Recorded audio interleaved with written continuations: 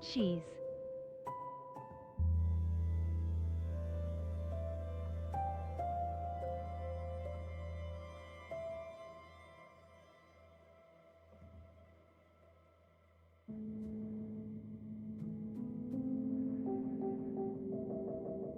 MILF,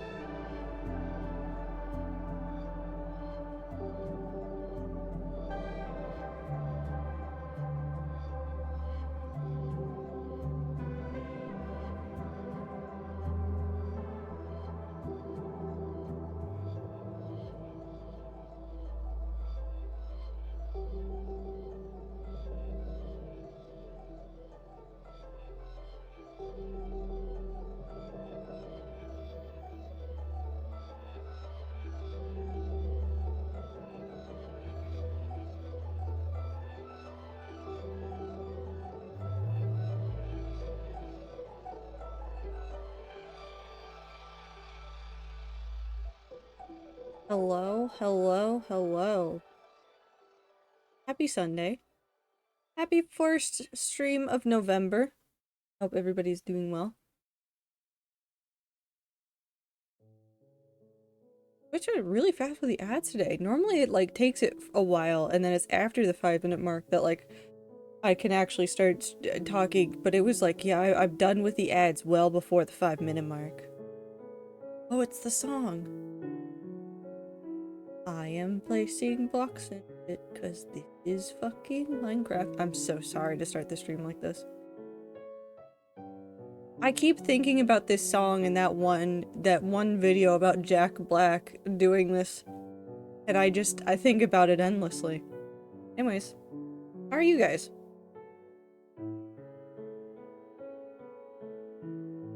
Give me 1 second to finish checking that I have everything open that I need to have open, and then I will switch over to camera, because I am real today. But how is everybody doing? I hope everybody's had a good weekend.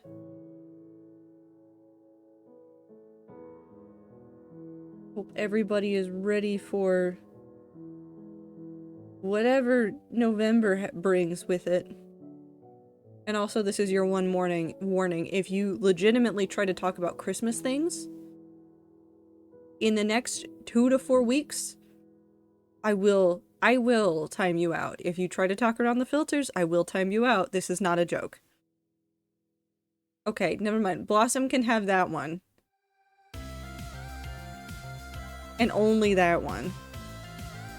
If Blossom spells Christmas any different way, I'm timing you out for 10 minutes, Blossom. Mostly because that it I like that it almost says mines at the end. But I hope that you guys are doing well. Everything's good now. Here we go. I don't know why I'm ready to fight you. I guess I'm ready to fight you, but anyways, hello! Shrimp. Shrimp? Thank you. Shrimp. Thank you, Ethan. Schlatt. Does that say schlatt? Why are you making Carol say schlatt? Okay, hold on, wait, before we get started, I have one thing I want to talk about. Markiplier and Schlatt made a video together.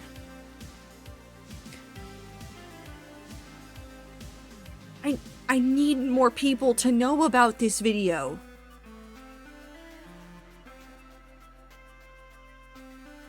Do you want the link? I'll get you the link. Hold on, I'll get you the link.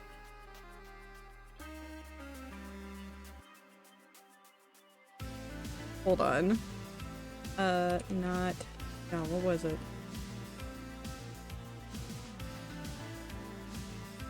I'll get you the link. This is a very real video. He even has a video with Ted Navizis. I can't say Ted's name anymore. He also has a video with Ted like a week before this one existed. It's so funny. It's so funny. I got jump scared by Matt the other day. IRL, not online, not the real man though. Was somebody just a Matt cosplay? Wonderful. They did things that I cannot talk about in a Twitch chat. Okay.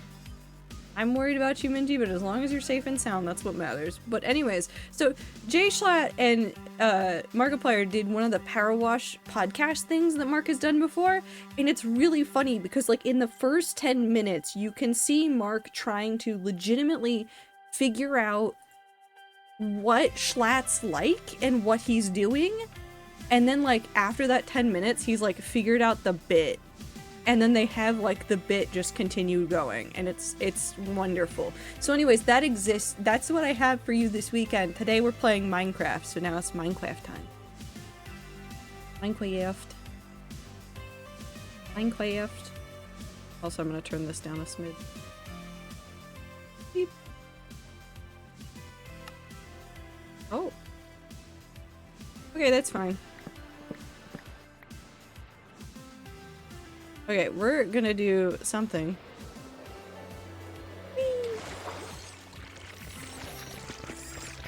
What? Horrible, terrible noises. Cool. So I've been AFKing here for a little bit. So we have some blocks that we are going to be able to take back with us. So we're just going to take a couple of shulkers. We're going to take all the components back with us, and then we're going to decipher what I actually needed block-wise. Because I have no idea.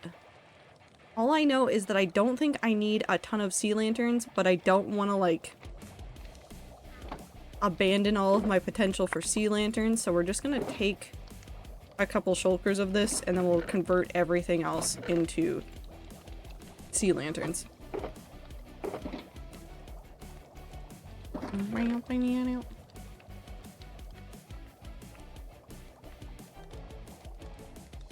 Did not die, which is an actual risk, but also I got cool stuff. That is a very normal Minty sentence, and also incredibly worrying.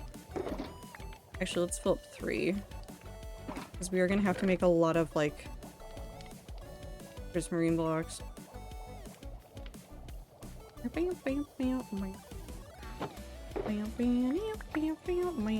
Okay, 3 shulkers of that, and now we're going to start turning the rest of this into sea lanterns, which we're going to do by doing this.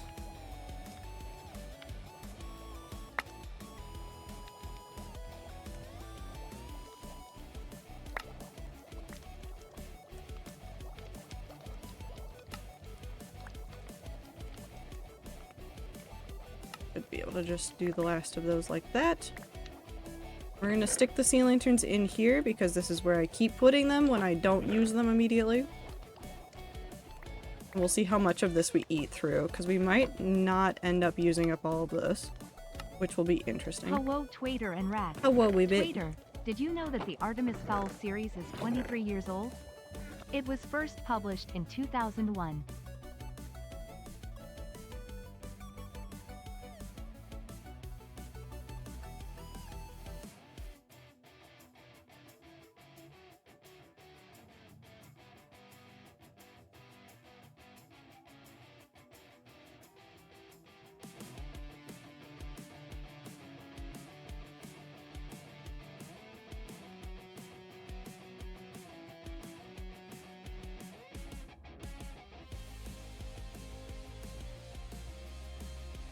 When did the last book come out? Sorry, I just verified that that's when it came out. When did the last book that they wrote come out?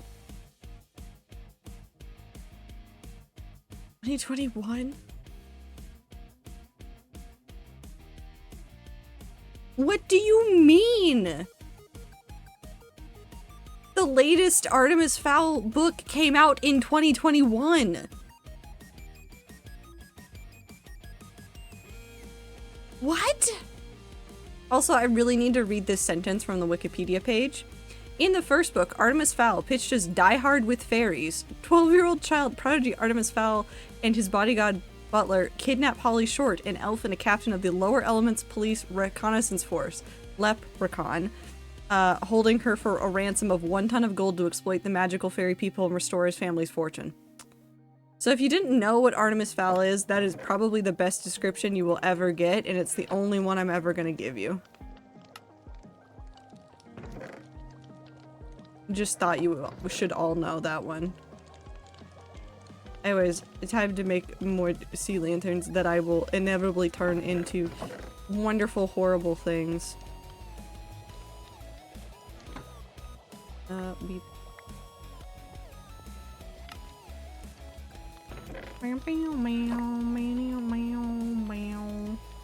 How is everybody except for Ibit, who is flashbanging me with knowledge?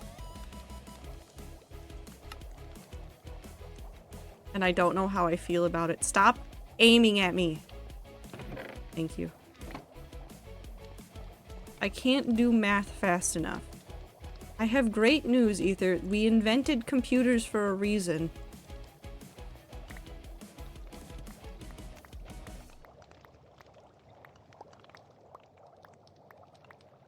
The computers do math faster than you ever will. The computer can't do math fast enough? Excuse you then. That's a you issue. I'm okay when I've been playing Pokemon League here and there. How many people have been playing the Pokemon? These are all those now. Cool. So we're gonna just put all of this in here now. Give me this back. Okay. How many people have been playing the Pokemon TCG phone game? I keep seeing stuff about it and then going like, I don't need to touch this.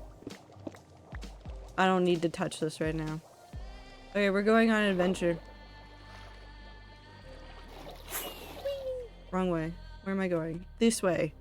We look for this horrible, horrible platform and then we run away. My roommates do. I'm scared to touch it. I'm honestly scared to touch it too because like that's just too much. One day I need to kidnap these horses and bring them back home because I watched them grow up when I was flying back and forth between that and here, and I miss them, and I want them to be at my house, and I don't know why.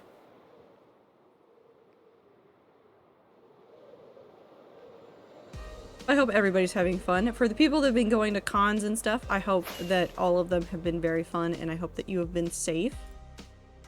Don't do stupid things. Don't make bad choices. Live your best life.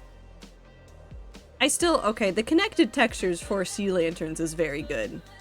I like that a lot, but hold on, I feel like I need to subject more people to this. If you've never seen this before, those are sea lanterns. You can tell because they're still doing like the faint fluctuation. But I have a new favorite thing that you can do with them. We see if the shaders kill my computer. They don't. Look at them, they are modern art. Look at them. I don't know why it does this, and I don't know if it's on purpose, but I love them, and I need to show this to people all the time because I think it's hilarious. And it also does it even to these. Like, even all of these ones are like this. I love it so much. Anyways, that's not what we're doing today.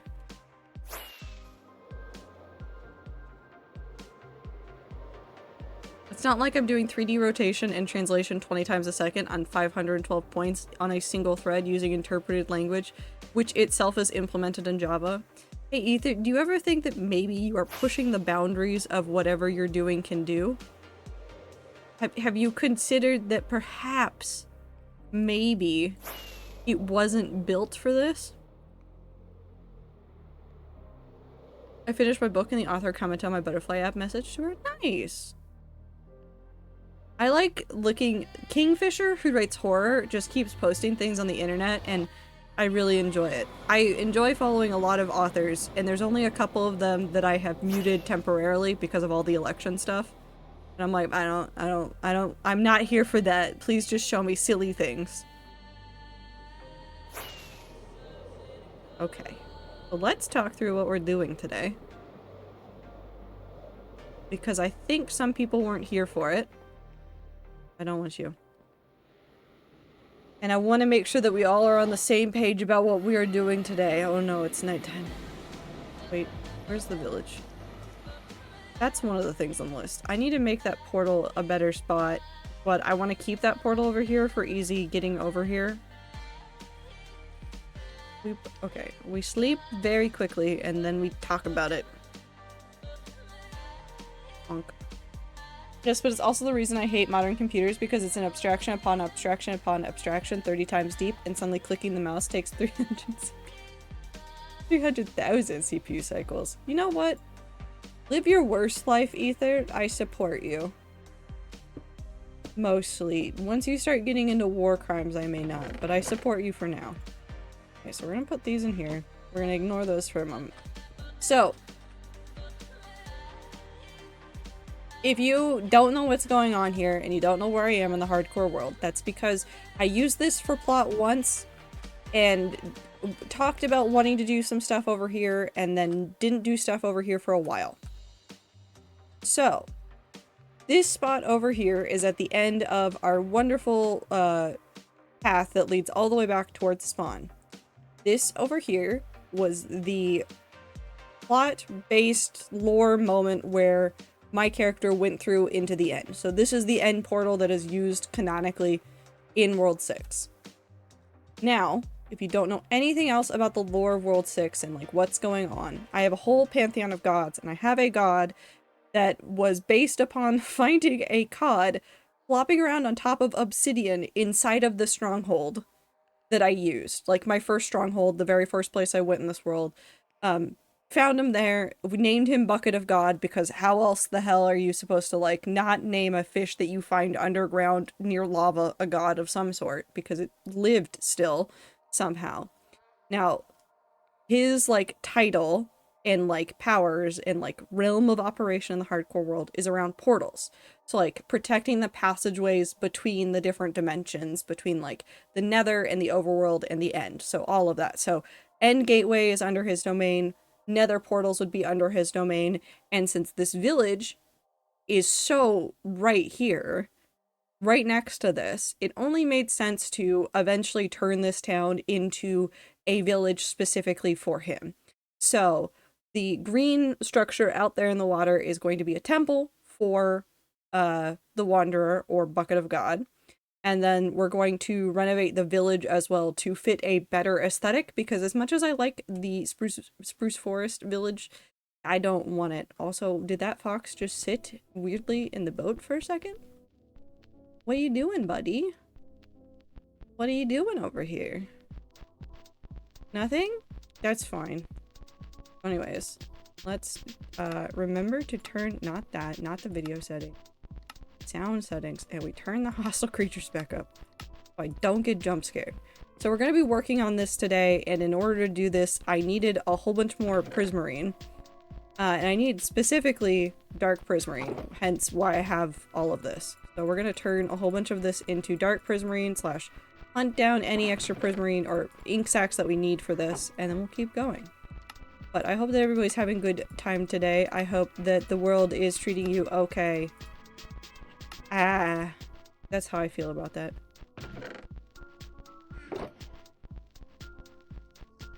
I have no thoughts. My head is so empty.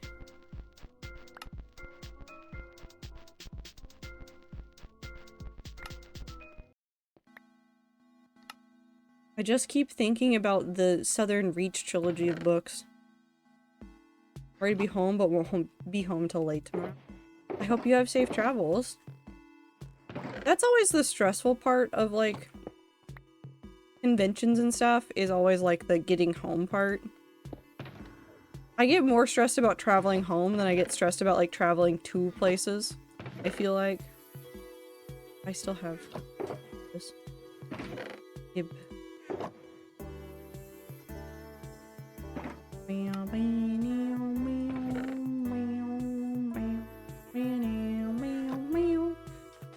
My head is full of my book I finished in Life series stuff. I love the Life series stuff. Also, please don't spoil me. I didn't reply to your message earlier, but no, I have not been caught up. I got super busy this weekend. I had some, like, life stuff to deal with, and also, like, went and hung out with some IRL friends. So I've been behind, and I haven't had a chance to watch it. But the thumbnails, dear God, the thumbnails I have seen already. I'm very amused.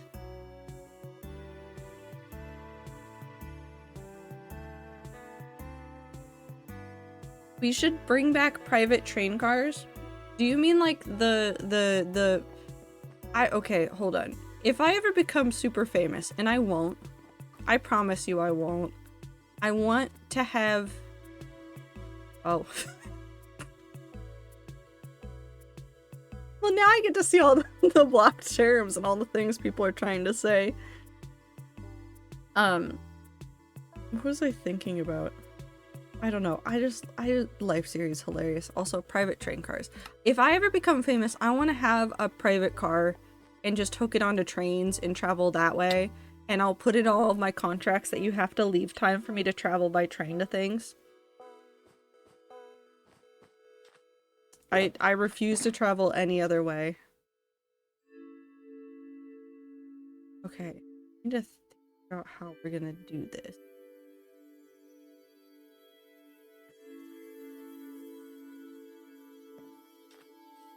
I'm trying to think about colors. So if you weren't here for the last stream where I worked on this, this stuff in the middle is just to help me get an idea of what we're working on.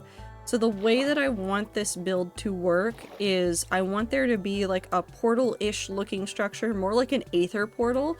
So we're gonna do glowstone and then do water in the middle of it. And I'm gonna either use glass panes to block it all in or something else, but I want to like block it in so I can put cod in there because I think that would be funny.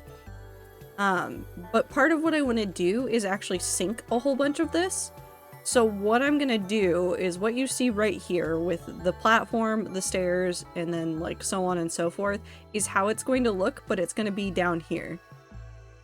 It's going to be like submerged.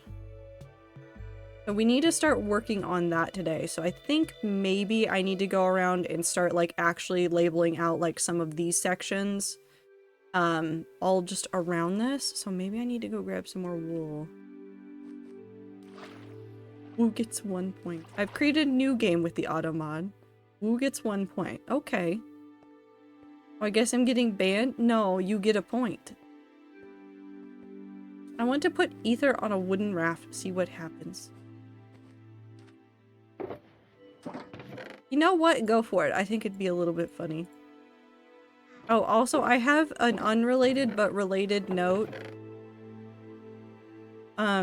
Icy, close your ears for this one, for no reason in particular. But I have gone back to trying to get a blue axolotl in the hardcore world.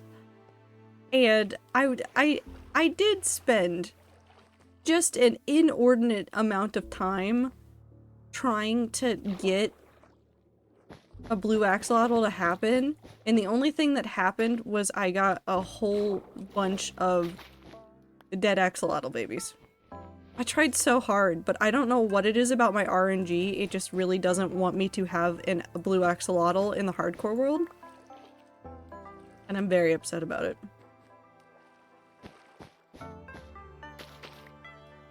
That's free from there. Okay, Icy can come back now because Icy definitely hasn't been listening the entire time now. You know what might help? Me watching. No, I will not subject you guys to like the tedium of trying to get a blue axolotl, because it is just running around flying back and forth, and I just sit there and I listen to a podcast when I do it. So glad Ziploc is so cool. I bet they would never do anything like murder a bunch of Minecraft axolotl babies. No, I don't. I would never. Hold on, let me show you this. Hold on, let me prove this. In total, in Minecraft, I have killed one axolotl in any way that matters. One! What are you doing? Flying back and forth? Well, yeah, you have to collect the fish. For the axolotls. How often do you yell at me about my mid RNG? Often. Oh, that is so true and real, and you've never killed axolotl. I will never kill an axolotl. And when I have my blue axolotl, I will rest in peace, and I will definitely not do anything to any axolotls that may have been kept in any sort of captivity trying to get that one. Anyways. Hello? Where are you?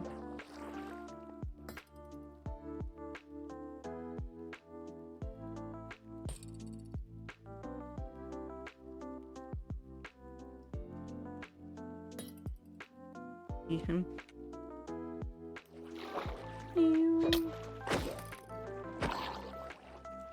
Nope.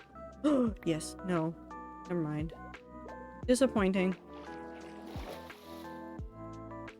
You will have gotten the blue axolotl from the wild. I hope you get lucky with Lush Cave soon, Ziploc. I did- wait, that's actually- no, I did try. I did try to do it without even doing, like, any of the breeding stuff. Because for a brief moment in time, one of the Java editions of Minecraft was... it had naturally spawning blue axolotls. And I tried for hours and I could not get a single axolotl to spawn. And it was so disappointing. It was very sad. I couldn't get it. It was so... ugh. It's the worst. L, thank you. I knew that a T would be the most supportive person in the room.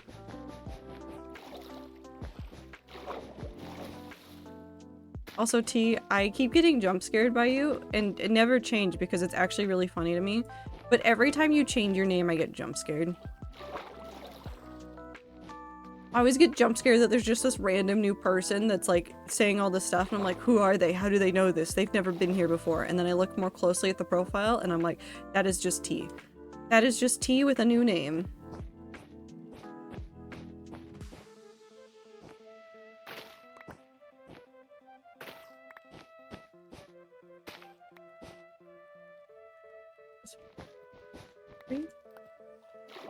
Good side effect of my silly habit of suddenly changing most of my profile. Jump scares. No, but one day I'm gonna change my profile picture and I think none of the rats are going to recognize who I am.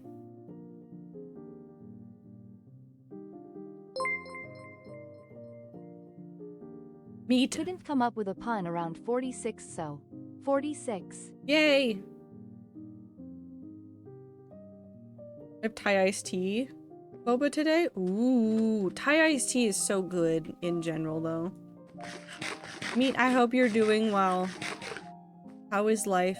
How was everybody's Halloweens? Did everybody have a good spooky weekend?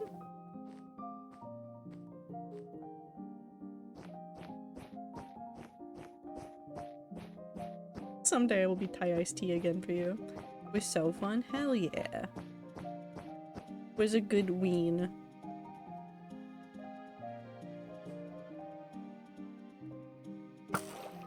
Thank you.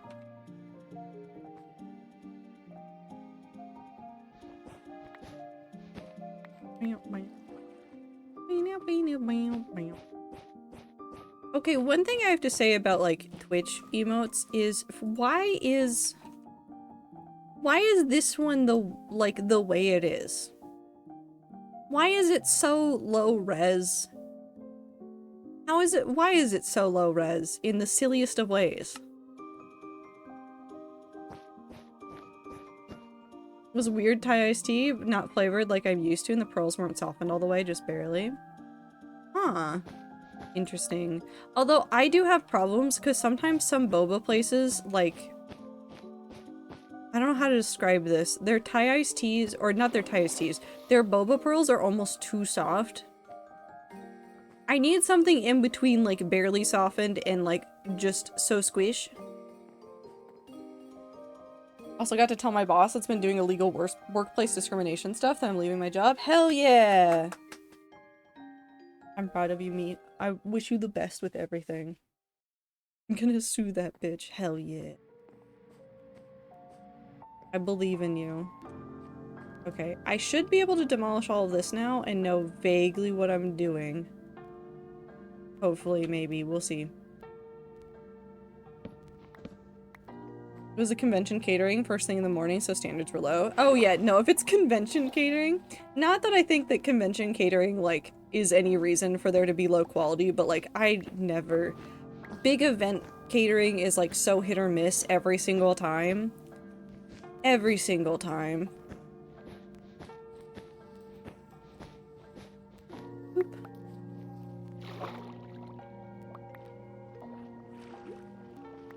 Like, it wasn't bad, but it was not perfect boba. Yeah. Bobo is a cat? Good cat. Okay, but now I'm just thinking of a cafe that's themed around boba. Or bobo that is boba. I need more cute cafes with cute aesthetics like that. I like some cafe vibes, but I need more weird ones. I need more cafes that act like some of the restaurants in, like, hole-in-the-wall restaurants where, like, somebody has just, like, decorated it with their own, like, favorite things in the world. Like, a couple of restaurants in Japan that I've seen people review where, like, it's very obvious that, like, the person that runs it is just a huge fan of, like, one particular sport or one particular game, and they just decorate it, like literally, like, cover the walls in, like, collages of things from that. I need more weird restaurants. I need them. I need them so very much. Okay. We can now put you here. Like, more things should be hole-in-the-wall places. I feel like more people should feel free to embrace the weirdness of some places. I don't want to do this. Take this one, take these. We're gonna come up with a... Actually, how do I want to do any of this? I'm working from no design thoughts, only block palette, and I'm trying to figure out designs. Paints don't do very well that here. It's too hard to compete with local foods. That's because local food places are so good. Where I went to college, like, legitimately, nobody went to chain restaurants. My college town thrived with all the weird hole-in-the-wall stores that existed because, like you said, good and cheaper. Cheaper was, like, the biggest thing, but also, like, they were open at weird hours and they didn't have, like, the same set schedules that everywhere else did, and like some of them understood like, oh well, this day tends to be like the day that like the college does XYZ, so we're gonna stay open later those days. So like there was what was it? I think it was a pierogi place that was like open at the weirdest hours on like some weekdays because that's when a lot of the college students were out and about, but it was the best. It was so good. And they just like, it was like, here, you want a ton of food for $5, have this. I love them. I'm suffering out here with chains. Seattle's like, it's weird. Seattle gets like a weird mix of like, they have chains, but they have small hole-in-the-wall restaurants, and I really can't tell you what's happening ever. I want stairs. I don't know what I want stairs of. All I know is I want stairs. Let's start with those, actually. Also, yeah, Austin has this, keep wired thing, so they have many great places. Ooh. Just want more cool places to get food. Oh, keep weird. Yes. Keep Austin weird. I think Portland has the same thing. Like, I know a number of places have, like, keep X place weird as an actual, like, they want to actually keep everything, like, a little bit weird. Also, remove this. So, these are going to be the stairs right here. So, it's going to start here.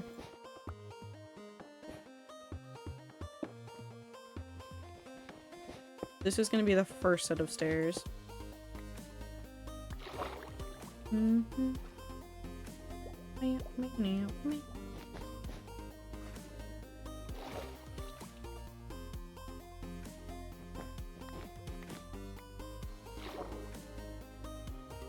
We might have to get sponges or something to do this. I actually might just leave these blocks here so I know where I'm putting stuff.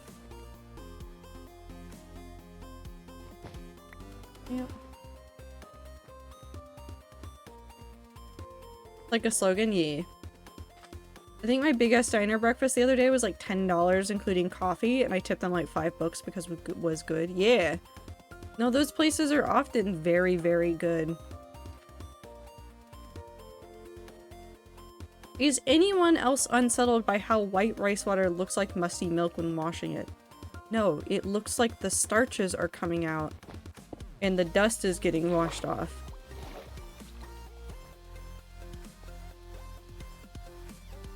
I don't know what issue in particular you're having with it, Woo, but it doesn't scare me. If I put sponge on there, would it actually get rid of that? I have sponges. I just want to test to see if I could just leave some stuff and then come through with a sponge, and would it fix it? Yes. The answer is yes, it would actually fix it. Cool. Wait.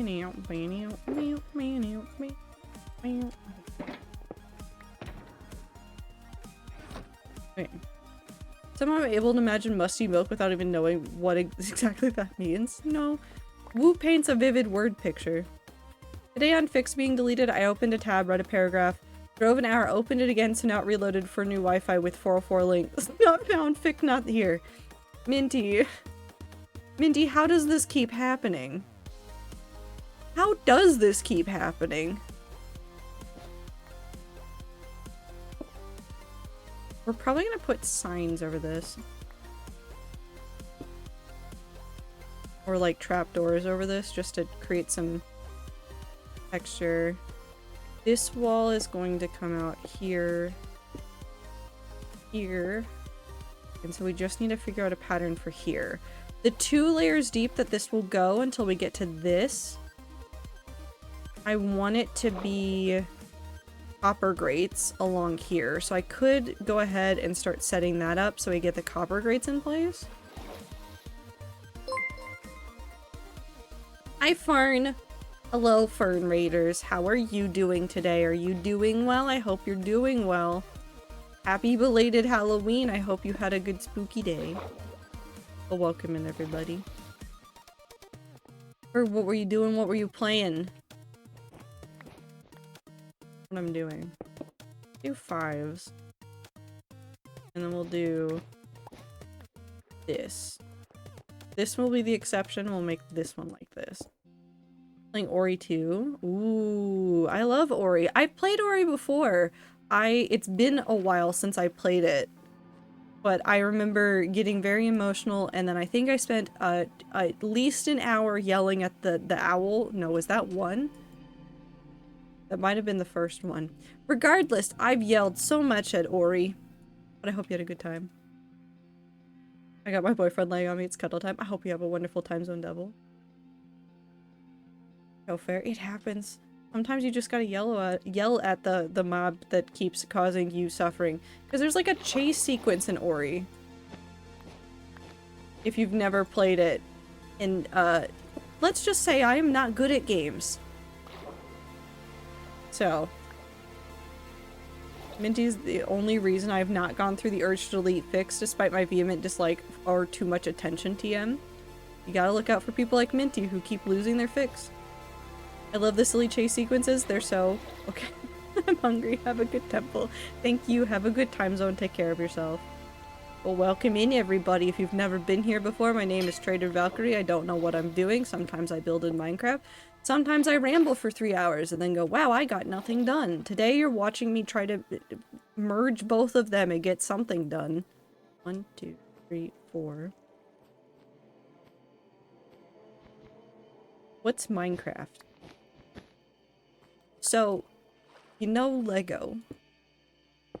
It's not that at all, but close enough.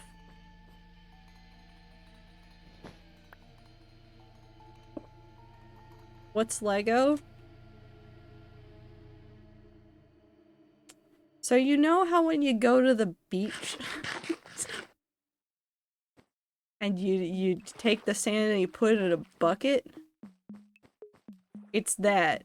But not that, because it's pieces that fit together and you don't have to make it out of sand. Microwave. Microwave. What? Anne's asleep.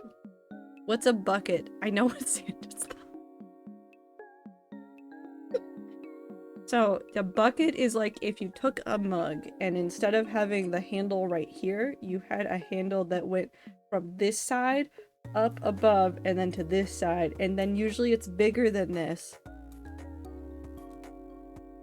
And then you put stuff in it.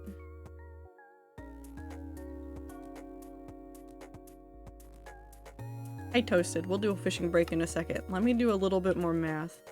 And then we'll go back to spawn and we'll go fishing. What does bigger mean?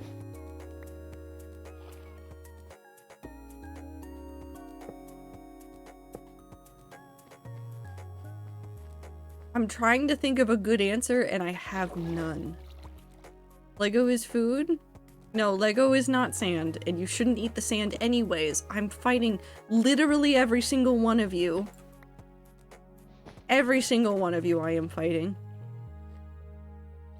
I hope you suffer just a little bit.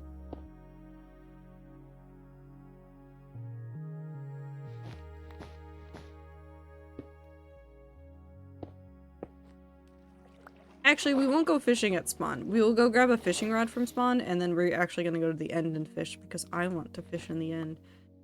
And the redeem does not get to... I get to pick where we go fishing.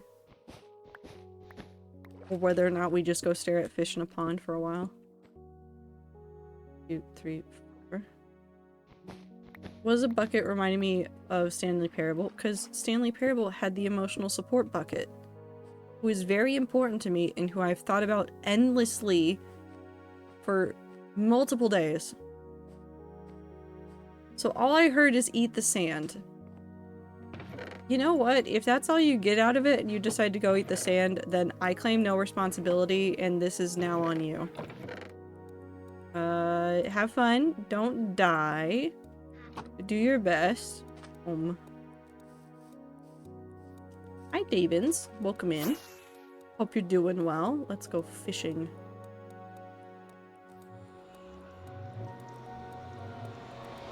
Tiny crappie, is this a real fish? You could probably look it up.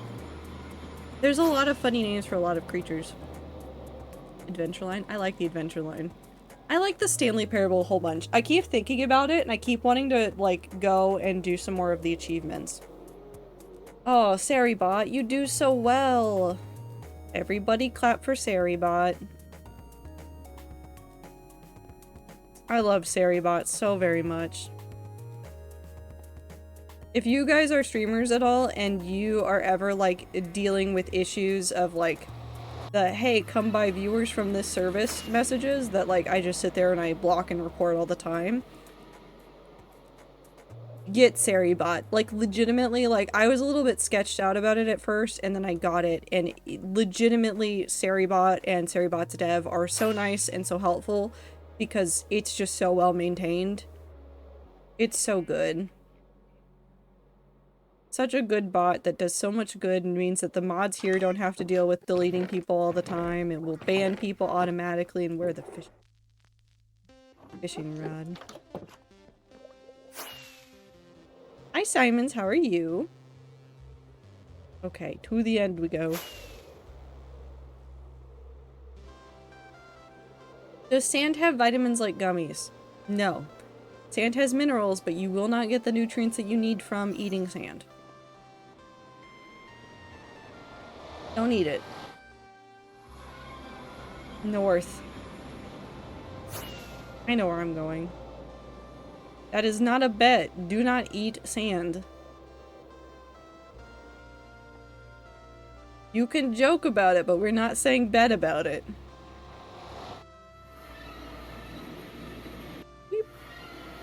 Who are you to tell me what nutrients I need? Well, I can't tell you what nutrients you need.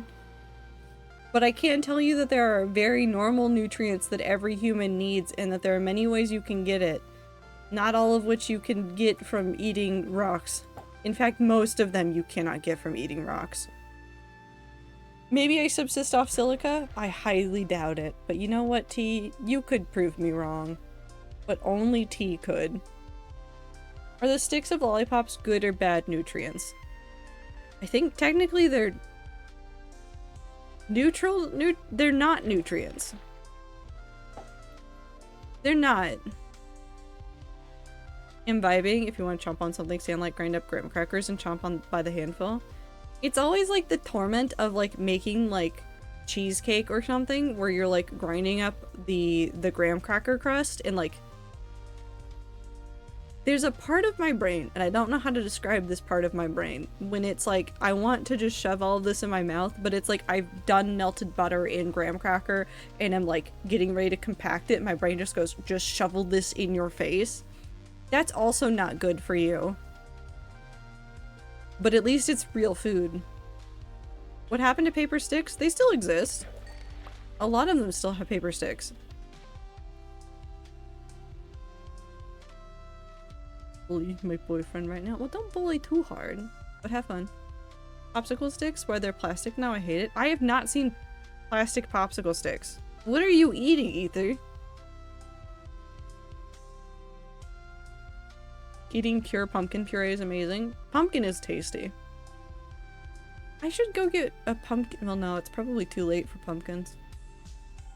I should go get some puree though and make some like breads and stuff. Some off-brand Dove chocolate covered things. I don't know what to tell you. Okay, cool, because I'm nearly done with the paper lollipop stick. I'm concerned.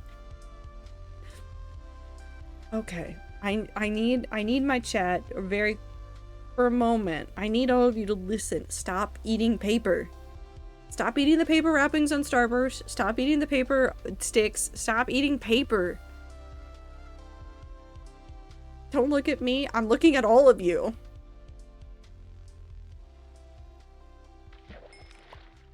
What if I subsist off quartz? No, T. Don't frown. Why me? All of you. Are canned tabs acceptable? Do not eat the metal. Don't eat the metal.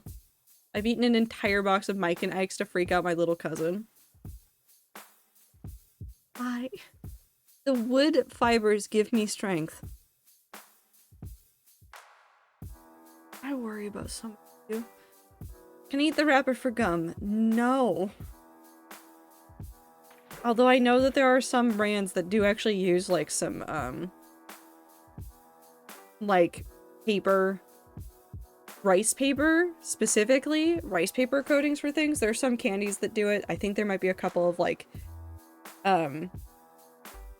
gums that come with that kind of stuff, but like don't eat normal paper. Don't eat wax paper. Gum with crust is shit. Minty, stop eating the paper. Of like trying to herd cats who are not even cats, or perhaps dogs with weird things in their mouths. Oh, absolutely, the rats are dogs with weird things in their mouths, and every day I show up and I go, what is that in your mouth? And then you guys all give me weird things that you're trying to eat, and then I tell you no, and then you run away.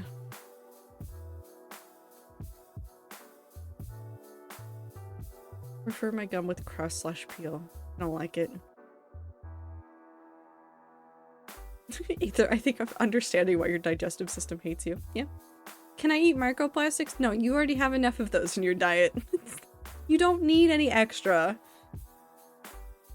I got a sticker today that says barbed wire salad. It's not.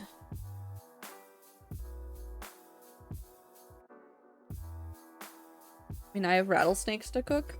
I've heard that snake can be really good.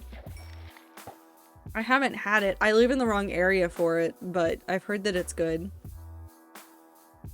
So you already have like a credit card worth in your body, no more needed. Yeah. It's got too much already. It just stays in there too. You don't need any more. Legit my favorite thing. I haven't ever had the chance to try it. I tried the most out there thing so far that I've tried was I had alligator once, which just tasted like chicken to me, but it was also breaded, so it tasted like breaded chicken to my brain. Like, gum wrappers feel crusty. They feel like they're crumbling away and clogging. Yeah, they do feel like that. You are correct. I hear snake is very lean chicken adjacent. Gator tail's insanely tender and good. Yeah, no, it was delicious. I had it once in New Orleans, and it was, we got like, because I was pretty young, and like we were sitting there, we're like, well, we've never had the chance to try this, and then I was like, oh, let's try alligator, and then we got like it was like not popcorn, but like almost popcorn, like if you've ever had popcorn chicken before, it was almost like that, but slightly not. And we shared it, and all of us were like, this is just chicken. Can I eat magic rocks that stick together? Do not eat the magnets. This is a legitimate warning. Do not eat the magnets. Eating magnets is bad and can cause incredibly bad and terrible things to happen to your body. Do not eat magnets. Truly. Also, don't eat batteries. That can also destroy you. But, like, the magnets can literally, like, tear your body apart. You can have a slightly fishy taste. I didn't taste too much fishiness, but I was also having, like... I was also having something that was fish. I think I had salmon. So I might not have been able to taste it. Can I eat the horrors beyond our comprehension? I don't know how, but sure. Only eat the sand if it is not magnetic. Got it. No. Do not eat the sand. I feel like at this point, it's trying to get a rise out of the rest of chat versus things we shouldn't eat that we would actually eat. Sometimes. Sometimes it's legitimate things that... Day 8,000. I've made it 8,000 days.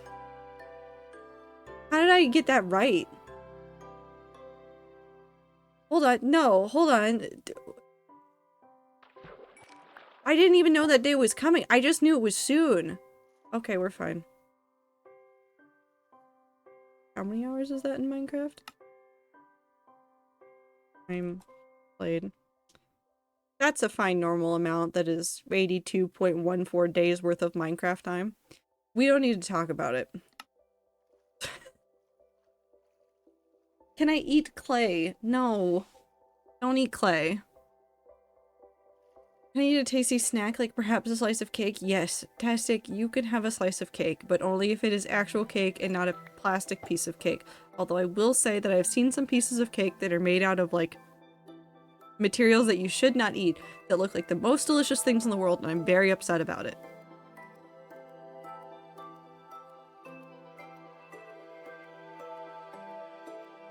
I just want the tasty cakes. Even the cannibalism? Minty would bite somebody. Is it cake or is it real? But it's just slices of cake. Is it cake or is it real? But it is just slices of cake. I desperately need that episode. Because have you ever seen, like, the way that people will do, some of their wedding cakes before? Like, have you ever seen, like, the actual process that some people will do for really big wedding cakes? Which is where not all of the tiers are edible. Like, only, like, a couple of the tiers are edible. And so instead of, like, just having, like, the smaller cake and being less impressive, what they do instead is they'll do a bottom tier, and for the cake cutting, they will have a section that is actually edible cake, like a slice of cake, essentially, for the couple that is edible. And what they'll do is they'll frost the entire thing, and so they'll have, like, a foam base, frost the entire thing, and they will have one section that the couple can cut out. It's really cool. I really like that as a way of, like, making something that looks nice, and a little bit more impressive without, like, a huge amount of food waste. Granted, the frosting is wasted, kind of, but, like, eh. You win some, you lose some. Lets people have a really nice looking cake without having to, like, pay for tons and tons of cake. Can I eat foam cakes? No. You cannot digest foam, so no. You cannot eat it. AKA rice cakes? Well, you can eat rice cakes, but not actual foam.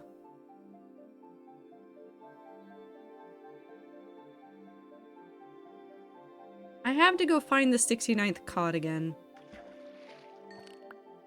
Hold on, let's see. We fished for a little bit longer. I did get another saddle, which was a very good time. And then we go find number 69. Can I get the fake totally not cake cell phone? I don't know what that means, and no, I can't help you. Rice cakes do not look like foam, do they? To me, they look like foam. I think they look like foam sometimes. Like, some of the their texture is very foamish, by the way, though.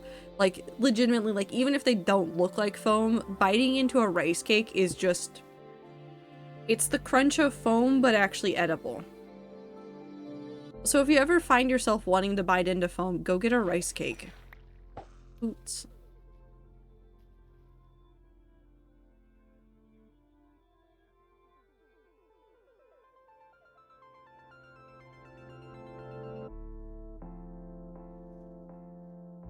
So ads are gonna happen in a couple minutes. Cake disguised as cell phone, or like an entire person made out of cake. Okay, I don't know how we jumped from cell phone to a person made out of cake. But also, don't make cakes to look like people, because that's horrific sometimes. Hold on, we're doing science. We're looking for the 69th odd. So if you don't know anything about this build, this is my End Island redesign, and legitimately, in this entire build, there are 69 cod, and they're all named, and this is number 69, he is my favorite. This is the best cod that I've ever met in my entire life, and I named him, and his name is 69, and it's in all caps, and I love him so very much. Life is complete. Whee!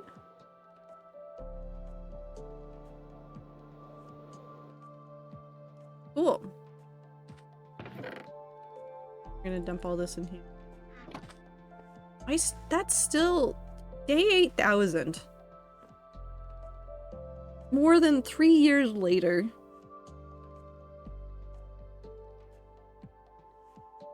That's insane. Rice cakes are one of those substitutes parents have for kids with pica. Kids who want to eat, and eat things that aren't edible. Source my cousin who has it. Yeah, they make all sorts of stuff for it. They also just, like, in general, I've seen a lot of things. Like, people have edible chalk, which is, I think, is so fascinating. Like, if you've ever wanted to eat chalk, people have made edible chalk. Like, legitimately. It is made to kind of satisfy that same kind of part of your brain that goes, I want to crunch that, about a piece of chalk. It exists and is out there. Need my scissors. Mouthwashing has been all over my Tumblr dash. Murder. Yeah, it's been out there. I'm probably never gonna play it on stream, but I've watched people play it. It's an interesting game. Interesting game. I know that there's a game made by the same dev that I think is not a sequel, a prequel to it, which I'm interested to see if more people try playing that one at some point, but I haven't seen anything yet.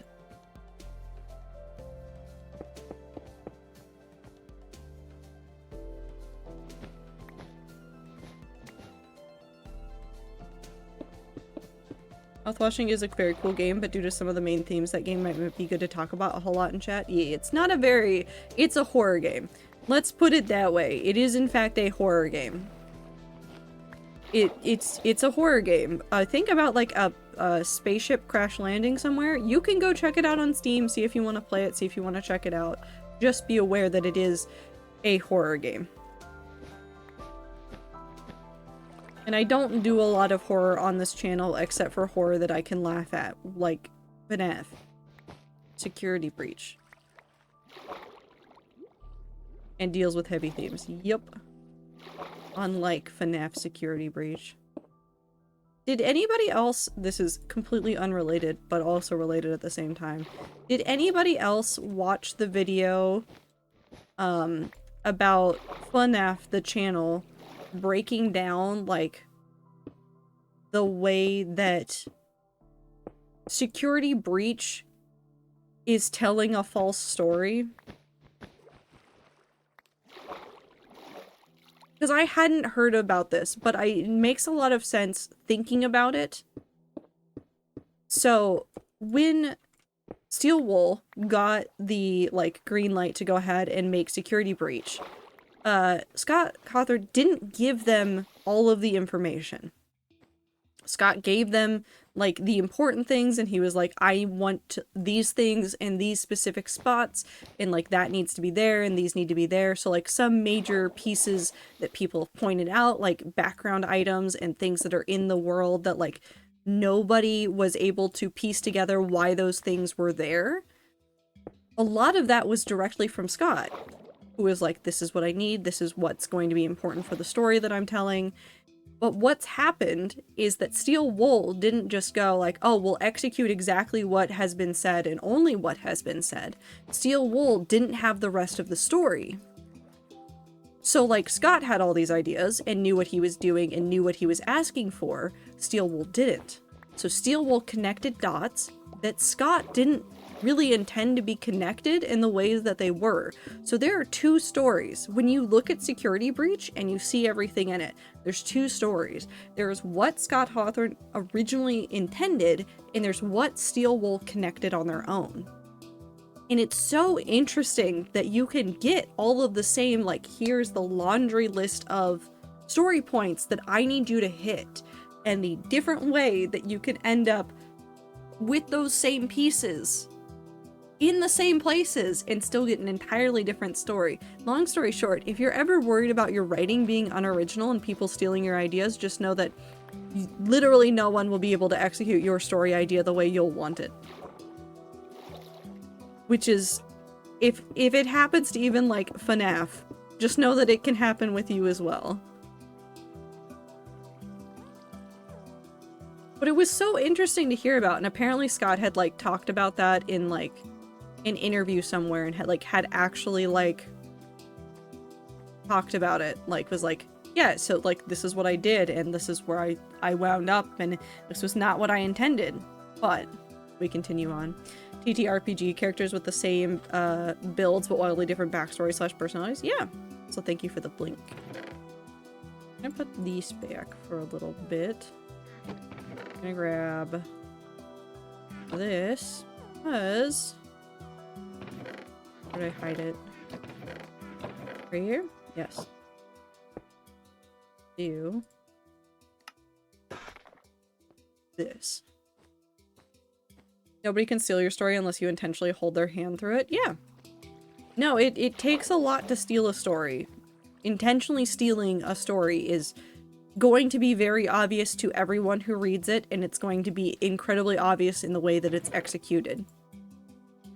Also, thank you for the stretch time and the water break. There we go. Water's up here. My gay cats are safe. Yes. But I did think that that was like a super interesting point for Scott to bring up. Because I know that it had been like a major thing as the fandom had been spending so much time trying to figure out like what was going on where, and like nobody had really stopped to think about like, okay, but what was the intention here from Scott versus like Steel Wool? I think we conflated everything and didn't even think about the difference between what a studio and what Scott would do. Which is fair, because I think I was under the impression that Scott was way more involved in the writing process of it all. But it was interesting to hear somebody talk about it.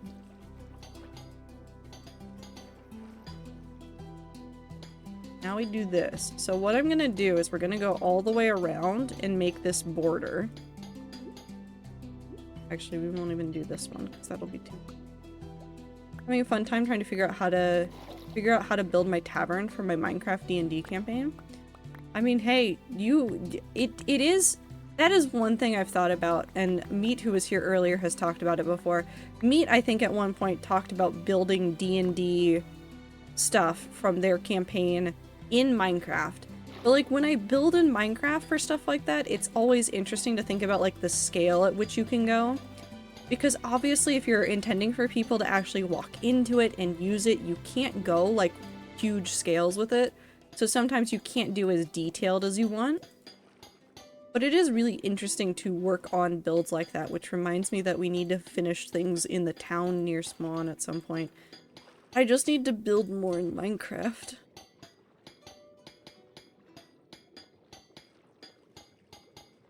We'll add some more detailing to this, but I just want these to be grates for the moment.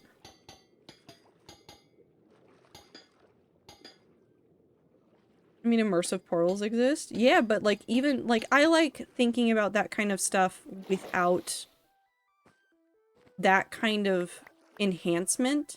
It's like thinking about how to build a circle vertically with more definition than just blocks when you don't have vertical slabs. So you can't use slabs as a way to get some vertical texturing done. I like the limitation of actual Minecraft. It's fun. Metal block sound. I like the grates a lot. I like walking on the grates a lot.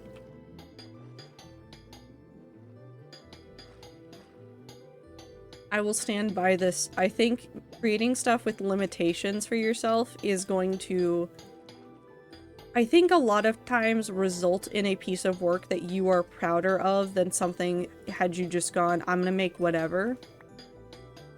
Because having to work around limitations, I feel like takes a lot more like mental work and a lot more like effort. Not that any of it's to be discredited, but I like trying to figure out things with like very serious limitations. It's actually why hardcore appeals more to me in general than building in creative. Because I do have a creative building world, but I do a lot better work here than I do in creative. Every single time. Because I have so many limitations that I have to work with, and that makes me work harder. And in a way, it makes me work smarter and make things that are both beautiful and like I can make feasibly. There's some things that I've like tried to build in creative and then translate into the hardcore world, and I wind up like creating scaffolding monsters in order to get up to the blocks that I need. I just realized I don't know what you're working on besides new build. Bucket of God build. I got a hankering to do this so that I would feel compelled to work on the rest of the pathway. Because this is the end of the pathway, because that's the end portal right there. And so I want to do a concerted effort on some of the path stuff. So I figured starting here so that I could then do the walk all the way over here would be good. Is Project Stronghold still going, or is it finished? It's not done yet. It's not done yet. There's a lot more to do for it, actually. I need that eventually. I need to figure out how to do this. Hi guys. I guess I could just keep building it and then we can come through and get rid of all the water all at once. I don't want to do the floor underneath that. Guess is the next thing. Of God beloved. Those. You have end stone we could use here. I want to use some end stone here.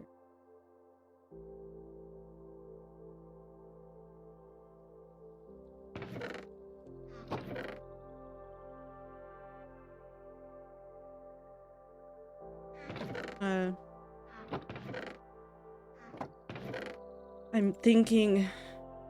The thoughts are formulating. We'll get there. Hold on.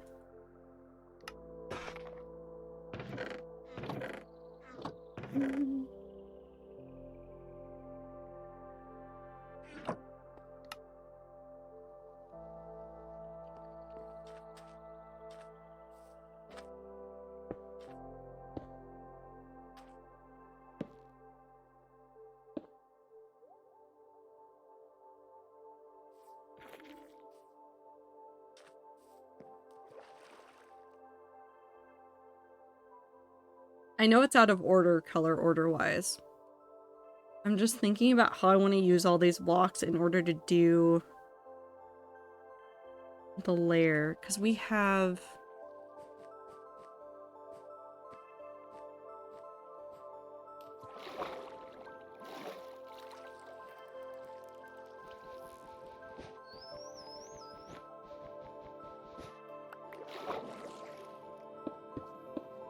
That one's upside down. It'll be... these two, and then it'll be stairs down. So we will have... Is it all of this? It'll be... Well, it'll be these 3 blocks here. All the way around. Will be available. So it's a 3-block wide and then a wall. And we're starting with the copper grates. I love heavily modded Minecraft, but man, it's chaotic. Oh no, don't get me wrong. I love modded Minecraft. Like, if you go back into my personal history with Minecraft, my personal life with Minecraft has always been modded Minecraft first. That. Yeah, that's T. Okay, so we're gonna have 1, 2, 3, and this is the wall, which I'm thinking I want to keep with the same... Actually, no, I don't want to keep with the same. What I want to do is move basically the color palette down. How about this? Because this top is really light.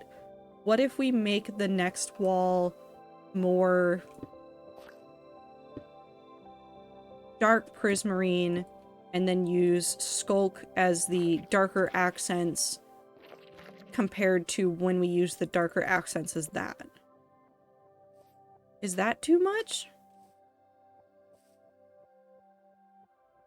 I don't think that'll be too much. I think that'll be pretty. Or we're doing testing wall here. It'll be like that. Obviously not exactly that, but that. It'll be that. We're essentially just moving the color palette of the wall piece 1 step darker. And then we have to figure out this spot right here. Which I kind of want to use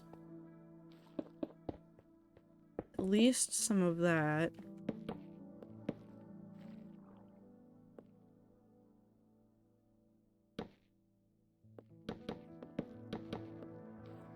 How wide is this section? No, but heavily modded Minecraft is my bread and butter. Like 10,000%. You gave the eyes eyelids? Kind of. I mean, you're not gonna see it like that all the time. If I switch it, it'll look like it has eyeshadow.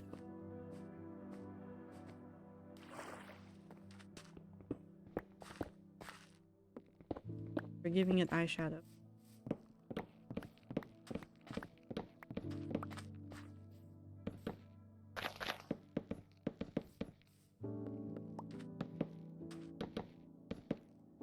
Wee. I don't think there's a bad way to do this. This might be the better way. Now it has eyeshadow. It's just peeking.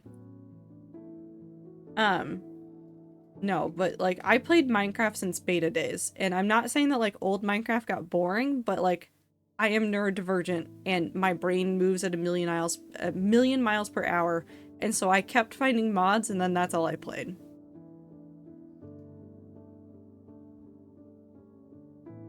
This is my new best friend. What about when I have to get rid of them? What about then?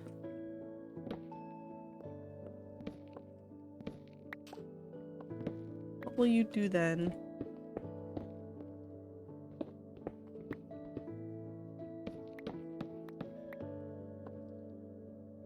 Nothing lasts forever. I have to do exclamation point icy. I was getting rid of my friends, but also...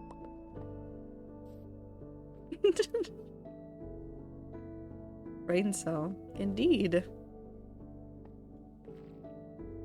Maybe that would be nice? A nice checkered pattern? Because that'll be easy to do in a space like this, because I didn't count this at all. Hold on. 1, 2, 3, 4, 5, 6, 7, 8, 9, 13, 14, 15, 16, 17, 18, 19, 20, 21, 22, 23, 24, 25, plus 6, so that's 31. So that would be easier to do. And then 1, 2, 3, 4, 5, 6, 7, 8, 9, 10, 12, 13, 15, 21.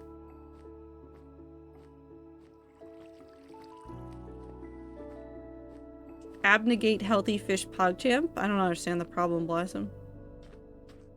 Have idea, Peepo Shy? What's your idea? I know I'm doing this part. I'm just trying to mess with this. Never said there was a problem. There's no problems, only solutions. What about a little plus pattern? We can try that.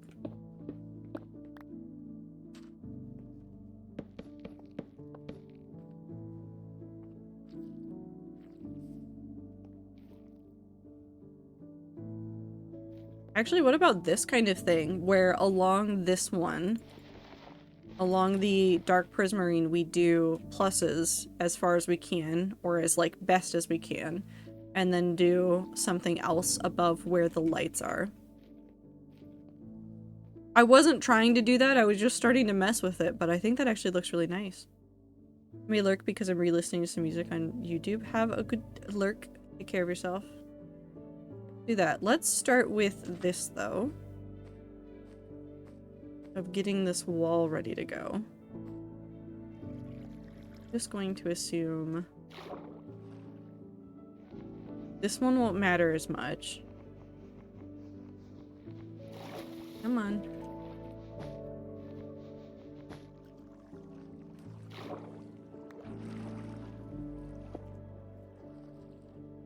Maybe to there. We'll have that goes down. Will be from here. Really, this section. We'll fix up some of these corners. Don't worry about those. Okay, so how do we do this? Let's actually just do it like this. We're gonna go around with this first.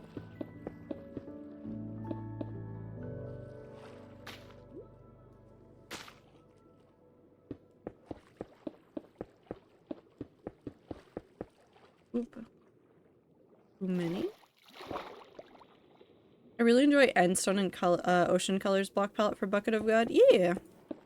I mean, I've always wanted to make sure that I got the... Because there's no, like, god of just the ocean in this world, and so I didn't want to lose the color palette of, like, the ocean monuments, because I decided to against a god like that in the Pantheon. Like, the ocean itself is kind of, in a way, split between a couple of gods. Like, Holly is involved in, like, all of the plants.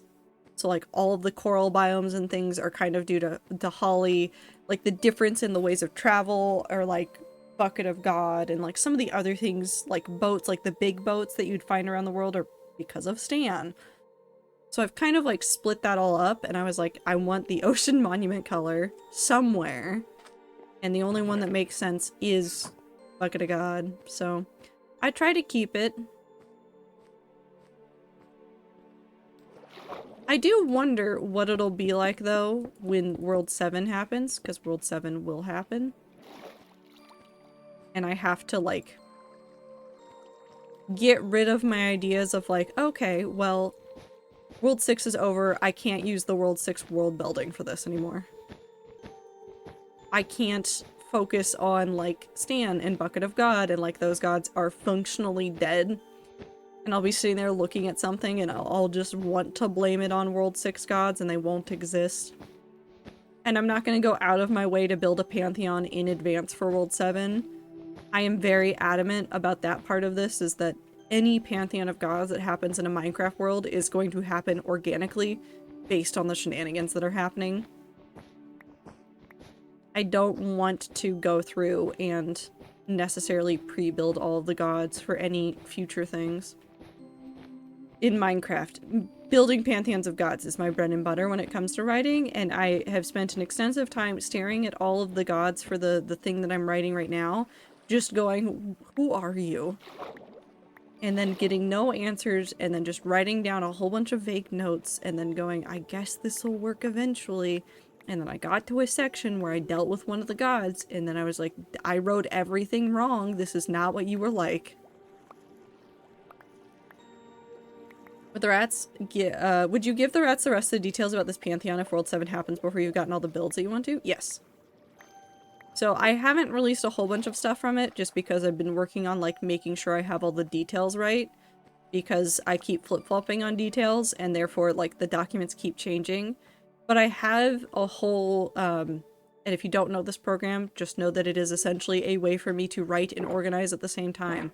I have a whole entire Scrivener project that is just World 6 stuff, like pantheons, builds that were, like, connected to specific gods, like, everything. I'm trying to write down pretty much everything, and I again, like, if World 6 ended, I'd need a week, first of all. I'd need a week, just to get over some of it. But once I was, like, ready to, like, be like, okay, this is done, we continue on, we keep going, we go to the next thing. One of the things that I would do is give the rats, here's World 6's stuff. Here's all the ideas for some of the stuff that I had, here's where all the gods functionally exist in the world, all of this stuff. I might not give you every single build that I would plan, but I would give you as much as I felt comfortable giving. How dare you need a week? Would also need a week. No, if World 6 ends, like, if it ended today, I don't care that, like, everything else going on in my life and, like, all the other stuff I'd be doing, I'd be like, nope, stream break. Right now. Stream break right now. I can't do this right now, we have to move on for, like, a little bit. Okay, so we need to figure out where we're putting the pluses.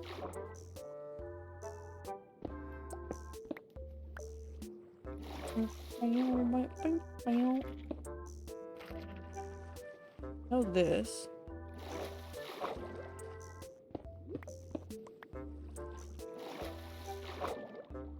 But also, I hope the focaccia is good. Blue.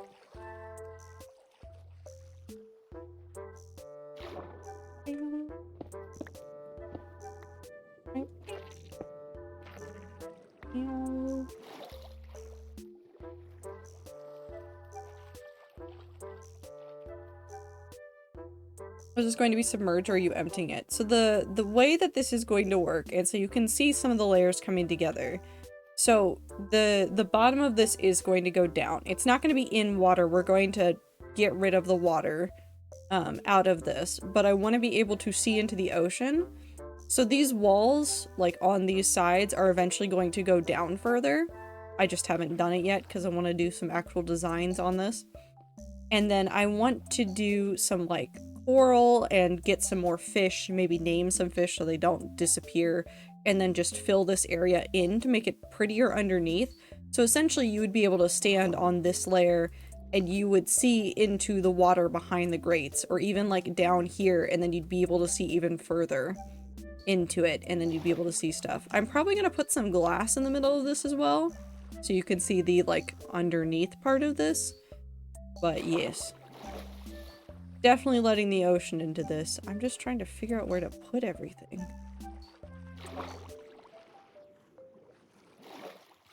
This one. And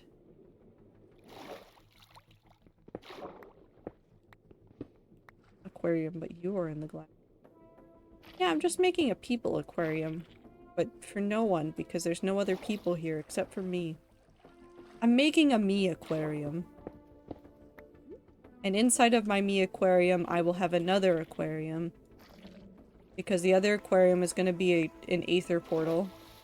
Because I think it's a funny nod to the Aether mod.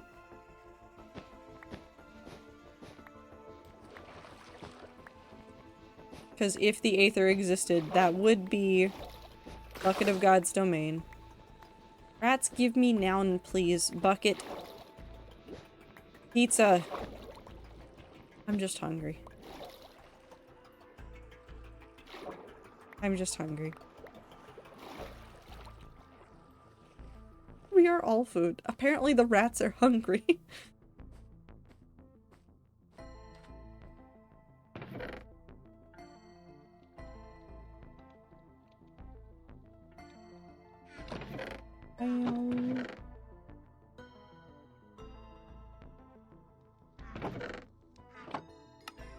That. Get this. I will definitely need more of both, but this is fine for the moment.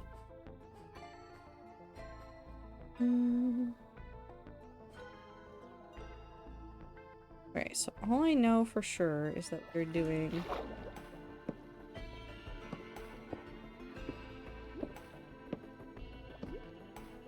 this is incorrect.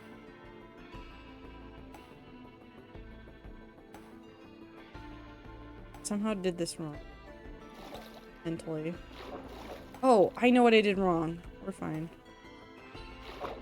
We will have to go lower everything down one, but that's fine. I know what I did wrong.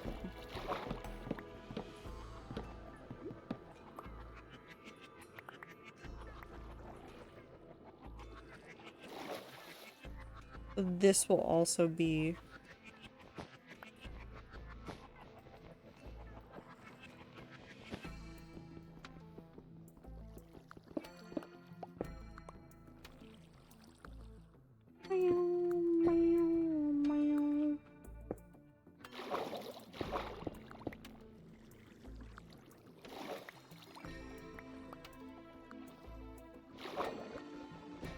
Pulley makes sense? What about pulley? No, pulley would be good. Pulley is a noun still.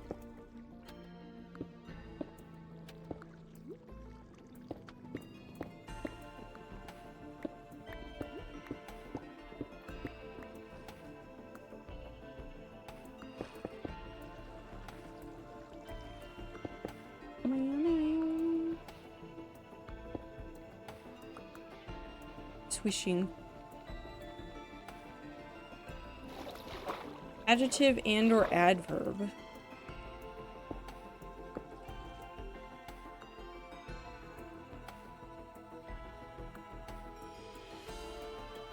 Crumpled.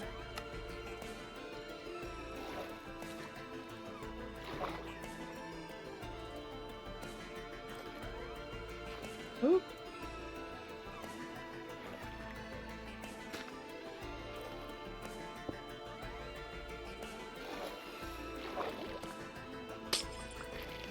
hate that that sounds like glass. It's fine. What's a participle? Hold on. I'm trying to summon all of my knowledge of English in a way that is easy to understand.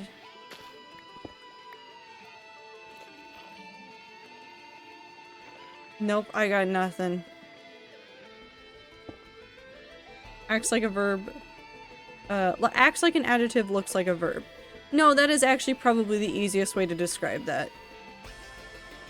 That is probably actually the easiest way to describe that. Clover, you did better than I ever could. Thought that was what an adverb is. No. So, quickly is an adverb. Adverbs are essentially descriptors for verbs.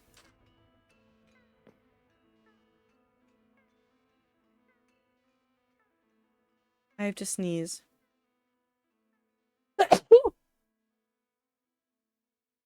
I'm so sorry.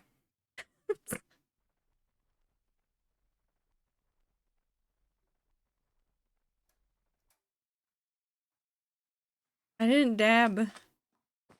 I'm just surprised that Anna slept through all of this. Actually, no, I'm not surprised. She refound her catnip pillow today.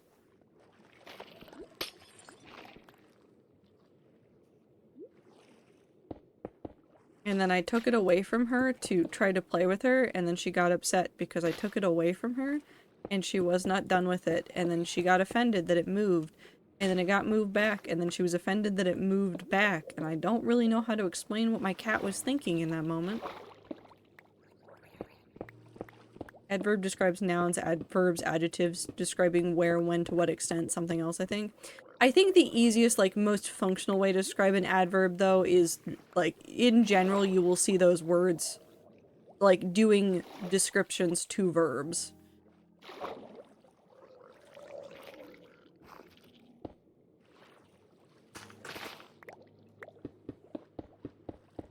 Gotcha, it's done. Time to suffer for 14 hours because I've chosen intermittent fasting as a lifestyle. I mean, you can stop. You can choose to eat differently, Woo. That is still a choice that you are capable of making.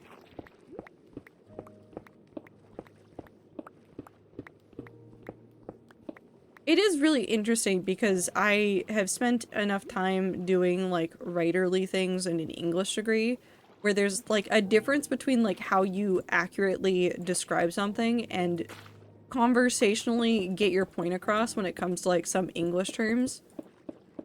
Because every now and then I'll run into, like, something where, like, I'm talking to a writer friend and I realize that the conversation we're having is so nonsensical. Just absolutely nonsensical. If you know nothing about, like, everything that goes into writing. I require discipline somehow? I mean, you can get discipline otherwise. Anyway, slice, pull, crumpled. Thank you. You're welcome. Okay, so I cannot get this to compute rotation and position on the fly. What if I just pre-compute every position of every vertex of every frame and then just grab the positions when needed? I mean, you can. It'll only take up like 184,320 numbers, maybe. Skill issue? I don't know. Need more writing, copy editing friends to do that with. It's always really interesting. I had a lovely conversation with friends this weekend because I have some writer friends and we were talking extensively about like some very, very specific like genre fiction things, and we're talking about the ways in which writers do things wrong and do things right, how we feel about some of the stuff. And it was just nice. It was nice to like sit down and like talk to somebody about it, because a lot of my writerly friends or people that I used to know that did a lot of writing are either not currently doing a lot of writing because they've got other life things going on, or I haven't talked to in ages. And so I don't get to have the like writerly conversations all the time, and I was so excited to have writerly conversations. And then they talked about Love is Blind for 15 minutes and I was very confused, but I had a great time. Okay, so now we make pluses.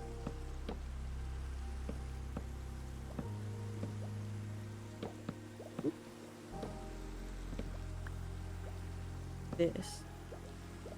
So I know do this here. We could just do... Stop drowning me. Could put that there. That does work! Hey, that worked out perfectly, actually. I just don't know how it'll work here. We kind of made them overlap, and I think it works just barely. Yeah, we get like a wall right there. Just fine.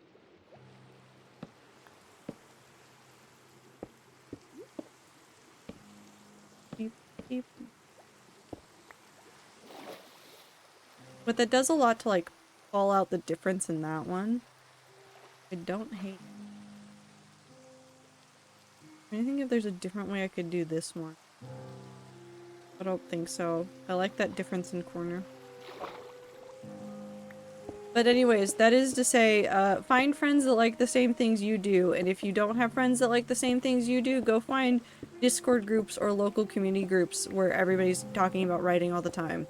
Because really all this has reminded me is that it's November and I am legitimately, honestly, missing a lot of the communities that I knew through NaNoWriMo.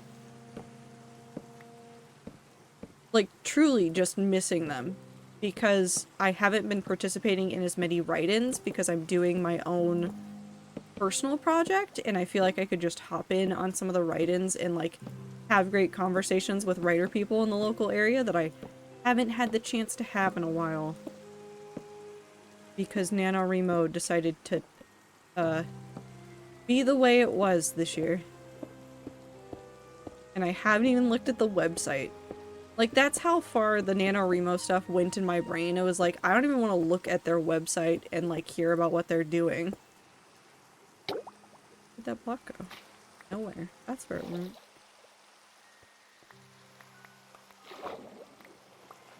I said, nope. They want to talk about AI and do AI things? I'm just gonna shut down that part of my brain that remembers they exist. Cool, so we need more of both, because we're like halfway. It's really good. That looks really good. I've accidentally captured dolphins. That's fine. We can solve that problem later. Yeah, that's around the halfway point. And we need 2 more stacks of each. That should be more than enough. Do this. Boop.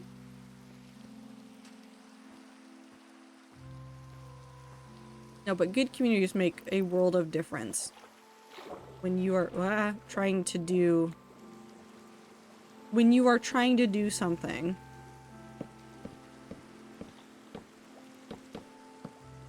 You can do things on your own and feel content, but there is a difference when you have a community there to talk to and commiserate with when you're like dealing with problems with stuff. It's just a different experience. Not better, not worse, just different.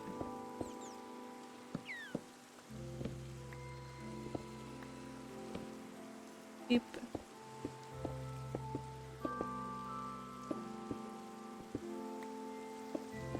It's why I've actually really enjoyed discovering some of the Minecraft people on Blue Sky. Was that a dolphin? Yeah.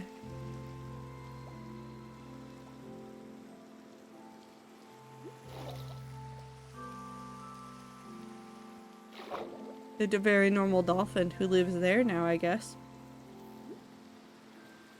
He's not going anywhere. Dolphin, are you stuck?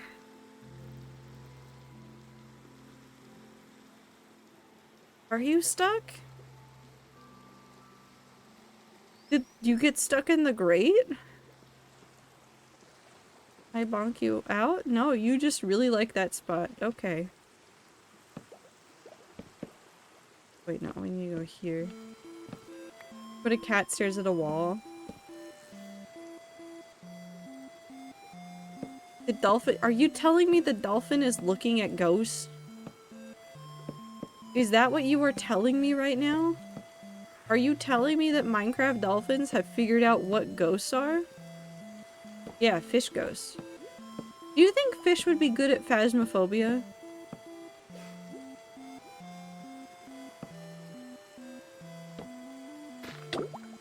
Just asking.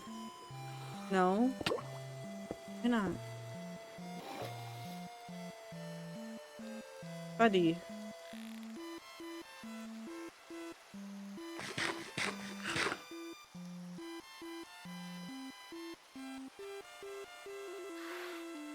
Buddy.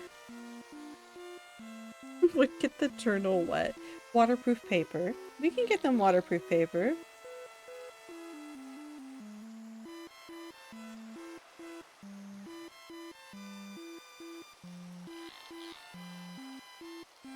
Yes. I like that Icy just said yes. If fish were in Phasmophobia, they would be van campers, though. I need Phasmophobia to make a series of nonsensical fictional maps where it's like, just like, yeah, it's underwater. It's fine, though. Electronics, they function here, no problem. The journal doesn't get wet. Evolution beloved. So true, Sigrian. I miss Evo SMP. I miss Evo SMP so much. I keep thinking about Evo. Like, unprovoked, keep thinking about Evo. Why would you mention it? Because I miss it.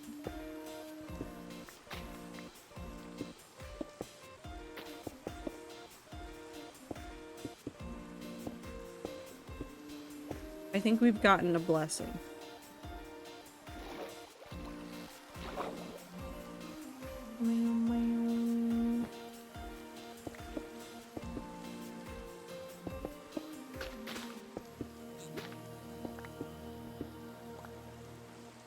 Phasmophobia Mac, where you go to Titanic. Okay, no, we can have that one. We can have that one. That would be so good. They're never gonna do it. It'd be so funny.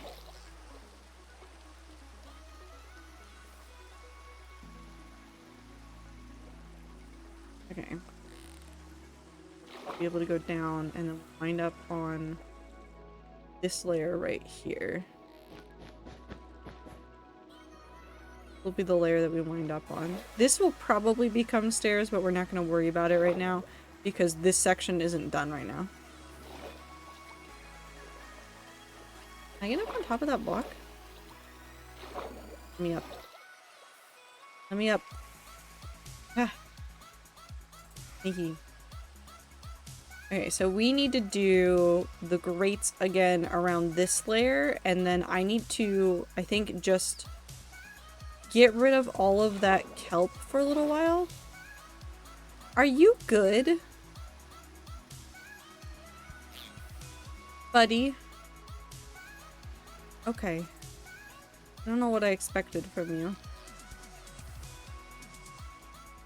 It's just a door floating in the distance. Be a little bit funny, you have to admit. Like a little bit.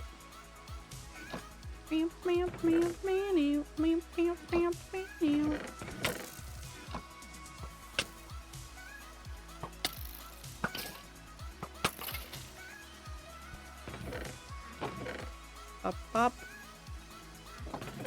Put these away. Put the skulk right there. And then we need...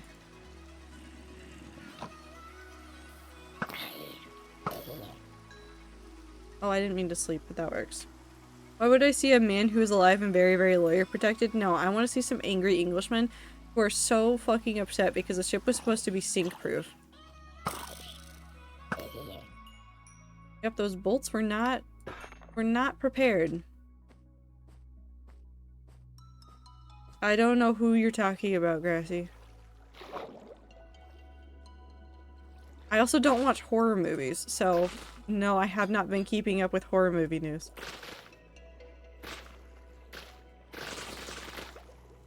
I hate to break it to you, but unless you're talking about very, very surface level cinema stuff, I will have no clue. I will have no clue who you are talking about. My knowledge of movies is so bad and so non-existent.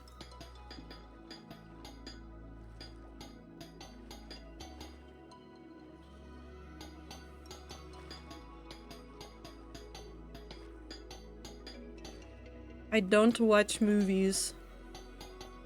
This is not for lack of trying, this is for lack of brain cells. Good noise. It's a very good noise. It's even better when you walk on it. Hold on. Hold on.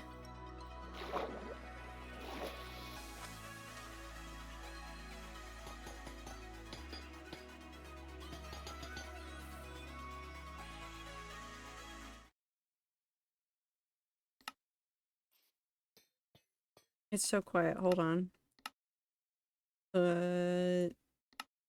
No, it's not ambient environment. What is it? Player?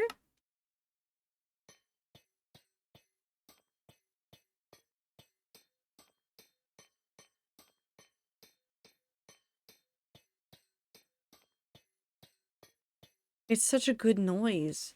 It's a good noise. Anyways. I can't change that. That's 69.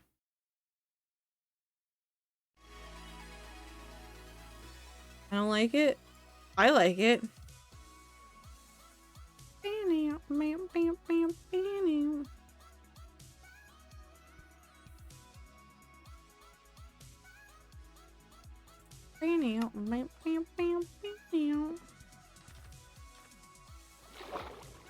Actually, speaking of noises, I don't like the new sponge noises. I don't hate them, I just don't like them. They're not the vibe.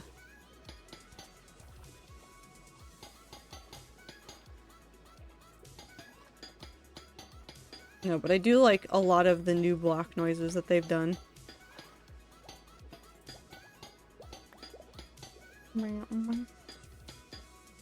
I like the new splash sound that the Minecraft bad got received. I have no idea what that is. Part of the stream where I'm suddenly half asleep. Time, beloved rats. Have a good time zone. Noises. Scrimp. Thank you. Thank you, Ethan. Have a good time zone, T. Take care of yourself. If you show up later, I will not question it, mostly because I will have probably forgotten that you said you were going to sleep. It's not on purpose. I just have, like, no brain cells. Okay, let's get air. Okay, and now what we're going to do is I'm just going to shave the bottom of the ocean. So that I can not worry about stuff growing up in here while I'm trying to put on floors and stuff. I just don't want to have to deal with it. I just don't want it. It is not in my game plan. And then I will pick up all these blocks and I will not use them. Deforestation. It's okay. I have a lot of kelp. I keep putting kelp back in the ocean. Don't worry. The kelp is fine. Me getting rid of a very small section so I can reorganize it will not destroy the kelp. The kelp, in fact, is overflowing all over this world. I literally never need it because if I really need it, I can just like run into the ocean, find so much full-grown kelp, and never have to think about it again.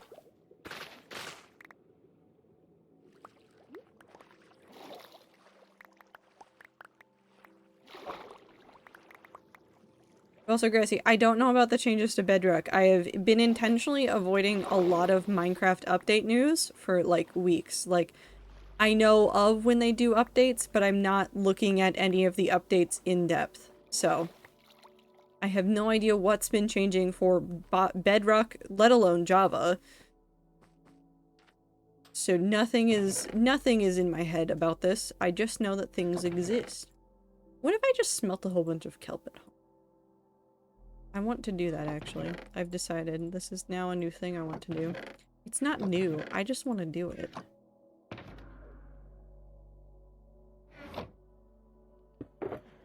Not allowed to use chests. Want to store a bunch of stuff. Gotta turn it into blocks and shove it into a big pile. No, that'd be terrible. That'd be awful. That'd be-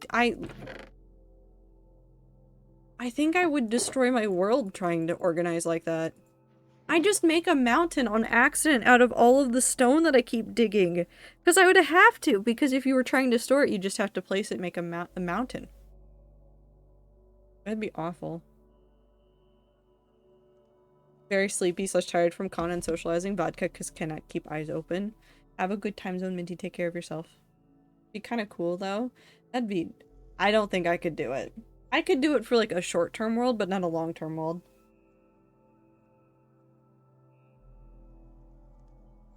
I think in a long-term world, it would be unfeasible for me. Short-term, like a month-long world? Yeah, I could definitely do it. I could do it and it would be slightly unhinged in a good way, but I don't think I could do it for this one. I'm to invent an SMP where I just ban chests and any storage block. Make it so that, like, furnaces and, like, anything that processes blocks just spits it out.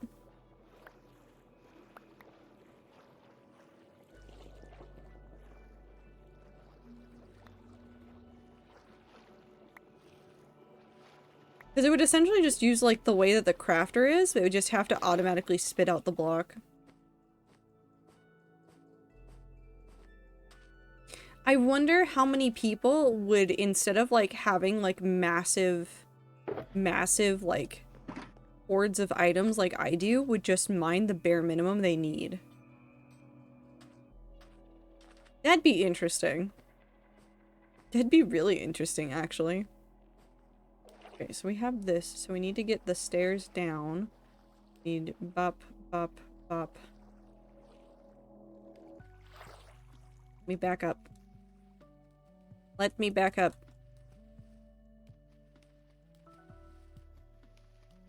Don't you love me? Hates me.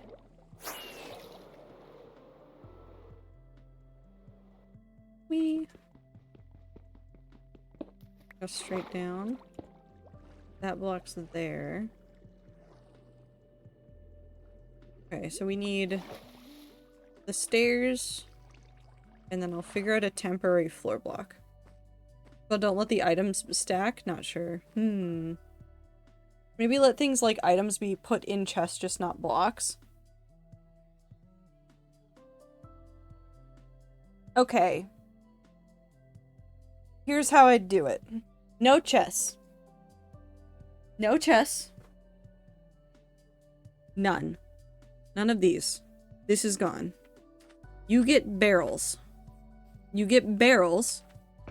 And in barrels, you can put items like, let's say you had a farm and you had kelp. You could put the kelp in there. But instead of holding a whole stack, each slot could only do 32. So essentially you'd go from the ability to have like major storage with double chests to you could have half the storage in a block space. So you couldn't really do a ton of really efficient storage all the time. Hoppers, I don't think I would let exist. No hoppers. You can't just automatically like shuffle things around. Like you have to do a lot of manual like storage system. Can't store blocks, so you couldn't store stone. You couldn't store any of these or these. Hell, I'd say even like stairs and walls and fences and basically anything you can place, none of that would be allowed inside of a chest. If you wanted to have it, you'd have to like just carry it around in your pocket, use it, and then like get rid of it or store it in your little like bunker. Ether is all in for such a villain pit. Ether is down for any plan that messes with players. If you come up with an idea and you say to Ether, hey, I have an idea for something and it's going to mess with players a whole bunch, Ether is going to say yes to it 9 times out of 10. Actually, that's a lot of rats. It's just, will this mess with the player? Yes? Okay, I'm in. Also, we're gonna take a whole bunch of stone bricks and we're gonna put those down as a temporary floor. This is not new behavior for Ether, though. This is very normal Ether behavior.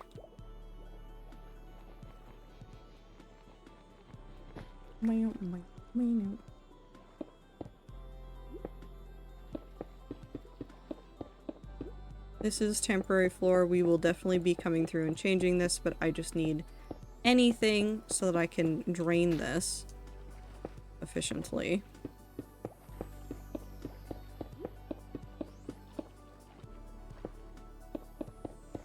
Make barrels only able to hold 8 items, so it's more economical to craft the items into blocks.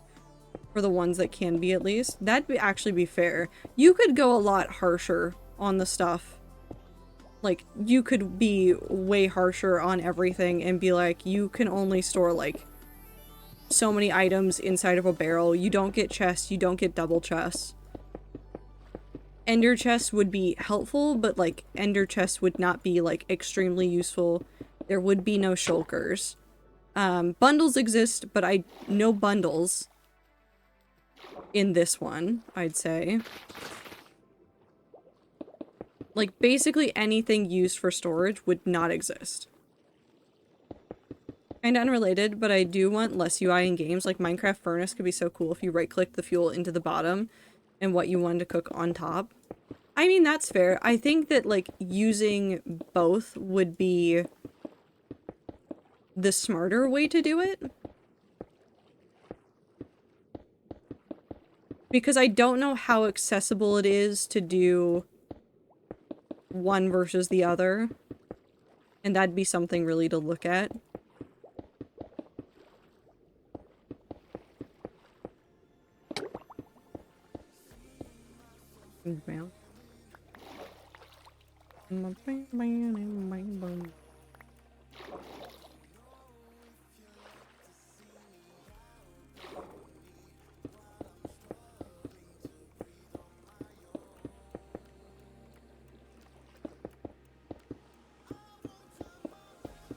Well.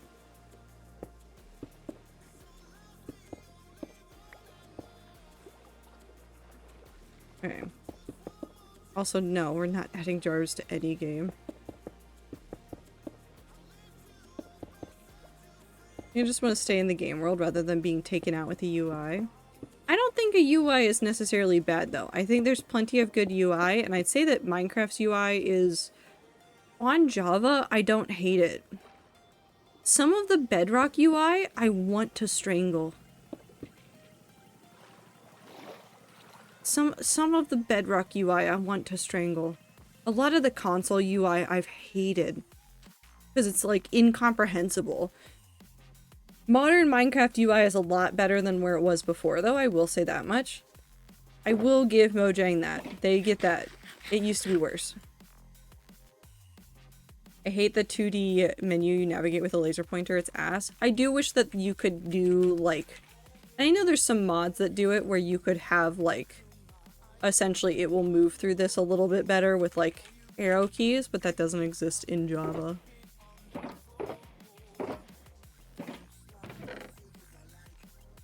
That's not what I need. We need to divide this.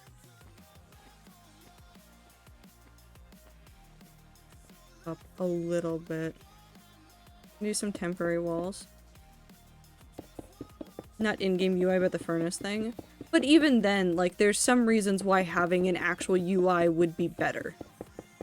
Like, the way that Minecraft's UI function, or, like, the way that the furnace functions, it's better if you have an actual UI and not just a fake UI. Of, like, you just click the top and bottom. One, you get to, like, do more things, be able to see more stuff happening. It's a little bit easier to, like, parse through what's happening with the furnace.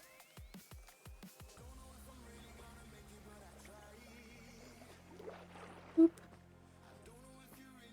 Whereas if you just, like, had a furnace, or, like, let's say, like, with this, like, right-clicking on this and then having this menu makes a lot more sense than just throwing a block onto a stone cutter or otherwise interacting with the stone cutter. Because there's options. And with the furnace, it's not like there's a ton of options, but still being able to go through and being able to like pull things out or see what the status of the burn time is with the little fire in the middle. Like, that stuff's helpful for the way that Minecraft is, when there's a lot of like components about timing of things and stuff like that. I think if you wanted a game where there was like not less UI, but like less visible UI, you'd need a different system to work with that helped make that make sense. We're gonna start with this.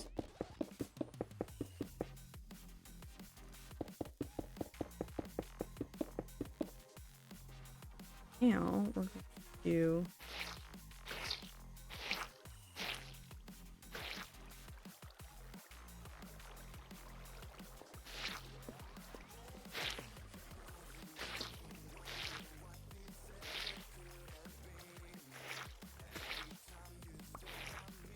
I think doing it in the middle is the only way to do this in a way that makes tons of sense. I don't like this sound, by the way. This is the sound I was talking about earlier. I don't like this one.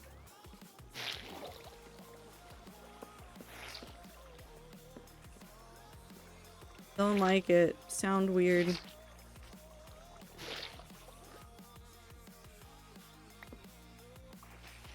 Oop. Also, hovering the cursor over the workbench could show more details. I think that's asking for a different kind of game, though. You just want more immersive ways to interact with things in video games than always resorting to throw a UI on screen. I think there's a time and a place for a UI. I think in Minecraft having the UIs makes sense. Because the UIs also help people. So like if you were a kid playing Minecraft for the first time, current modern Minecraft UI does a lot of good work in telling you where you can go and like what you can do. Like more so than in the past. But in order to build a game that doesn't have UIs, you have to have, not an intuitive game, but you have to work pretty hard to get a game that will clearly communicate what it wants you to do, with as few cues as necessary, which is hard. And that's not easy. Like, there's some games that have done it really well, where they have, like, not a ton of UI, they have, like, very little on-screen instruction, and you understand where you're meant to go. It's not an easy one at all. That's for sure, though. Teaching players without talking to them is hard. But like modern Minecraft, like the way that you can like click through these and be like, yeah, I want to make this thing. How do I make it? What do I need to be like, to even have like the recipe book at all? Because I could do this. I could resort to using the original crafting thing and not having any recipes for everything. I would still probably be fine. But this is so much easier to be like, okay, well, I want stone walls. Or even to be like, okay, well, I really want to make a polished blackstone block. What do I need for that? And know that I need 4 blackstone. The recipe book is an absolute godsend. Like, even having this of, like, how the hell do I make a wax oxidized copper grate? And it's like, oh, well, you need wax oxidized copper in this pattern. It's a godsend. I think for a game like Minecraft, you would be hard-pressed to walk away from the current system. I think there's other games, though, that could definitely use less UI. I'm just thinking about all of the like MMO games that I've ever seen. I'm gonna do 4. 1, 2, 3, 4. Minecraft's a weird one, though. I'd say Minecraft is probably the exception to the rule with some of this. And they kind of went backwards, or not backwards, they went from having too little UI to having more than enough. I think some other games have just overcompensated with way more UI than they will ever need. Because everybody wants to be able to get everything out of it, but there are plenty of accessible ways to teach players this is how you do the thing without, like, forcing it down their throats. A lot of games keep being very heavy-handed, and I feel like it's to their detriment. Not saying it's good to have when necessary, just keep seeing games resorting to it for shit that could easily be hit the interact button on the thing. Yeah, no, definitely. I'm thinking about all the games I've ever played where it's like, it walks you through a tutorial for like minutes and minutes and minutes on like, here's all the menus that you have for your character, and I'm like, this is great. I will touch none of these. They don't exist. These are not real. I do not give a shit about all these menus where you've hidden all these things, whereas you could have made half of these abilities and, like, upgrading them, like, a single menu. You could have collapsed all this down into a very simple, interactable thing, and it could have been so much simpler than this, and you did not. Fuck UI tutorials? Yeah, they're awful. It's one of the reasons why I've been struggling to ever play the Witcher series. Because The Witcher is, like, made of weird UI and button pressing, and I will scream.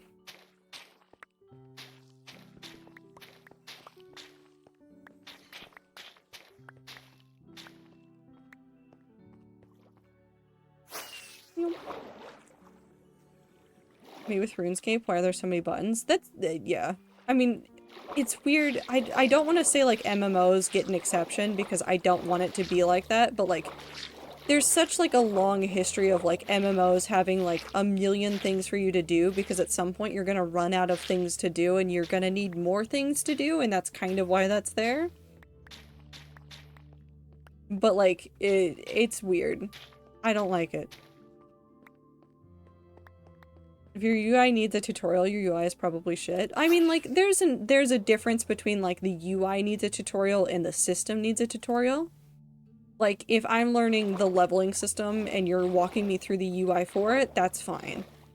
But if you're walking me through the UI for it because there's 15 different menus for me to click into for one character, then I have a problem.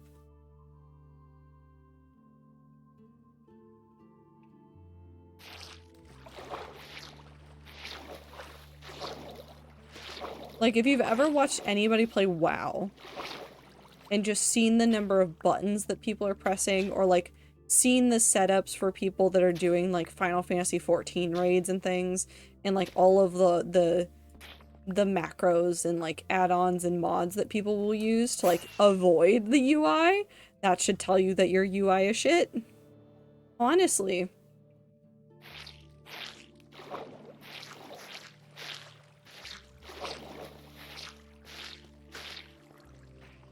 I can understand. Oh, I never read that one. But something like a video game or a useful tool, please fuck yourself. Yeah. A lot of websites that have weird UIs and then they keep wanting you to do a tutorial of their UI every time they update their UI, I'm gonna fight them. Good night, rats. I hope you have a good rest of your time zone. I hope you have a good rest of your time zone. Take care of yourself, Clover. I hope your writing and stuff and the schoolwork goes well. Comfort streamer. Trato 10 love. And not that I never want to see you, but I certainly hope for the day that I do not see you in Icy's office again. So that I know that you were actually getting to rest or do something fun.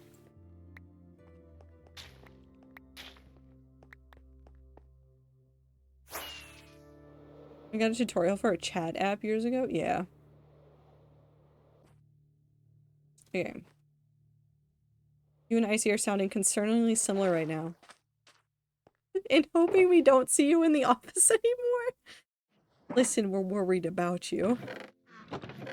No, but do what you gotta do. That goes for all the rats. If you're in the middle of, like, finals or midterms or whatever else is going on, like, do your best, take care of yourself, take plenty of breaks, please. Please, please, please remember to take breaks.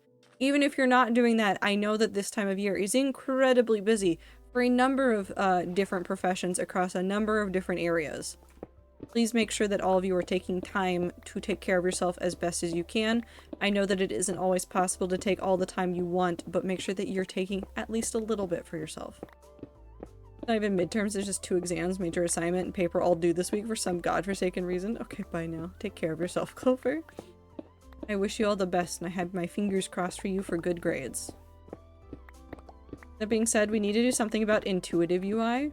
Which kind of intuitive UI? Like websites that don't explain shit and then have 50 million buttons and they're like, you know what to do. You've used a website before. And I'm like, I am afraid that I have never used a website based on how this one looks. Where are you asking me to press this button? Where did it go? Why is it over here? Assuming everyone knows how to interact with a phone/computer. Yeah. There are times where I will kind of like let people have a pass. Like if you have a very... If your target audience for the thing that you're making is incredibly technological to begin with, and you have a website and it has some things that have a lot of jargon on them and like not everybody would know, I will give you a little tiny bit of a pass on some of that, depending on where you're aiming. But if you are a general purpose website and your entire website is riddled with jargon that the everyday person wouldn't know, you've created a terrible thing. And you deserve to feel bad.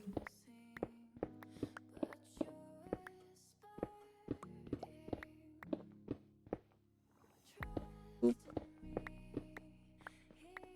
Go get these blocks back. Bring back this humorphism, please. It was so nice looking. Please define that word.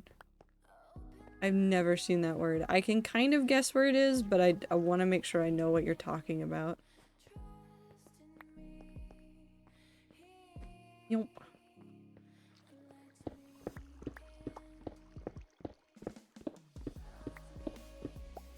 Original iPhone Notes app? I don't remember that one. I don't remember that one at all. I don't want to keep having to tell the grandmas what a button looks like. Oh, I'm gonna have to fight that so hard. I'm now the youngest of a whole bunch of cousins in this area.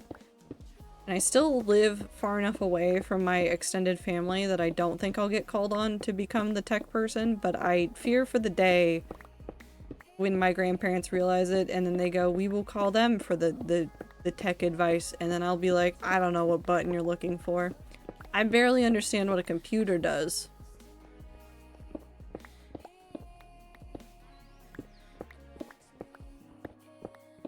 Or the UI mimics what it looks like in real life. iPhone Notes app was a lined yellow pad. Oh, it was, wasn't it? I barely remembered that. That was so long ago. Remember when the YouTube app was the TV? I miss it. Why'd they change it? It looked so nice. I know it was because it wasn't first party, but it looked so nice.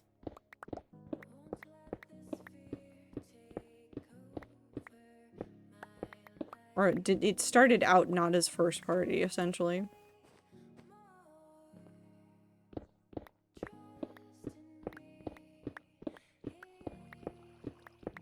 See, the problem is that there's some symbols that we associate with things that, like,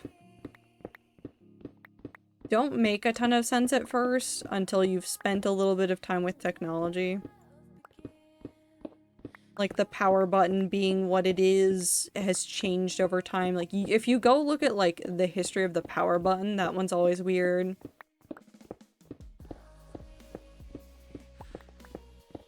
Some of the other buttons have symbols and, like, people have looked at them and, like, it's so interesting.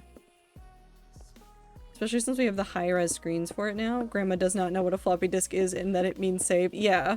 Like, the floppy disk being save is, like, it's such a holdover from things. And, like, I don't know what other symbol they could use at this point because, like, so many of the younger generations recognize it as save.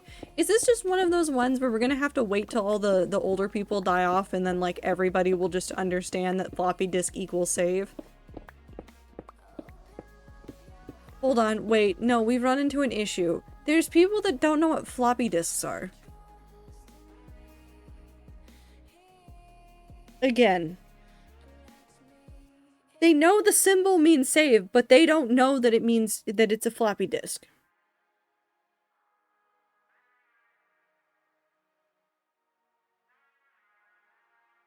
We've done a weird circle. We bring floppy disks back. I don't think they're really practical, but I just think they're hilarious.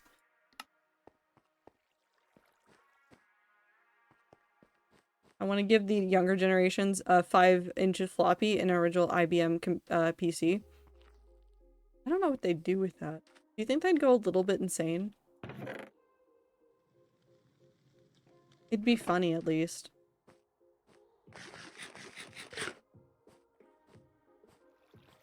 Cool.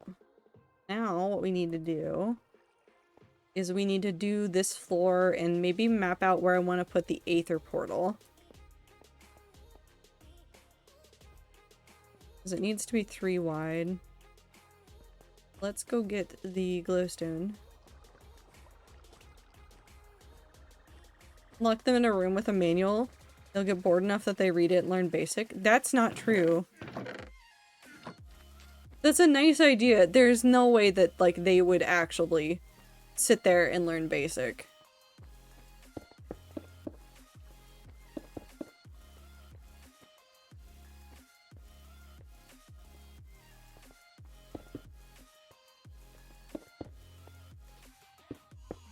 Three, 4.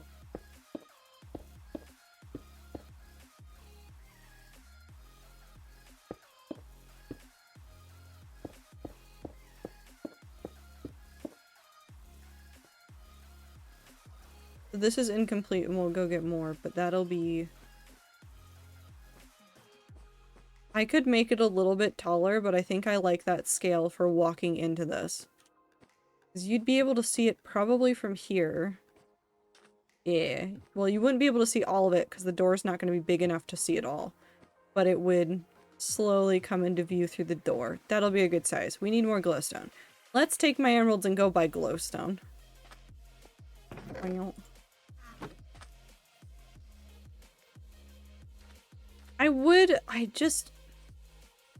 have such conflicting feelings about how I want to... If I could do anything for the younger generations, what I would want to do for them. I think a lot of my stuff comes back to I want to encourage them to be more creative and to read more deeply. And I think that's it. I think that's all I want to do for the younger generations. And I say that's it. It's a lot of stuff that I'm asking of them. Because I feel like I see a lot of people not copying, because they do put their own twists on it, but there's a lot of like mimicry, which isn't necessarily bad, but I feel like there's not as much divergence in where people go with some of the stuff that they do. I want to see more people be more creative. And I want to see them dig deeper into things. Also, this is your reminder to make sure that if you're looking at stuff on the internet and you are like, that's insane, there's no way that would be real. You go look it up on Google and double check that it's real. This isn't aimed at anybody. There's just been like enough instances like this week for me where like somebody has sent something to a group chat where it's been like, oh my god, I can't believe they're doing this. And it takes like me a 10-second Google search to go, that's a fake article. I feel like it's happened too many times this week. Hello. You want to refresh your trades? I don't know what time it is. We need like 2 stacks. Where's the sun? You are setting. They're about to not want to trade. So I'm going to the nether to go get glowstone. It just feels like tech has some weird segmentation of you are familiar enough to get by and you are a power user with no in between. I mean, it kind of makes sense. You can't design something that works for everybody all of the time. Because in general, if you design with the lowest common denominator, so the lowest amount of knowledge about a piece of tech, you annoy everybody that knows the tech better. Because they don't want to be spoon-fed knowledge. And if you design for your intended audience, you are alienating new users. In some instances. So it's a hard one to design for. And I don't think there ever is a clear answer. It is very dependent on where they are in the industry and what they feel is their core demographic. And that's hard, and it's not a simple solution, and it's not a simple problem, because it has been the problem forever. It's why manuals are such a weird, tricky business. It's why, like, writing anything that's meant for a whole bunch of people is, like, super hard. And it's always been hard, because there's always going to be someone that doesn't understand. Like, we're always going to use shorthand and other things in order to, like, very quickly get across everything that we want to get across to people. But then, like, in 100 years, some poor grad student somewhere that's been tasked with, like, moving all of these notes into a digital format or, like, moving them to a new thing is going to be so annoyed with the people of the past who said, fuck it, I don't want to describe this accurately. It happens every single time. Like, there are people that I know that do work on all sorts of things. I have none of them. I have none. So annoying. Okay, we have to go actually mine it. We're like, immigration, like, documentation, where there's a whole bunch of, like, physical copies of things, and yeah, we've scanned it, but we haven't ever, like, transcribed a whole bunch of it. So we have all these pictures, but the transcribing of it takes a lot of time. And so that's the kind of, like, busy work you give to a brand new grad student that's joined in, who needs to, like, have some busy work while they're still getting used to, like, learning all this stuff. And so you get people that are doing this kind of stuff, and there's a whole bunch of nonsense because Mr. Gerald from The Office in, like, 200 years ago said, well, me and all of my peers know what happens when I write this, and they can read my handwriting because we've worked together for years and years and years, so I don't have to worry about it. But then poor, like, I'm trying to think of another generic name, and my brain is only coming up with Johnny. Poor Johnny in, like, some grad job is, like, trying really hard to, like, sift through all these documents and is, like, yelling at Gerald in the future because he can't fucking read anything. Because it's written in, like, cursive, which we don't use a lot anymore, especially in the US. Like, I remember, like, the shift in not teaching students in the US cursive was around the time that I learned cursive. So, like, I'm one of those last generations that, like, learned cursive in the 3rd grade, and it was a thing that we had to do. And so it's really interesting to see, like, the differences that have happened over time, and, like, you might not even think about it either in your job. Like, you might do something in your job that will one day absolutely infuriate several grad students that are trying to digitize notes from some archaic system that you've put together so that you could do your job. And it's a little bit funny. It's a little bit funny. We keep doing this to ourselves as a society, and we keep not having solutions for it.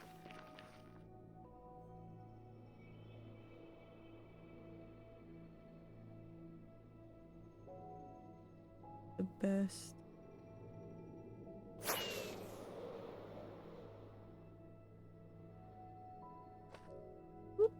God damn it, had I not landed, that would have been fine.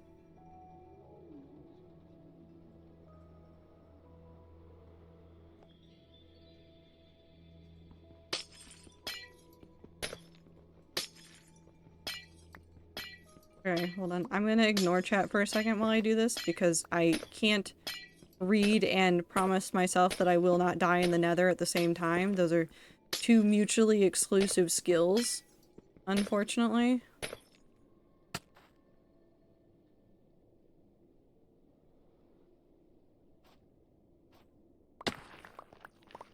They do not exist in the same plane.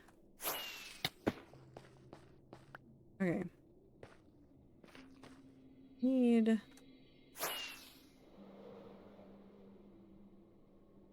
probably be good. Boop. And I can talk while I'm on this one. I can't.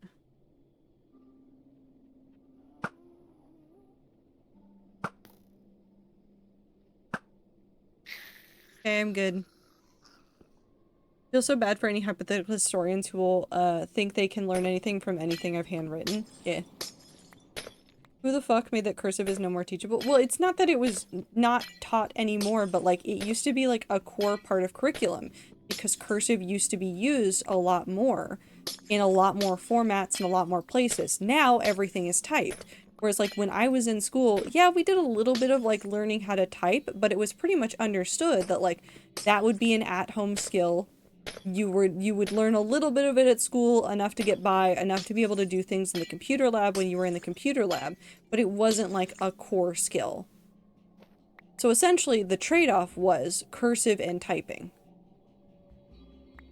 Because we did a little bit of typing, but we did much more cursive. And then when I took the SAT, which is one of the major test formats in the US, basically it's how we tell colleges how smart we are, and then they go, okay, you can come to our school. When I took the SAT, legitimately, inside of my testing room, people rose their hands and went, I don't know how to write in cursive. How do I sign this? That was an actual, like, dilemma that our proctors had for that exam. Like, they didn't know. They were like, just write it loopy. That was what they said. They were like, write it loopy. And I was like, well, I know cursive. I got taught how to sign my name and things like that. So it's interesting what changes and what stays the same. But also, like, when I was learning to type, this isn't the exact one. I have the exact one, or the exact model that I learned how to type on. And if I've never shown this one on stream, this is the same kind of device. But when I learned how to type, we had these. This one's from 2009. The one that I actually learned on, I think they stopped manufacturing those in 2001 or 2003.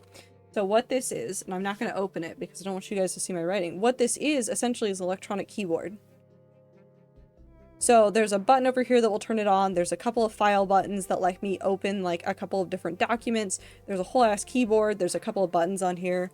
And then on the top, there's a whole bunch of ports and things.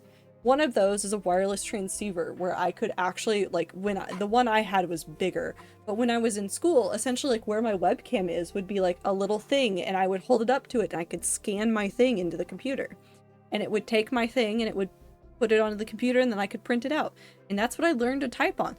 These things don't exist. This is a relic. They stopped producing these in 2009. And this is one of the older, like, the like latest models. I think there's like one more model that's later than this. This stopped getting produced in 2009. They don't need these anymore because other technology has talked about this. I like those devices a lot. I love electronic and digital typewriters for a lot of different reasons. But they don't exist because we have like $20 like wireless keyboards that you can attach to your phone if they really needed a different way to do typing. Computers are a lot more feasible to get into classrooms, whereas like when I was in elementary school, the only computers we had were the big old monitor ones, and they were shit. And I loved them so much, but they were horrible. And like we had 3 of them and like 1 computer lab in the entire school. And that was it. By the time I was in high school, they then had like 2 or 3 computer labs in the school. And like computers were a lot easier to get in places, and they had laptops that you could check out if you needed a laptop for schoolwork or things like that. And I know that now there's a lot of like just, they give you a laptop for school because you need a laptop for school. You need to be able to get into all these computer systems. You need to have the internet to do a lot of things. The world has changed vastly in my lifetime, and it will continue to change vastly in everybody else's lifetimes as well. It's insane. And just because all that changes so quickly, how confusing is it going to be for historians in like 100 years? When all of us are dead and gone, like look back and be like, what happened here? How did we get here? Also, where am I? Oop. Where am I? Home is that way. Home is not that way.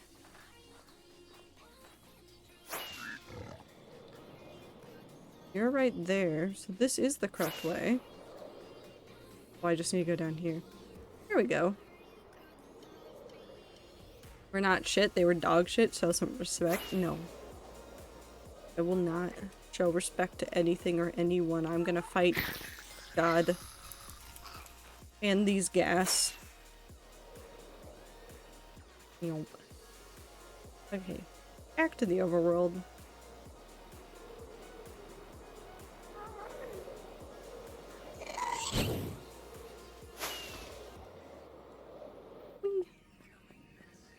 Right. No. Fishing and web fishing is occasionally so stressful. In other news, I have a shark. What a lovely sentence. You know it's GIF instead of GIF? It's whatever you want to say. It's like how gyro and euro are technically acceptable, like, pronunciations of the word, of that word. It's the same. It doesn't matter.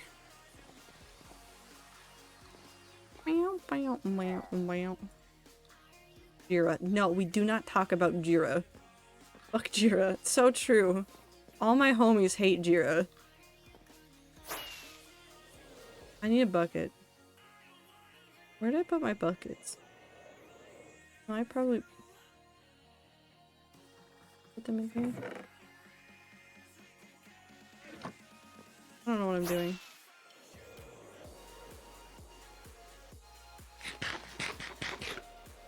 What's that really cursed definition or like pronunciation for GIF that somebody has?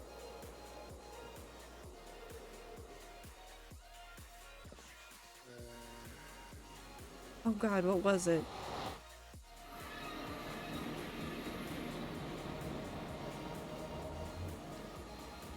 It's actually trying to remember myself. Oh.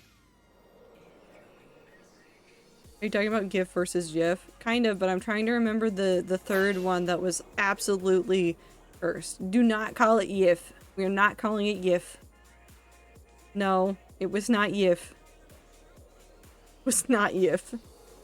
Either, I think I sent it to you. Right? This has to be in a DM somewhere.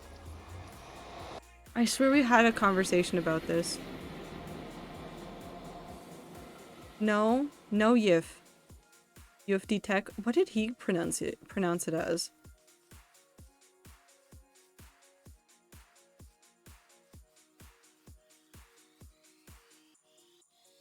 Okay. I feel like some people have said HIF, which that's fine. YIF is not acceptable. You cannot call it a YIF. I do not want to have to explain that one. Do not look it up if you don't know what it is. That's all I have to say about that one. Zyfe. Oh, that's what it was. Yes. We could call it that. What?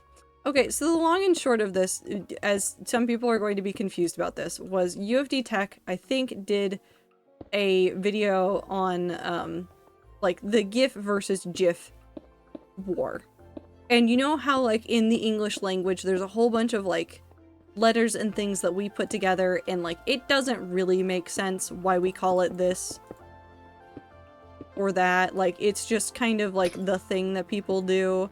And so we have all these weird pronunciations that exist. Well, if you take some of those letters and put them together, you can technically get the pronunciation for GIF out of the letters Zyfe or GIF. It doesn't matter. But instead of, like, even calling it GIF or GIF, UFD Tech calls it Zyfe. Basically is, like, the pronunciation of what those letters actually look like, which I think is very funny. And I do think that we should adopt more chaos like that. I don't have my shears anymore. They're in a chest somewhere. I'm not getting them. But at the end of the day, it really doesn't matter. I know that the creator of the format kept going like, no, it's this, but like, honestly, at this point, it doesn't matter what they think because it's already something in society. So. A in English has 4 potential phonemes it could be, and therefore every argument about pronunciation is wrong. Yeah. A lot of pronunciation is regional. A lot of pronunciation is regional. So it doesn't really matter what you think is right. Yeah, you're probably going to be wrong at some point for some reason. Like to look at. We're gonna see if this works. I shouldn't have filled this in. We're gonna empty this out again.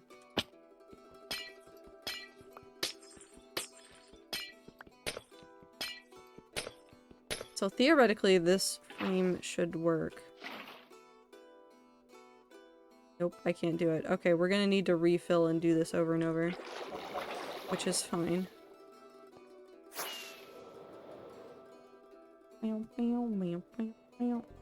Offhand question. Huh?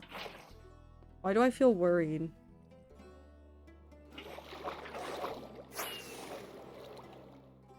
Do you think... I don't know who you're talking about. Do you think Luce could teach Walter White how to cook holy water? Are you talking about Lucifer? Are you talking about Satan teaching Walter White how to cook holy water? The Vatican mascot? Also, you don't cook holy water. That's not how that works. Now, holy water and its properties and how you make it depends on your denomination, first of all. And second of all, most denominations agree that holy water can only be made by a priest or somebody within the church.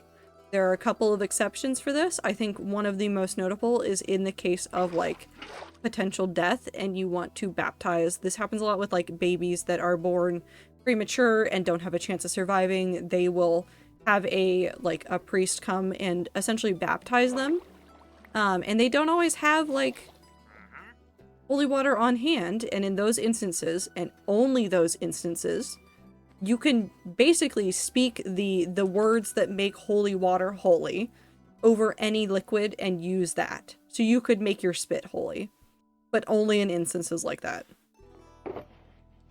And that changes from denomination to denomination, so don't ever like quote me as a source of truth on this. I'm not a source of truth on this.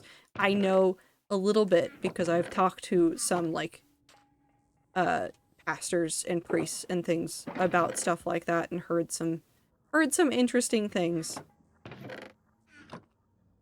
Also, I have to go kill a man. But also, Blossom is correct. That's how you make holy water, is you boil the hell out of it.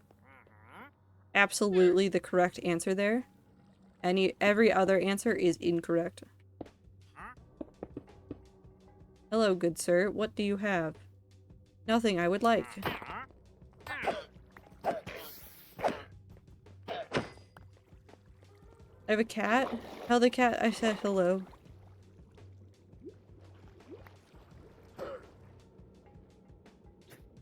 He's so upset.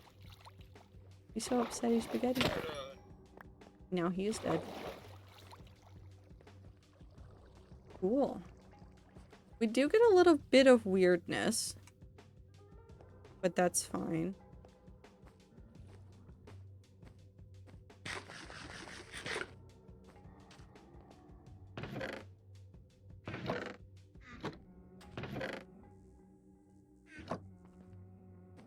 So now we have the portal. Yes. Fishing break? No, I don't want to go fishing. I won't go fishing. I will stare at a squid for a while. Look at him go. If the mods want to give that back to Woo, you can. I will refund it at the end of the stream if they do not, or if they are all asleep. Which is fair.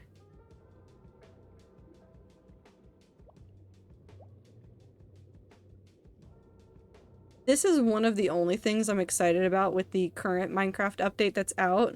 1.21.3.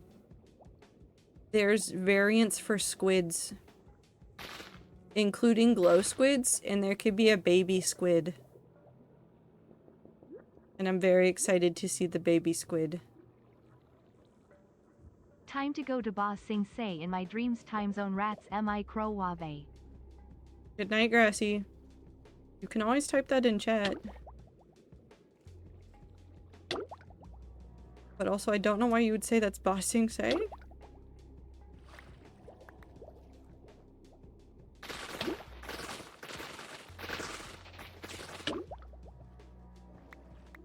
I'm gonna go turn all of this into...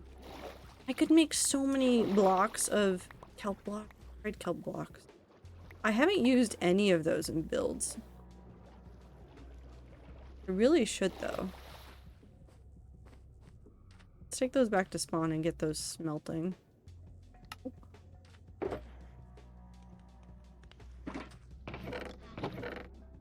Keep. Keep. Back. Have that in my inventory. And to the portal we go. I need to start working on the walls. Well, actually, I should probably finish off that bottom floor. You said blocks my brain boomerang back to the no chest thing. It'd be interesting. It'd be interesting. I really think that that would be a good idea for, like, one of those, like, you have 30 days on this server. Like, no more, no less.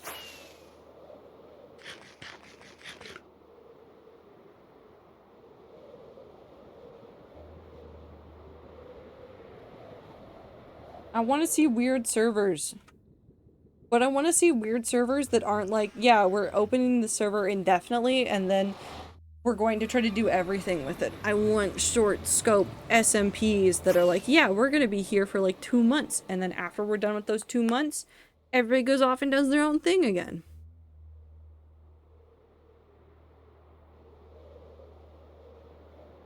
Really just want to make a bunch of weird SMPs? No, definitely need an ending. Yeah, I don't know. It's like, there's so much burnout. Like, I want to say that Hermitcraft is an exception, but I don't think Hermitcraft is what I'm thinking of. Essentially what I'm thinking of, I don't remember what I was doing. Hold on. 2, 3, 4, bup. Okay. Like, Hermitcraft does a good job of, like, setting expectations of, like, we're going to have a season, the season will eventually end, and then we'll go on and we'll make a new server, and we'll probably have a break in between. But, like, there were so many SMPs that people make and are like, we have 7 billion ideas for this server, and we're not telling you any of them, and it's going to go indefinitely. And I just want short scope SMPs. Give me a couple weird twists. Give me an interesting group of people. I'll be so entertained.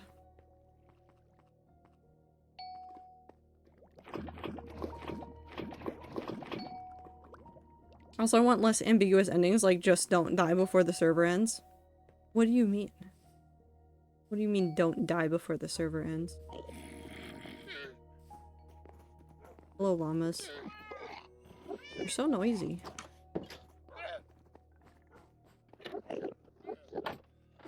Like some sort of like actual big event at the end. This will eventually get to the things and this stuff. That's fun. I do like that. I do like that a lot. Like, for all the issues that the QSMP had, I do actually kind of admire the way that they did try to give, like, a final hurrah and, like, a final, like, wrap-up to some of the story. Like, even if there was a lot of contention at the end because of the way that things went down, like, there was a legitimate attempt to end things and wrap up storylines that existed. Did they do it perfectly? No, but they tried, and they did better than some do. Like, blowing up the server as the end of it is... I don't want to say cliche, but at this point it is a cliche. Like, I've seen a lot of servers where they're like, okay, it's over, and so-and-so blew it up. And I'm not looking directly at, Tubbo, but I am looking directly at Tubbo.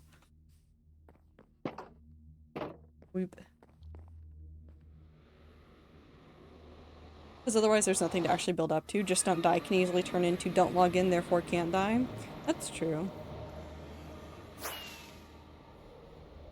I just want to see people have fun with the game and, like, not just have a 2-week Minecraft hyperfixation where they just log on, make one building, and then log off again. I want to see people exploring what Minecraft can do. Hell, maybe this means that I need to go spend a little bit more time working on, like, I have a map idea that I want to mess with, and, like, maybe I need to go in and start looking at the things that current Minecraft can do that it didn't when I started the idea. And, like, figure out how I can mess with players, even if it's a single player experience and not a server.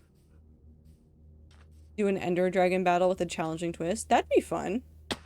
That'd be even funnier if a whole bunch of people are like, well, I don't want to die, so I just won't log on until the last couple days. And then they realize that they're about to walk into an Ender Dragon battle, and then they have to, like, panic. Get enough stuff to survive. You know, that does look kind of cool. Okay, no, but that, like, that legitimately in shaders looks like an Aether portal.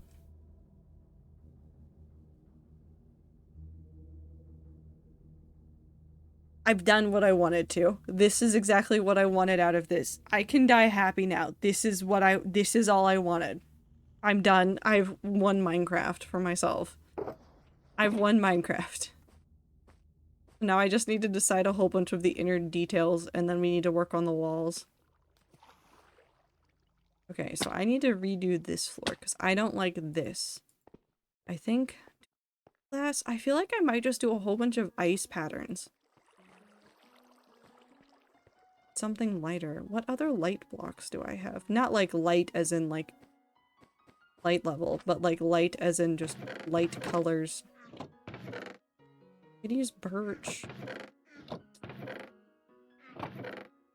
I also have the sea lanterns that I could combine with it, but I don't think I have a whole bunch of else that's light.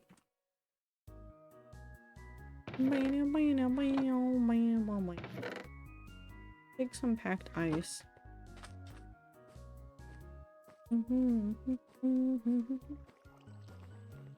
And I might have to put like glass panes in here. We could test this. Hold on, let's go find a couple cod. Hold on. I'm gonna go get a couple buckets. We're gonna put cod in there. I want to see what they do.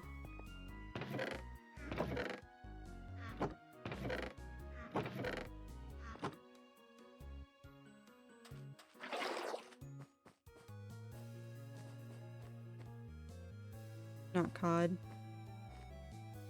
That's how hardcore streamers do things, like you and Phil. You have projects and builds to work towards, stories to tell.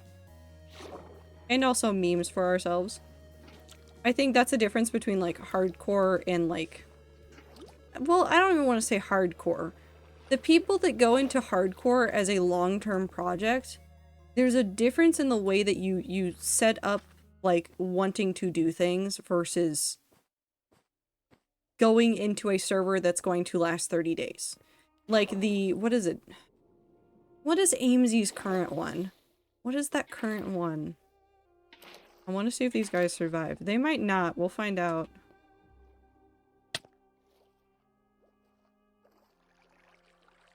I don't know how stupid these fish are.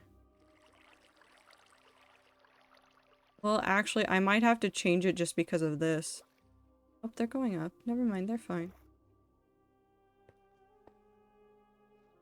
Okay, we'll see how that works. But, okay, back to what I was saying. I think people that play hardcore Minecraft, that are in it for the long term, have a much different mindset going into it than your average Minecraft player. Not like bad, it's just a different mindset.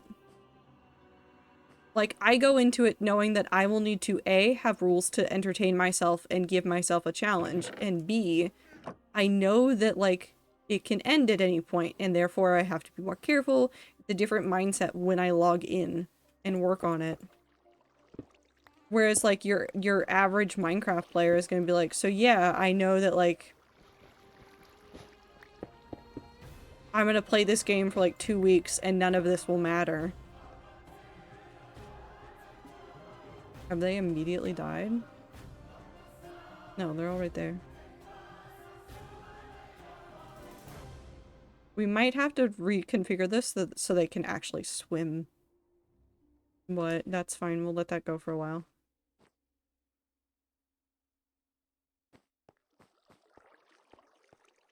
That's very much a mindset, and regular players need something to help them get into that mindset. Yeah, they need to find something that will be like, this matters.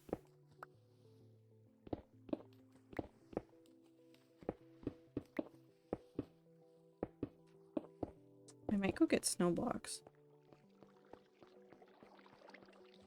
Might be an interesting color combination, but it's legitimately like you need something to like help you get there, and you need story points or something to like push you in the direction of feeling a certain way about things. You need goals, you need something smaller in the world that like makes sense to work towards. You need just anything at all to like make the world feel like it is worth it. I've somehow screwed this up. Oh, that's because I did this wrong. It helps if you do the thing right. It turns out I was not. Hermitcraft people always have that mindset and they can get away with it. I don't know what's going on with the Hermitcraft people. They're just a little bit insane. Just a little bit. All of the time. Hermitcraft people show up to work and go, I will build something so insane and nobody will ever see it coming.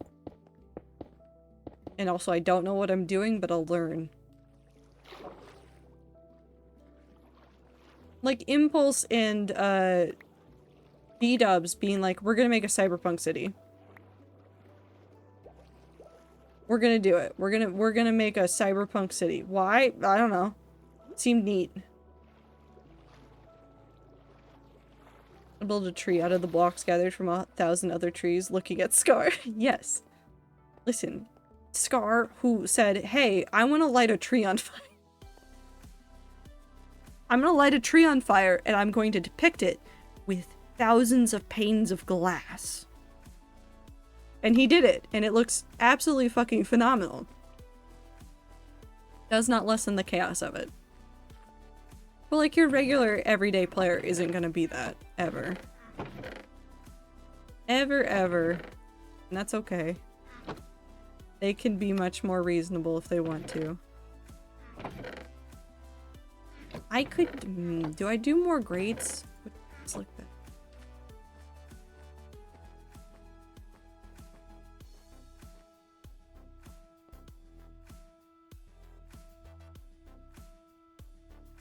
I want snow blocks. I want snow blocks. Might need to get a whole bunch of snow blocks. But yeah, that's definitely why a lot of today's SMPs aren't lasting. I think it's like a mix between like expectations, the 2-week Minecraft hyperfocus, and I almost even like a lack of communication. Like you said earlier about AMC's current one, I don't think Sneak is going to hop back on before it dies. Is it done? Hold on.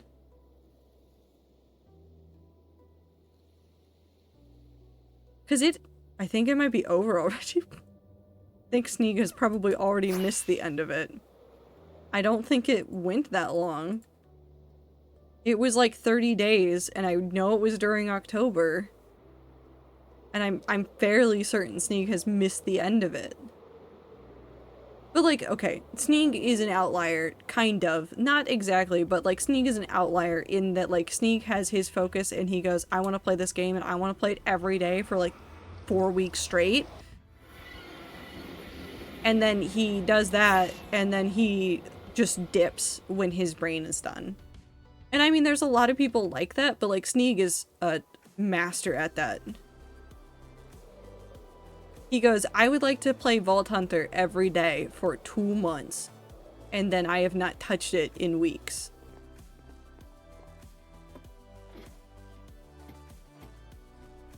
Which is fine. It's very funny to me. It's extremely funny to me, actually. And also on the plane on my Steam Deck, he did do that. That was kind of funny, though. You have to admit, it's a little bit funny when Sneak is like, no, I'm just gonna keep playing it. I will laugh at Sneak a little bit. He did at one point be like, I don't want to play this all the time. And then he turned around and was like, oh, I don't want to stream it every day.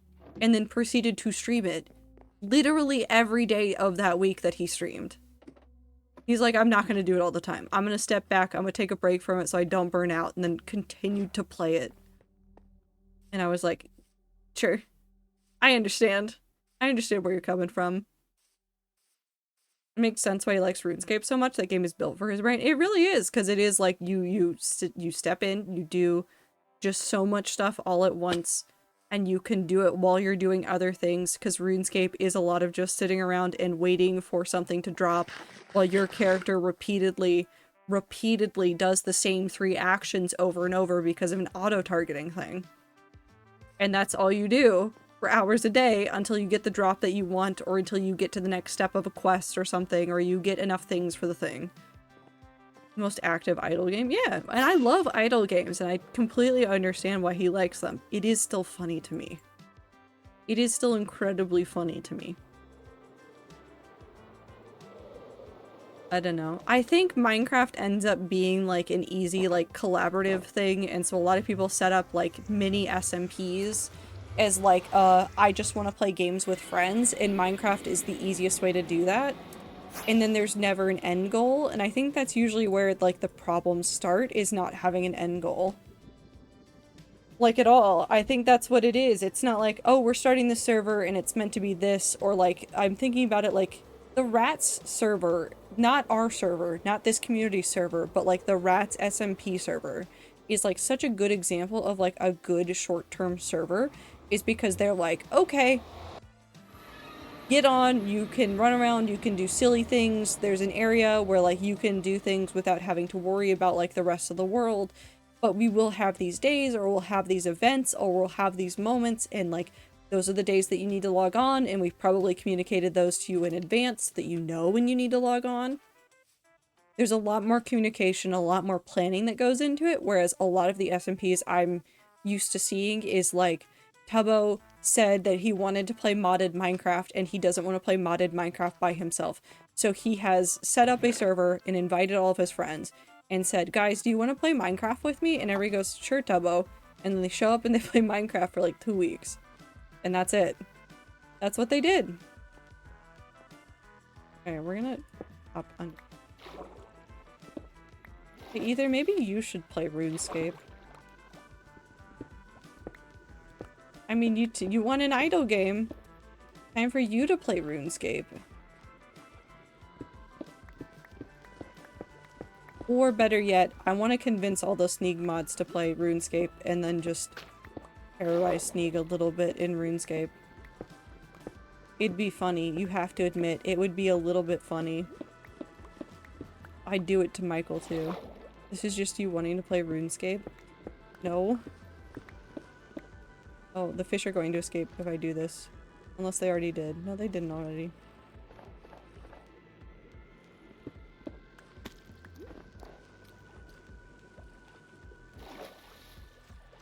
There went one. I heard you. No, you're fine. Huh, they're not dying yet, which is legitimately surprising.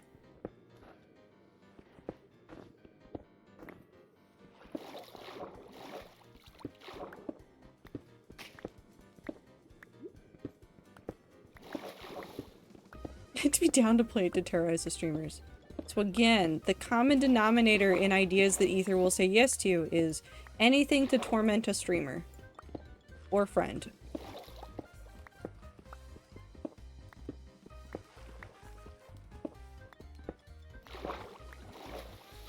Double points if it's somehow both.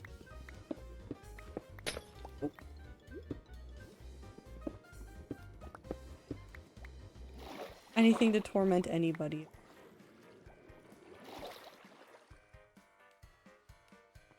Aha.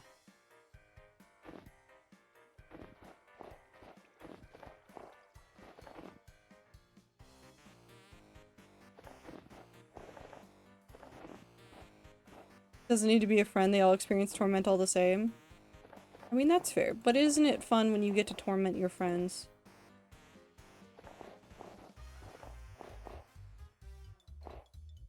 Just to be like, hello friend, I appreciate you very much in my life. Also, 10,000 bees in the video game. Released into your base. All of them will aggro on you. No, I cannot stop them.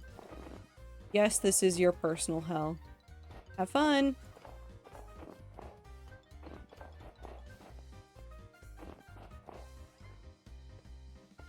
I have an idea. We are gonna use the glass blocks. What I want to do...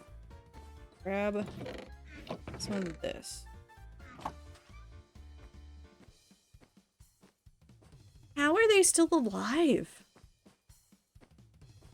How are they still alive? This is, like, kind of impressive that those guys have lasted as long as they have. 3.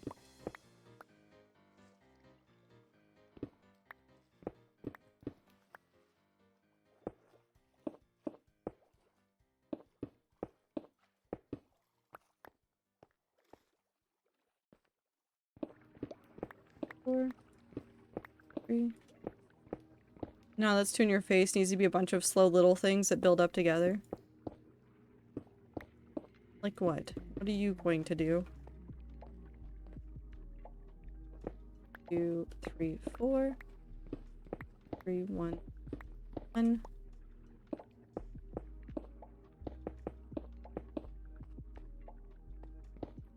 3, 4.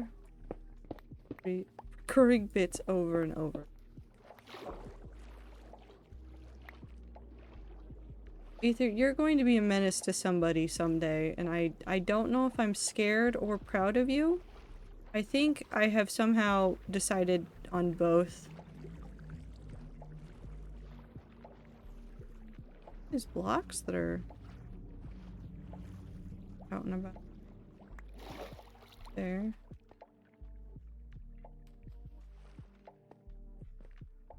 You're all the way up under there. Interesting. It can only get worse. I hope it gets worse. Anyways, villager bowling. Have you gotten them to do more? Are you going to turn it into a whole bunch of, like,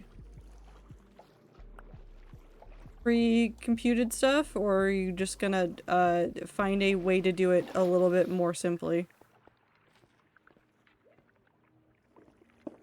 Or have you decided on any of that at all?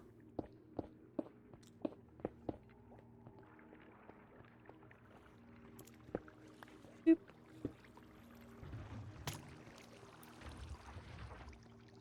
Well, there went one. Problem I'm running into is the import limit for Lua scripts can't be over around 2.5k lines of code. That seems reasonable to me. But I also know nothing, so maybe that's not reasonable. At least in this Minecraft implementation of it. I mean, that would make sense that you couldn't implement all of it all at once.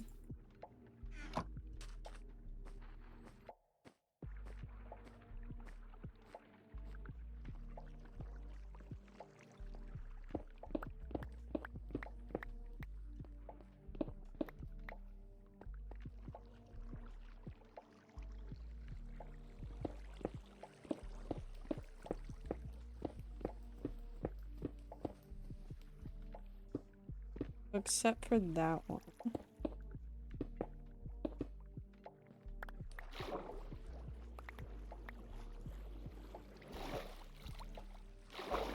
There we go.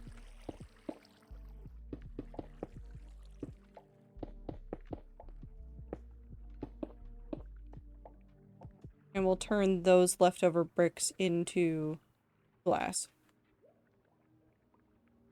I can get around the limit by importing scripts into another script, so I can theoretically add it all in parts, but that sounds really annoying for 138k numbers. I mean, it's just a couple of numbers, Ether. I feel like you could do it. Don't let your dreams be memes. or something.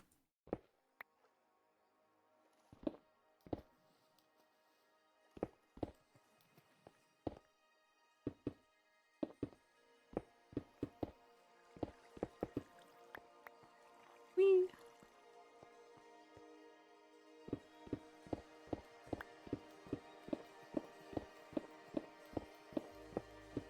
So instead, I'm probably going to have the Lua script pre-compute it before it running and store it in memory. I'm sure that'll be fine, too.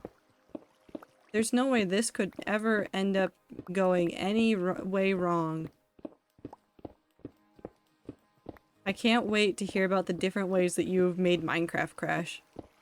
I just really like the villager cube. It's very stupid.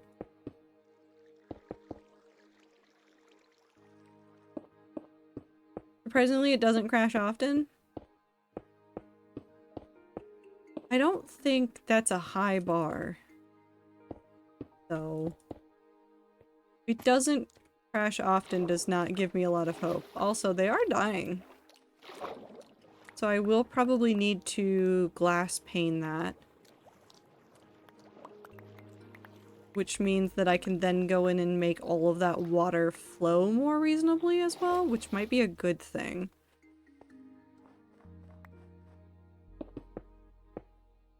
Only when I click on quit game.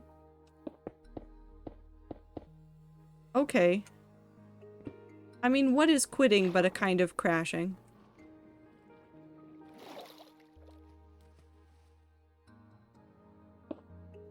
I guess. If we're going by, I guess, the way that that Minecraft is working for you.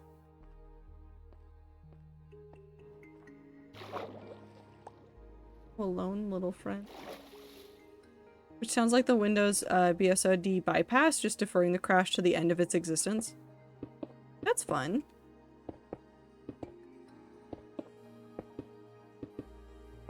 Computers are weird. I don't understand them. And I don't think I ever will.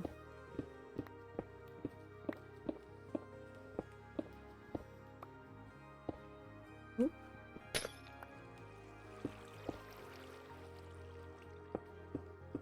I know enough to make a system do some things that I want it to, and then I get confused and scared. Hi, Anne. What's up? Yes, hello. I'm having a fetch.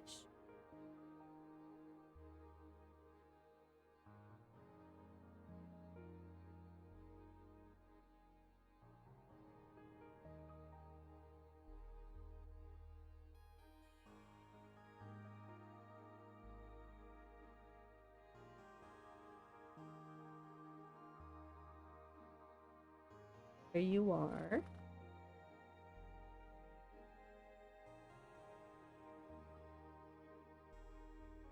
Know what's going on.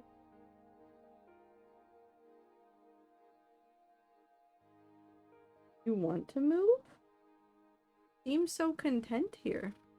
Like she's looking down, but oh, there she, well, that's not even an effort to go down. That's just headbutting my arm so she can get pets. Hello. Are you good? Where are you going? Please don't walk onto the computer. I love you very much, but that's not good for the computer. Okay, we give Anne her path right here where she can sit next to the keyboard and watch me play it.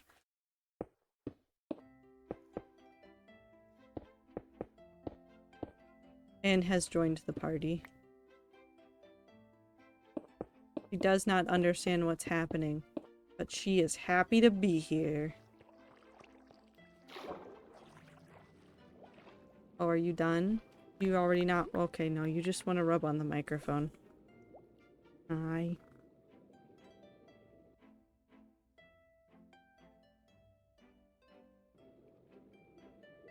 Are you trying to kill me again in Minecraft? Is that what's happening? You want to stare at the fish? You want to stare at them? Look at them.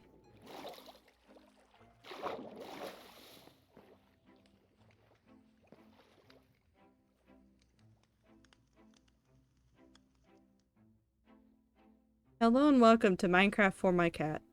And my cat only. This is no longer your stream, this is her stream. And she is in fact watching the fish on both screens. I don't think she understands what's happening. They're gone.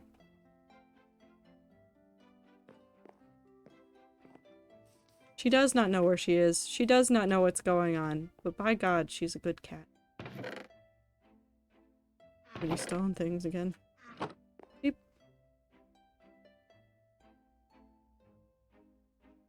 I'm surprised there isn't a Minecraft cat fish tank app. I'm sure there is.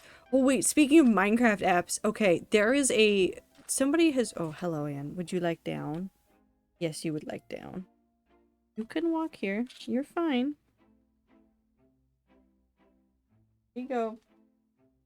There is an AI app that is running around on Twitter, which is already bad enough sentence, I understand. But they are trying to be like, well, this game, like, generates in real time, like, a whole bunch of, like, different possibilities. It'll always be different. Somebody has called it the Dementia Minecraft app. And that is unfortunately a very good description of what this group has done to Minecraft with their app. Because what it does is, if you've ever seen generative AI stuff, it always like kind of like transforms stuff. But like this thing was like building houses out of fence posts because the player would turn around and like look at the thing that they placed. And it would go like, well, there's houses next to it. This is a house now. And then it would just put a house there. And it was so wild.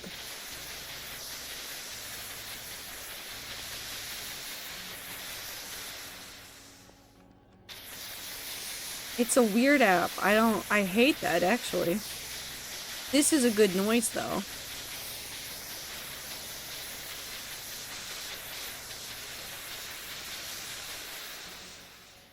I will approve of that updated noise. I don't like the other new sponge noises, but some of the dry ones are good now. But, like, the weirdest thing about it, well, first of all, like, Mojang's gonna come after them so quickly, because Mojang doesn't like that kind of stuff, and they've actively said that, like, that kind of stuff is, like, disallowed. But the weirdest part of it is the way that people are like, yeah, this is what people want out of their video games. Is for AI to be in charge of the entire video game, and therefore it is not, like, just simple code, and instead it is just at the mercy of an AI, and I'm like, there's some good applications here for some of this stuff. Not the generative stuff, but, like, there's good applications for some of the algorithm stuff that's evolving. This is not it. It will never be this. I have to sneeze again.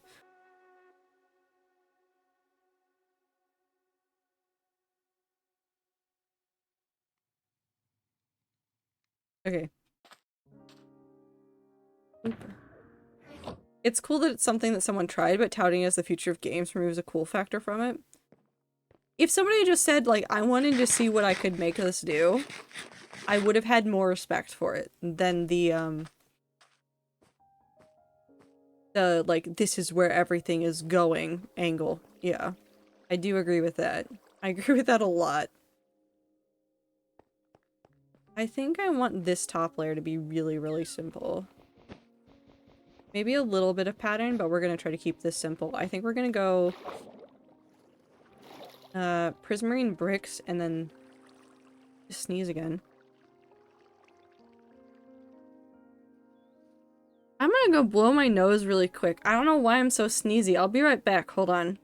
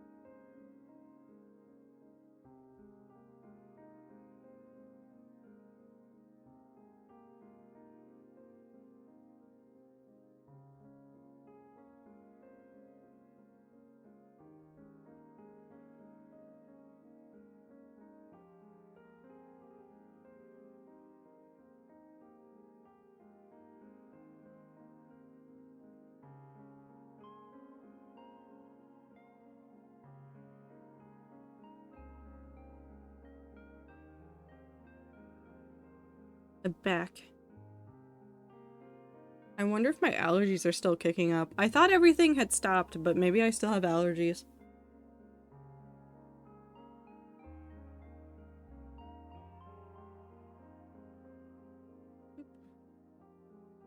Just stuff still in the air from fall that hasn't quite left the area. No, but like it is, I think that there's a lot of like useful stuff that can come out of like, yeah, we've been able to use computers to do more things than we originally thought we could. Ease. And then like also using them to like adapt to player input and things like that. I think those are like very interesting and I think we should play with those. I don't think using like AI as the solution for all of that is the way to go though. AI and machine learning, cool tech. I remember when people were using reinforcement learning to teach the computer to play NES Mario back in 2015. What the tech bros are trying to do with it, please stop. You keep turning interesting shit into dread-filled emotions the moment it's mentioned in any context. Oh, absolutely. They're taking a lot of stuff that's very silly. Like, I remember watching, like, I think those videos still exist, of, like, watching the computer try to play Mario. It's absolutely ridiculous, because, of course, the computer does not understand how to play Mario. It will never understand how to play Mario. But, like, getting them to try it is really, really fascinating. Teaching them, like, okay, well, you need to get here, and the computer goes, okay, I need to get there. And then it runs straight into a thing, and then goes, oh, running straight into that is not the way we win this. And so it keeps trying that, like, 5 million times in a row until it really enforces the, like, that is not it moment in its brain. It's really, really funny. And I think we can have a lot of fun with that stuff, but not the way that the tech bros want it. They did this with blockchain too. It was just a fun nerd thing. Now it's grifts and scams and stocks and greed. Yeah. So terrible for the environment. Yeah. I mean, like, the AI stuff, like, anything that is, like, going to push technology really far forward is going to be bad for the environment in its current state. Because we haven't done the other requisite work for making other things sustainable. So it's kind of like a symptom of larger things, which is that in general we need to become more sustainable. We need to work on energy and other things in order to essentially help ourselves out. But we haven't gotten there yet, and we haven't really, like, cared about it yet, and so it's still kind of a mess. 2, 3, 4. Whoop.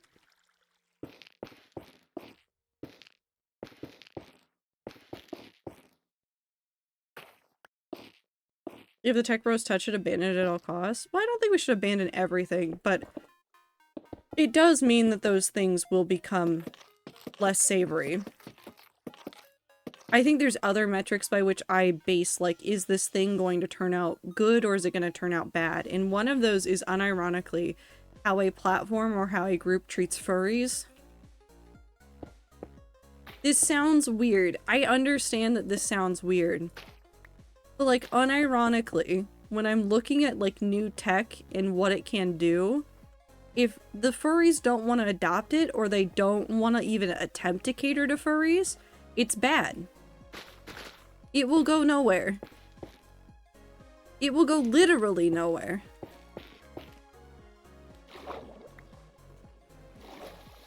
But if you're working on, like, some new piece of tech, and first of all, if you don't already have furries on your team making it, if you're not working with furries to see what, like, they can do with it, you're missing a huge opportunity. It's 5. 5.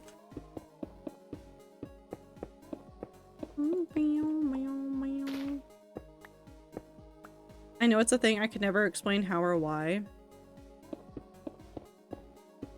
I think it's because of the fact that, like, furries in general have been a huge part of tech for such a long time that if you ran into, I don't want to put endstone there, if you ran into a new piece of technology and the furries weren't already involved in it, where are your tech experts? And I'm not saying that like all furries are tech experts, but there's a lot of tech experts that are furries. And if the furries aren't involved, or is it actually a viable project? Or are you just making silly things? Do you have experts working on this, or are you just goofing around? But I also think, in general, if a platform's user base doesn't respect furries, I use that as a benchmark for, like, oh, so a lot of these people are going to be a little bit bigoted in some of the things that they're going to say. Again, that is not to say everybody is. It is just a really, really easy comparison to see. If somebody legitimately doesn't know what a furry is and they're a little bit freaked out at first, that's different. If you know what a furry is and then you want to treat them like trash, you're a bad person. It's a really low bar. Because I keep seeing like a couple of people, and this is not everybody, but I keep seeing a couple of people on like Blue Sky. Not people I follow, thankfully, but like a couple people out there that are just like, I don't like the furries, and I'm like, you're not, I don't want to follow you. You posted one cool piece of art, but you're not talking nicely about the furries, therefore, not worth my time.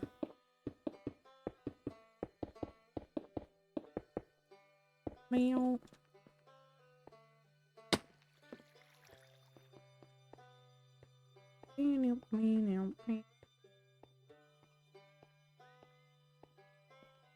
Might do something different here. And put some endstone on this side as well. It's 4. Yeah, 1, 2, 3, 4.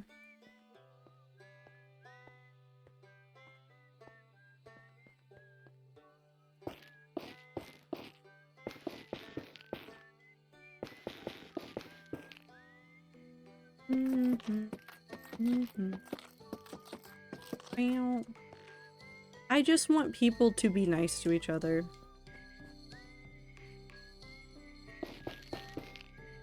I really do. Blue Sky has been generally better about it. Because I think the community started out a little bit more all over the place and everybody knew what they were walking into. But still, every now and then I look at it and I go, you better play nice. Because if you don't, I'll be sad.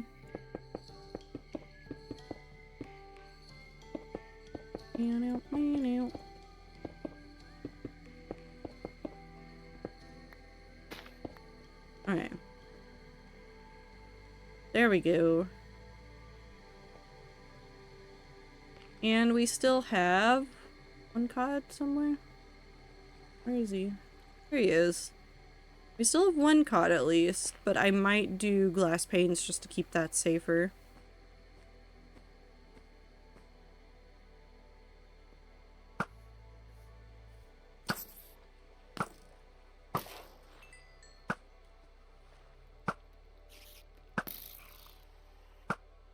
There's so many mobs that are so upset all over. Missed. Cool. Okay, so now we need to start working on the walls.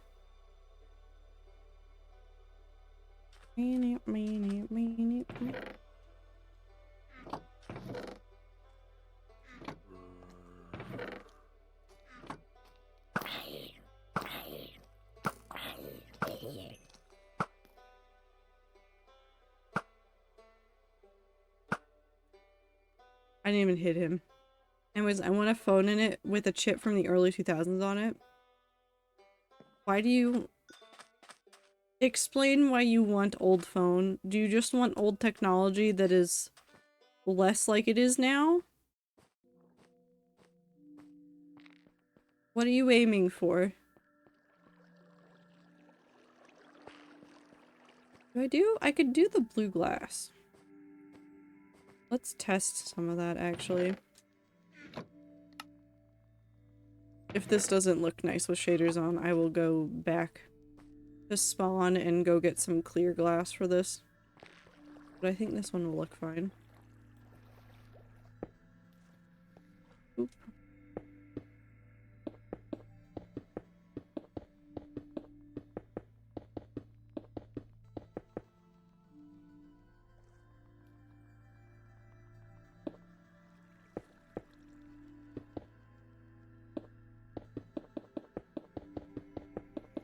I'm gonna do 1/2 of this, and we will...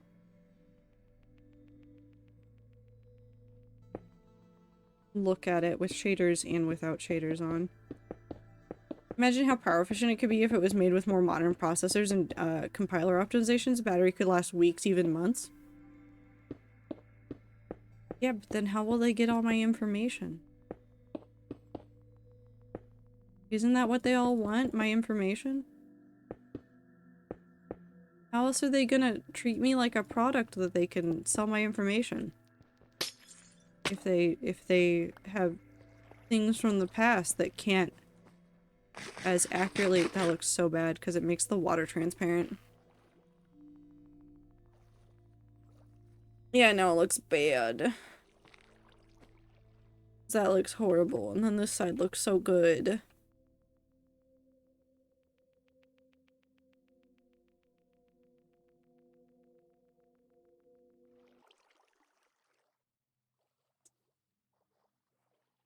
I have to just go without. I think we just accept that some of them will die. I think that's what I'm going to go with, at least. The fish will die. We will either get more, or we just accept that they die, and I put like 15 in, and then they all die at once because that's too many fish. But I can't have these here. It'll look so bad if I put them there. Also, I don't need a large language model or AI image generator to run locally on my phone. I'm not looking forward to that in future phones. That is, for sure, something I'm not enthusiastic about. I mean, like, autocorrect is already a problem. Autocorrect is already a problem in that I can never get it to learn things correctly. Like, I can spell character names every which way all the time on my phone. And my phone will still go, "That's not the word you mean." And I go, "Yes, it is. Do not autocorrect this word." And then 2 weeks later, it will autocorrect that word again. And I'm very frustrated. A die space could easily be more CPU or GPU cores. Yeah, but that'd make too much sense. Making a product that works? So we have an NPU that is sitting there unused most of the time. Yeah, but it makes people so happy, Ether. We can't disappoint the tech pros. They want so many things from their technology that definitely everybody wants and nobody's angry about it all.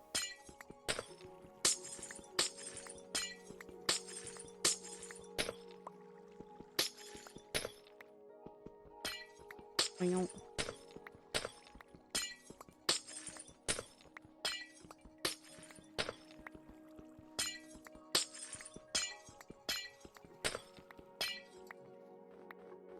Like, there's even a project that uses the NPU to run OpenGL games. Why do we have a separate NPU chip when it could just be GPU? Because that'd make too much sense. That'd make far too much sense. Yeah, we'll leave it there. I'll go put more fish in there for our friend. Boop. Wait, no, the buckets are in here. No. I meant to put that there.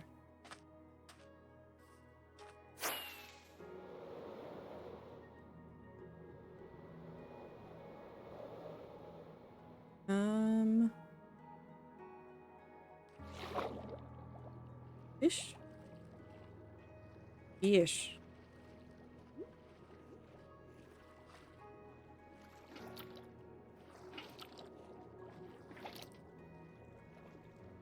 I think we should just have a sequential processor unit and use a parallel processing unit, nothing else. Your words mean nothing to me because I don't know enough about technology to understand what is a better choice and what is a worse choice. I just know that the technology does things and stuff, and I want it to stop doing all of the things and stuff that it keeps doing. They're kissing. Oh no. I hear somebody immediately dying.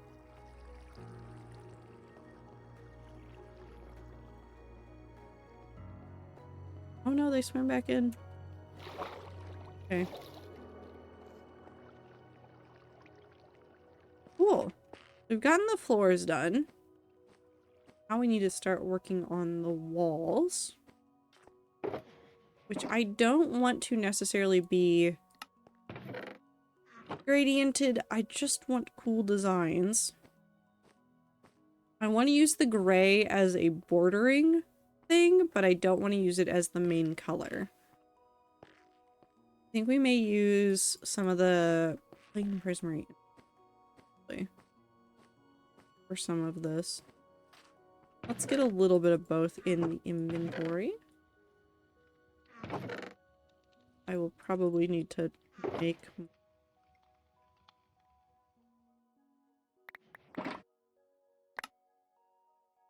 There we go.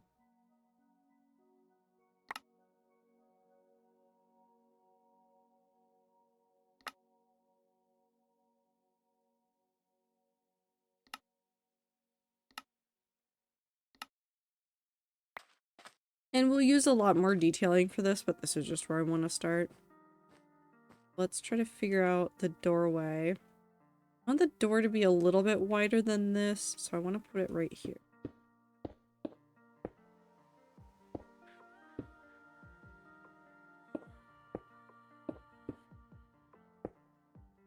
Go 3 over. 1, 2, 3.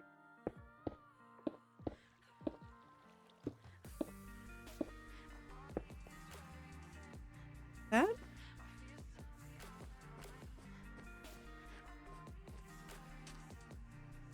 Yes. Because then you'd get just a little bit of that portal. Hold on, I want the shaders on for a second. Yeah. And then you'd be able to walk in and you'd see the whole thing. That looks good. The CPU processes things one at a time, but fast enough that it looks like it's doing multiple things at once. It actually just rapidly switching between tasks under the hood. GPU processes things at the same time. Think about it like a bunch of really tiny CPUs working together for one big goal. It's actually an experimental GPU from Intel that was just a fuck ton of CPU cores in a chip. Unfortunately got canned because of management changes, I think. Didn't Intel have a whole bunch of things? No. Was it Intel that, like...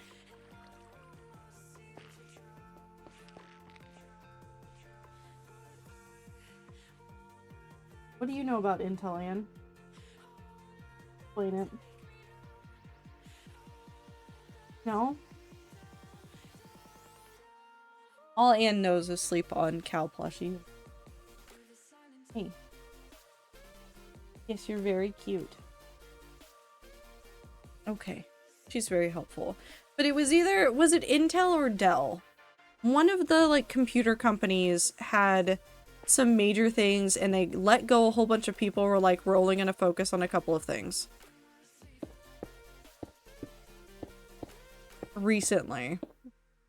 I guess I should say. This is back in the late 2000s, I think. Good bit before the art cards.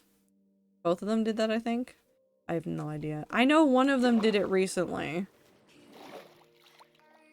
And that's probably been very fun for them.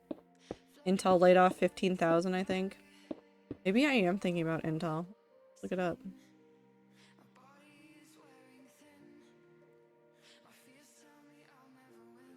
Intel lay off. Because they had those issues. Oh my god, hold on. Did I just stumble into knowing about another Intel layoff recently?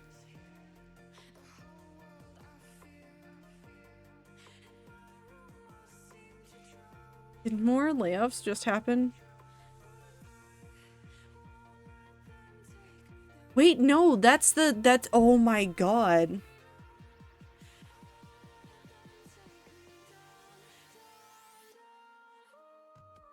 No, wait, hold on. We knew about this one in advance. I found the article I'm thinking of. So in August, Intel... What was it? No, wait, did they already lay off people from this one? Hold on, I'm really quickly skipping this.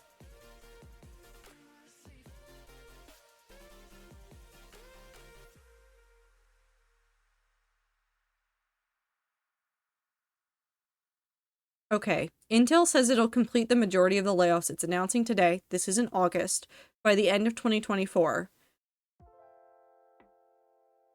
And they had a number of people that were let go or left early. Earlier this year, it went from 130,000 employees to 125,000 employees. Earlier this year. That is not included in this current layoff. And it sounds like the 15,000 layoff just happened.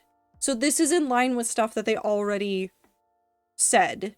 So they said that it was going to be like an amount. And they were like, it could be greater than 15,000. So we knew the baseline was 15,000. And most people predicted up to 19,000. So I think right now the numbers I'm seeing are 17,000, which sounds like it's in line with everything else that's happened, which is fun and terrible. So anyways, I'm gonna keep playing like industry sure is a thing. Well, see, this is the unfortunate part is that like, because I've talked to a number of my friends that also work in tech, and all of them were like, and we're going to have the, like, everybody comes back. Like, there's a whole big boom of hiring in the next couple of years. And, like, that's the terrible thing is that we know that this is happening in cycle after cycle after cycle, where all of these tech companies get really excited about all the things that they're doing, and a whole bunch of people approve a whole bunch of money for hiring, and then, like, 5 years later, they go, oh, well, we can't do everything, so we're just going to slash all the budgets and get rid of everybody. And then they go, oh, but now we don't have things. So now we have to invest again in getting people to make more things. So it's this, like, an endless cycle of tech companies want to make cool things. Tech companies say they'll make cool things. Tech companies hire on those people to make those cool things. And then tech companies go, wait, we can't actually do this. And so they get rid of a whole bunch of people. And it just keeps happening. Over and over.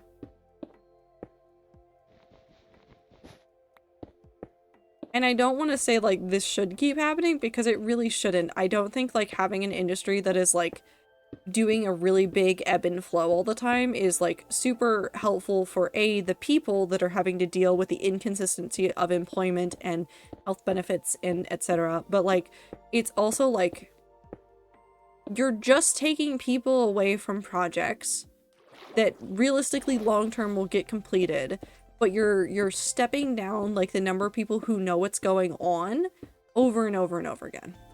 You're losing all these big tech experts because you say, we don't want to pay the money for this right now. And then you turn around a year later and go, wait, we really want to do this thing that we said we were going to do, so let's get everybody back in on it. It's insane. It just keeps happening. I also have a lot of feelings because I know that, like, there was recent D&D news and a whole bunch of creators are really concerned about it. This is a deviation, but, like, a whole bunch of D&D creators are really worried because there was somebody who worked at Wizards of the Coast who was known to be, like, trying to make, like, good community, like, make goodwill with the community and, like, involve the community, when D&D and Wizards of the Coast have been, like, absolute bitches lately. Like, terrible. They've been awful to the communities. They've been implementing AI into everything. They've been, like, making everything digital and trying to take away things from a game that has been played for years and years and years, literal decades, with pen, paper, and our imaginations. And they're trying to take it away and be like, now you must pay our subscription fees to our thing so that you can play this wonderful imagination game. And so over and over, I see all these big companies making all of these decisions over and over, and I'm like, do you realistically understand what you are doing here? And I am less convinced every day that the big companies really do know what they're doing every day. And like, on one hand, I get it, because big tech companies and big companies in general are still built up with people. And even people don't know what's happening all the time, everywhere, all at once. But, like, I feel like we could be making more strides to be a little bit more human in our processes and a little less, we are a number crunching machine that will churn out endless productivity. I think I just want to live Stardew. I'm going to escape Joja, and I'm going to go live on a farm that my grandfather left for me in his will, and I will make fun of his wonky bed, and then I will go find a cow, and I will name them Betsy. And Betsy will be my best friend, and I will love her dearly. I wish the people who were in charge of these massive things in our lives would Google something once in a while. I mean, I feel that way about everybody, though. Like, this is a very niche thing. This is an incredibly niche thing. If you did not know this happened, I completely understand. But I think yesterday or a couple days ago, or no, I think it was yesterday, Tysonat got swatted. First of all, let's start with, that's horrible. Swatting people is literal, like, scum of the earth behavior. If you're somebody that has ever done that to somebody, I don't care who you are, I don't care, like, how much a friend I might think you are to me, that is scum behavior. You are a terrible person if you ever do that. If you ever call in a false thing on somebody that results in severe trauma to them, because it does result in severe trauma, and oftentimes it can result in serious harm to people. But Twitch banned Kaisnat's channel when it happened. And the number of people on the internet today that was like, damn, they gotta kick him while he's down? That is not why Twitch banned Kaisnat's channel when he got swatted. They banned Kaisnat's channel because historically, tons of people have gotten very hurt, and it's been, like, traumatic for everybody. And Twitch is like, yeah, we don't want that on our platform. Understandably so. But the number of people I've seen today that have just been like, damn, Twitch has really taken an L on this. I'm like, I need anybody to use one brain cell for like a second. Just 1 second, please. Why is he out there? To think through the situation, because the number of people I saw that were like pointing out like, oh, well, like somebody could have gotten shot and like Twitch doesn't want violence on the platform, like real life violence streamed on the platform. 100% makes sense that they would ban the account. And it wasn't a permanent ban. They unbanned him 6 minutes later. Like, they unbanned him just to make sure, like, they banned and unbanned him to stop his stream and make sure that nothing was aired that would result in serious harm to other people as well. Like, God forbid anything happen to anyone in swatting in the first place. But if you see that on the internet, it fucks you up. Like, I really desperately need people to remember that things like awful, terrible websites have existed that have shown, like, actual, like, human death on the internet, and the people that have seen that in their lifetimes, before the internet was slightly better regulated, are worse for the wear for it. Legitimately. The people that have seen that shit on the internet that talk about it are like, yeah, no, that fucked me up in ways that I cannot comprehend. It's insane. Anyways, I'd live in Montana or some shit on a farm if for whatever reason almost any one of the rats invited me. I think the rats would live on a farm together. What happened to our ability to society as a society to critically think? I don't know. And I don't want to say like it is one thing or another. I really don't want to say that. I don't think that's true. But it is kind of disheartening the number of times that like I have seen people like go out of their way to be like, it's only because of this. And I'm like, if you Googled that for like 2 seconds, you would know that it's not that. Wheat. God, imagine The rats would have a bakery. Imagine a rat bakery. I'd also just live in a cave and die, TBH? No, it's not allowed. Not allowed, woo.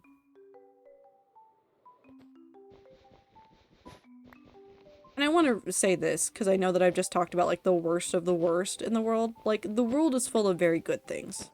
There's a lot of very good people who are out there trying to make the world a better place. And I think, ultimately, if we were a little less cynical sometimes, a little bit more skeptical sometimes, I think as a society, we could have a better world. But convincing everybody to let go of, like, the weird grudges that we all like to hold is hard and not simple, and I don't think I can solve that problem. I don't think anybody can simply solve that problem. But I think that we could if we all put in conscious effort to be more positive in some places and a little bit more critical just a little bit of the time. Society could be a lot better. And I see a lot of people that are trying to do that and are trying to be that person in their friend group. And to those people, I say kudos. You are doing a tough job, and I hope that your friends listen to you when it matters. And to the people who don't listen, I'll find you. Bakery with a farm out the back that looks like it belonged in Tiny Glade. It'd be so good. What, the living in a cave part? No, the dying. I don't think society is inherently awful. I think that there are parts of it that I don't like. I think that there are people out there doing legitimate good. Like, I get really down about the internet all the time.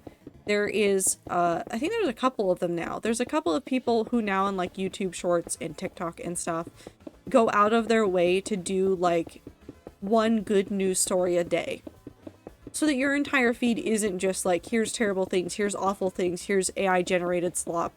Here's, like, a story about, like, somebody who managed to find their dog after thinking that they were lost for, like, years and years and years, or months and months and months. And they just managed to stumble upon them, and they got reunited, and they got to have that moment of having their dog back. Or, like, and some of them are, like, tinged with a little bit of, like, well, it kind of sucks that society is like this, but I like to think about it as, like, yeah, it sucks that society has those issues, but at least we can still come together sometimes. Like, the stories about, like, the high schoolers that learned about a child that needed a prosthetic, and their family wasn't able to afford the prosthetic because they're very expensive. And rather than just, like, move on with their lives, a whole bunch of kids and 3D printers went, no, we got this, and they developed and made a prosthetic for her that cost her barely anything to make and to repair and to replace parts on. I think those stories, like, although it's, like, tinged with, like, capitalism bad, I still see the good of, like, society came together and tried to, like, fix some stuff for themselves, even if it's just a tiny little bit, even if it's just a little bit. I'm happy to see that little bit of change when I can. And I think the people that are doing that or are out there just sharing, like, oh, well, I learned how to do this sort of craft and I want to share this experience with you, and look at this skill tree I made for myself that I can see how I'm progressing through my glass blowing, which this is a legitimate person who is doing, like, glass work, and she has legitimately for herself crafted a skill tree that she follows. And she's been like, okay, I've learned how to do this thing, which is on part of my skill tree, and now we get to move on to another skill, and I'm so excited. And it's, like, legitimately so heartwarming to watch somebody just be excited. My YouTube Shorts feed full of Japanese souffle waffle pancake features. Culturing your own feed does take a lot of, does a lot of good, but it's not comparable to other people doing good for other people. No, I think it's all good. Like, learning how to craft, like, a feed that is good takes a lot of work, takes a lot of effort on every platform. And I do my best to, like, cut out all of, like, the news stuff and all of, like, the sad things and all of the depressing things and all the things that I don't want on my day-to-day. That doesn't mean I avoid the subjects altogether. I just don't always want them on my feed. So I craft my feed so that it does not, by default, show me those most of the time. But they still slip in. Or, like, I still get cynical posts from some authors that I follow because I like their work, and they talk about their writing process sometimes, but every now and then they just sit there and they ramble about how they hate democracy in the way that it's going right now. And I go, okay, I'm putting you in timeout for a day. and I just mute them for a day. And I wait until after that day, and then I let them back onto my feed, and I go, okay, you've moved on from the new stuff. We're gonna let you back onto the feed. I'm fine with that. And it is like work that you have to do, and you do have to go out of your way to find the positive things sometimes, but it's worth it. It is very worth it. This is probably more than enough, but we'll find out. We'll do some detailing on this. I just want to get a plain wall up to begin with. This is something I like for Blue Sky so far. I hope it continues. That labeling system aids in that. It has. I have a labeler that is specifically around AI. And so there's a couple of people that like I originally followed that apparently they just like repost things at random and have been known to repost and like share like partially like every now and then, not a ton, like AI images. And I was like, cool, this has helped me. So now I can unfollow or mute or get rid of those accounts. Sometimes democracy makes some really funny memes, though I wouldn't know if I'd call Obama/cookie meme a byproduct of democracy. I don't know what that means. What do you mean Obama x cookie? What does the sentence mean? Need 1, 2, need 8. Was 8 blocks short. Meow, meow, meow. Meow, meow, meow. Oh, this music is so quiet. There we go. Meow, meow, meow, meow, meow. Meow, meow. Meow, meow, meow, meow, meow, meow, meow, meow, meow.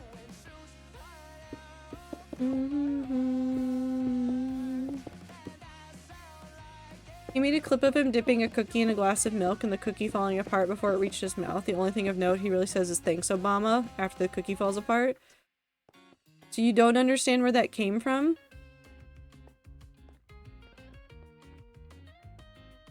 Woo, do you not understand why that one happened? Why does the prismarine keep going from green to blue? Because it always does that. No, I don't understand if this is the byproduct of democracy or not. Yes. It is. I've never noticed. Let's stare at the wall for a minute. Stop. So, the way that it happened... Actually, I'm gonna, like, zoom in. So we can stare at it like this. And if you're watching this, you'll be able to watch it turn closer to actually the color of my hoodie. It'll be interesting. When Obama was elected,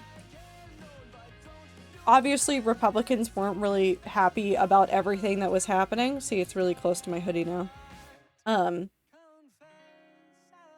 And so every time anything went wrong, they would say, thanks, Obama. Sorry. They'd say, thanks, Obama. Because they were blaming him for it in, like, kind of like a cheeky way. It was really tame compared to the kind of stuff that we have seen in the current political climate. I don't know if that's a good thing or, well, it's not a good thing that it's gotten worse, but it's just, ugh, throw it out. I hate it. But they kept saying that. So yes, it is the byproduct of democracy. Because he got voted in and there were people that didn't like him, which is fine. Yes, it's the byproduct of democracy. Obama got elected. Part of the democratic process. Technically a byproduct of democracy. Because part of democracy is being able to not like the people in charge. Oh, forgot that this was still like this.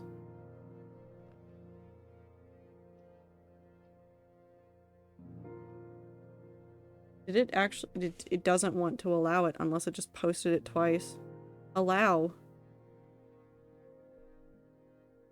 Ether, I'm so sorry to tell you that me hitting the allow button will not let it be posted in chat.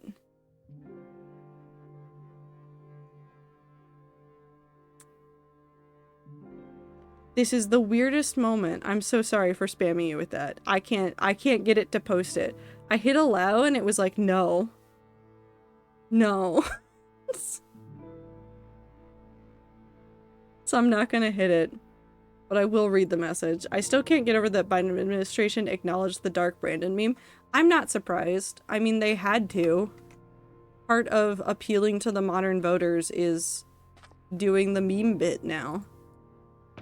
It's kind of just how it goes. Let's do this. We need to start working on more of this outline stuff up top. Because this isn't going to stay this way. We're going to do some, like, decorations and some things. I'm just trying to get some, like, outlines built in so that we can mess with this some more. I need to figure out how we're going to do this. Actually, hold on. Absolutely hate how sensitive my eyes are to an FOV change. I changed the FOV in literally any game and it's just fucking awful because I cannot for the life of me ever get it back to where it was. That's why I like Minecraft's number system. Legitimately, like, some people will just give you like a slider with nothing on it, but me having the knowledge of like my FOV is 85 makes me so happy. And even then, if I don't play Minecraft for like a week and I come back to it, it's wrong. I don't know how to tell you that it's wrong, I just know that it's wrong.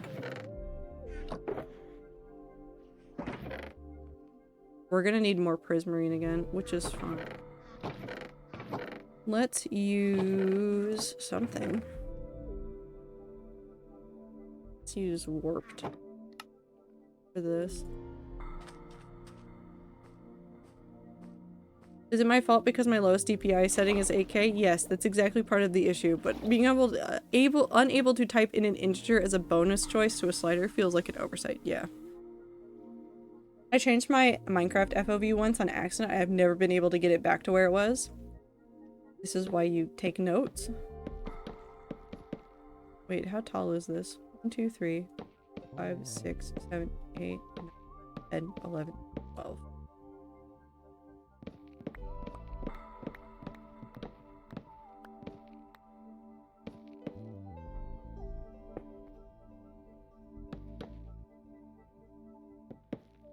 I just want less seriousness, and this is a matter of life or death when it's a bill about corn syrup content and canned foods and politics.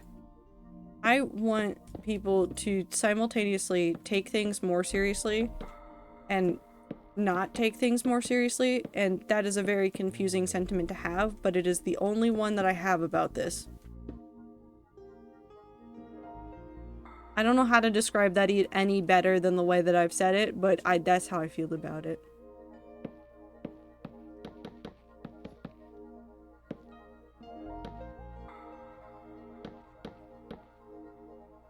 I did it wrong.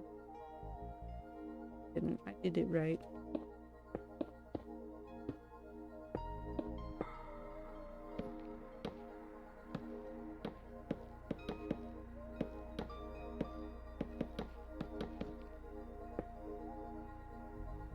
Nope, I went too tall. We're fine. Is that correct?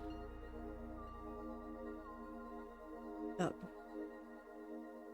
Twitch, like Twitch TV, where you can find cool streamers like this one, but going to twitch.tv/tradervalkyrie. Thank you. Thank you for the promo. Who are you promoting me to? Who are you trying to convince to come sit here and watch me? Remember to use your Twitch Prime. Do remember to use it though, actually, legitimately, because I keep forgetting mine exists.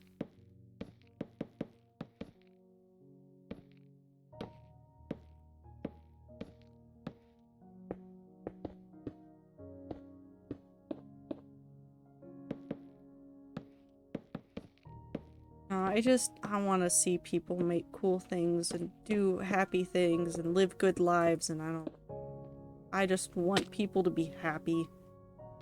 Which is not a radical thought, but somehow it is, at times, a radical thought. Which is interesting, and I hate it.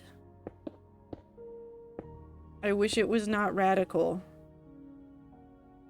To be like, I want people to live good, fulfilling lives. I think the difficult part is other people want other people's lives to be good and fulfilling in the way that they deem, but I don't give a shit. If you're happy, and you've made something that makes you happy, as long as it doesn't harm anybody else, I don't care. You want to hear a radical thought? Is it about cheese? Because I've been thinking about cheese. If it suggested I put Asian fermented chili bean paste onto my Italian-inspired focaccia, I don't think that that's that radical. Granted, I did have banh mi pizza this weekend. So, you what? Okay, so I went to my friend's house and we had a lovely hangout and it was wonderful. And at said hangout, we made pizza. And by we made pizza, I mean my friend who is hosting pre-made some no-knead pizza dough and then was like, what do you want to put on it? Bring ingredients. And so we brought a number of ingredients and then we made pizzas. And one of the pizzas that they wanted to make was a banh mi pizza, in which they made really basic pulled pork. Not like barbecue sauce covered pulled pork, like beef stock and some other spices pulled pork. And then they put hoisin sauce on the pizza dough, and we put the pulled pork on it along with some jalapeno, and then we cooked it along with all the other pizzas. And then when it came out, we put cucumber and carrots and other things on it. And then we ate it, and it was delicious. No, we didn't have pickled radish. But we had carrot and cucumber. And I think we came to the agreement that pickling the jalapeno for that one and also for another pizza type that we had would have been a good choice. But we did not do that. So we've all taken notes and we'll remember this for later. I've also found out that if you take pizza dough, you slap some hash browns on it, like the frozen pre-made hash browns, and then you slap egg and cheese mixture onto it, along with a couple of eggs on top and bacon, it's delicious. And that's what I have to share with you today. So no, I don't think your decision to slap that kind of stuff onto focaccia is that extreme. I think you should do more of that. Anyways, I had good pizza and I was very happy about it. And I got to listen to friends ramble about Love is Blind and the weirdness of the most recent season. I have no idea what's happening in that show, but I learned a lot. Whee!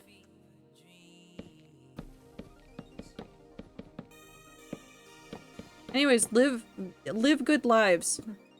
Eat good food. Hang out with cool friends. Just don't beat me up and I don't care. No, I didn't do it because I know how that bean paste tastes from my childhood and the taste that I can vividly compare made me physically recoil. Well then find a better one. Find a better flavor to mix into there. You can put a lot of stuff on focaccia. Don't feel like you have to just do like just that one. I don't know where the bean paste came from. Why isn't it in your house? Do you have a ghost that's just leaving you random food items, but it's just like weird things that you don't want? Now that's a bad ghost to have. You just have a ghost that's like, hello, I brought you terrible food that you hate. Suffer. Just appeared one day and I can only assume my family left it here? That's possible. It would make the most sense, honestly. It would make more sense than Ghost, but I stand by Ghost. For whatever reason, my house has become the hangout point for people of questionable behaviors. Well,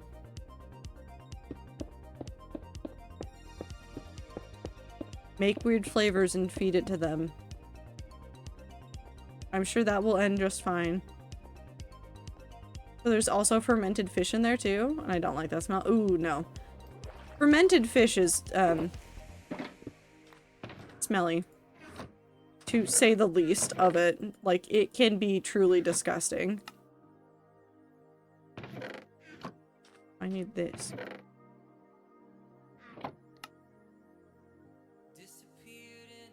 That'll be enough. Whee!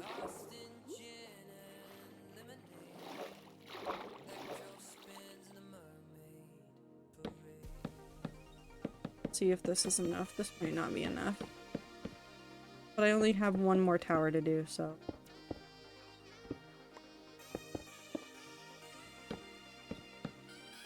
I don't know. I think the world's too hectic. I wish that we could learn to slow down a little bit again, but I don't know how to even broach the topic of slowing down again. Dear God, this is gonna be a table of tables for the bowling. Send help. I can't. I can call 911.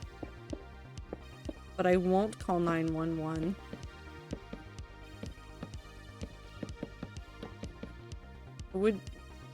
I don't know who else I could send to help you.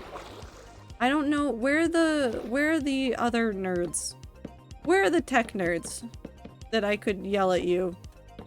Yell at to help you. Where's Joe? I miss Joe. I hope Joe's kicking ass in school. I'm gonna listen to Night of Nights when I do this, just on loop. I don't think any of us can help Blue. I'm gonna be very honest. I think even, like, if I had professional tech friends and I told them about whatever weird shenanigan Ether was doing, I'm pretty sure they'd be like, they'll be missed. I'm pretty sure most of them would just say they'll be missed.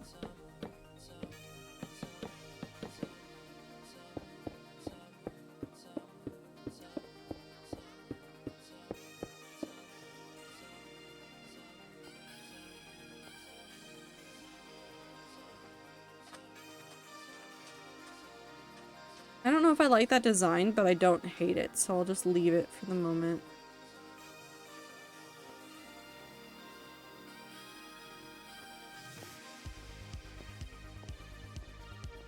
And we'll do, like I said, we'll do some more, like, design-ish things through here. And then what I really want to do is around these. Hold on, we might actually start marking out these, like, just positions for these, because these will help influence what we do on the walls and stuff. Because I talked about it before. Essentially what I want to do is do this upper area right up here above the main building. I want to turn it into a kind of, like, set of fin shapes. I want a lot of asymmetry on this, which I know is terribly ironic looking at this saying that, like, oh, I want asymmetry now, but I do. Like, what I want to do is, like, do, like, fin shapes up along the sides or around some of these towers to kind of, like, break down the shapes and make them less symmetrical. Polish at their walls now? Yeah. When I put my mind to it, I can build fast. That's not true. I do just sit here and, like, fuss over everything for, like, 15 hours, but, like, I can go fast.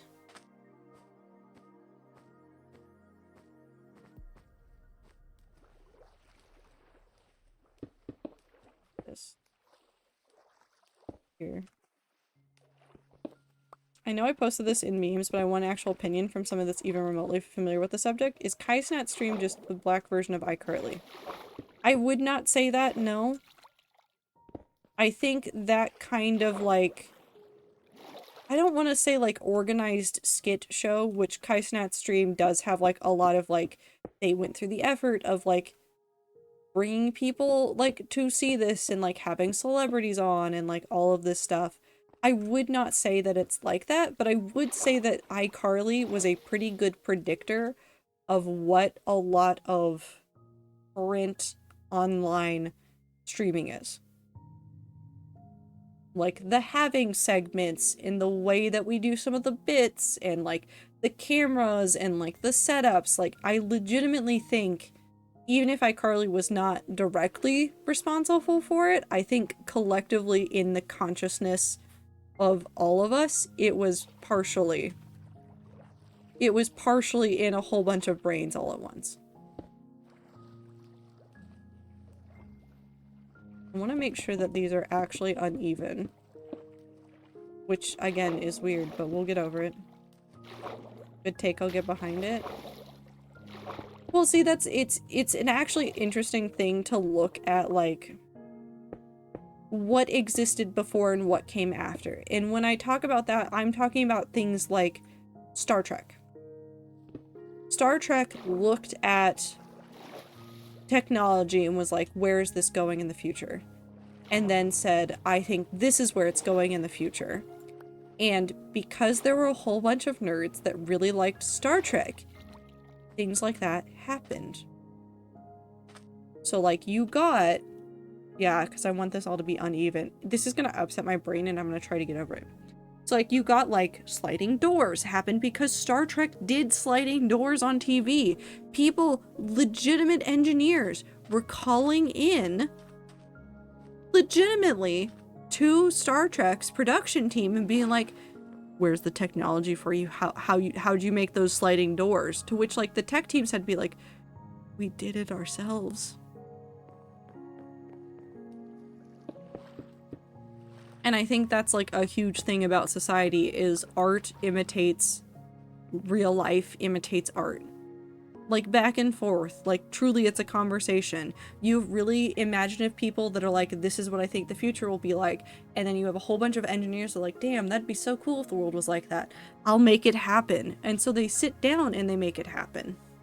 And then other people, like, see that work and then go off from there. And so I think, like, with stuff like iCarly being before streaming was a real big thing, it was in our collective mind. So there's a lot of streamers that I see their stream and I go, this would be an iCarly bit.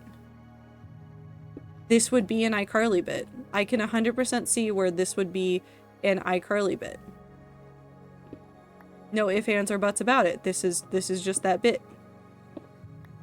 And it's really funny sometimes to, like, see that happen and be able to be like, oh yeah, no, this is just exactly what would have been on this TV show a decade ago. Also, I miss iCarly, but also I don't, because I don't want my friend slamming the back of my head with a full-length stop sign / pole. Just to be clear, no, I don't want to be this friend either. Sometimes this kind of thing is funny, but more often than not, it causes secondhand cringe and worry. Oh no, I don't want iCarly to happen ever again.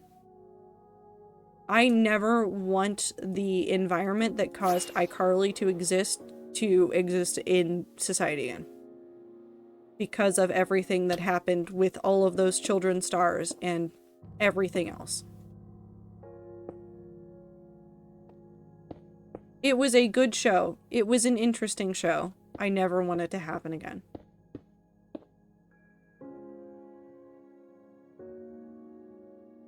So we'll have this one come here.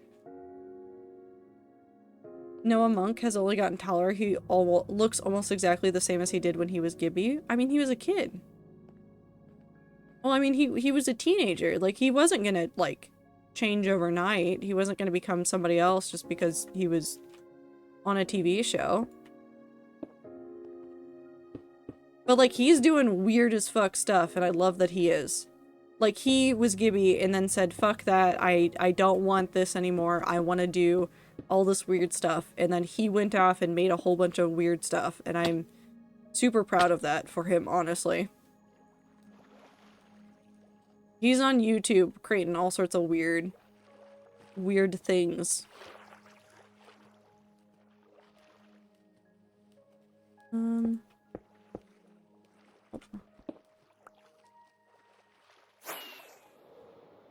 He's apparently in the Goldbergs, which also features a character frequently becoming shirtless or appearing while shirtless.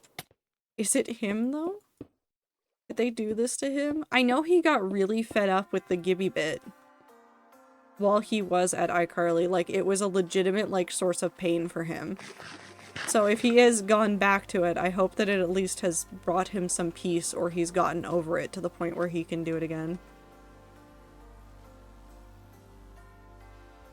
This is going to be indecipherable. Hello, if you're looking at this in the future, welcome to I don't know how to build asymmetrically and my brain hurts whenever I do this. I think I have to make one symmetrical bit, and if I don't, I will cry. So we're gonna do this one as symmetrical. Maybe. How long is that one? 2, 3, 4, 5, 6. Off topic, but I love watching Clover and Icy go through their media phases via Tumblr. No, I think it's always fun. I think I talked about this last stream, but like watching like people that I followed on different social media for different fandoms like evolve and change. It's really fun with the rats, but it's really fun in general to be like, okay, we all started here.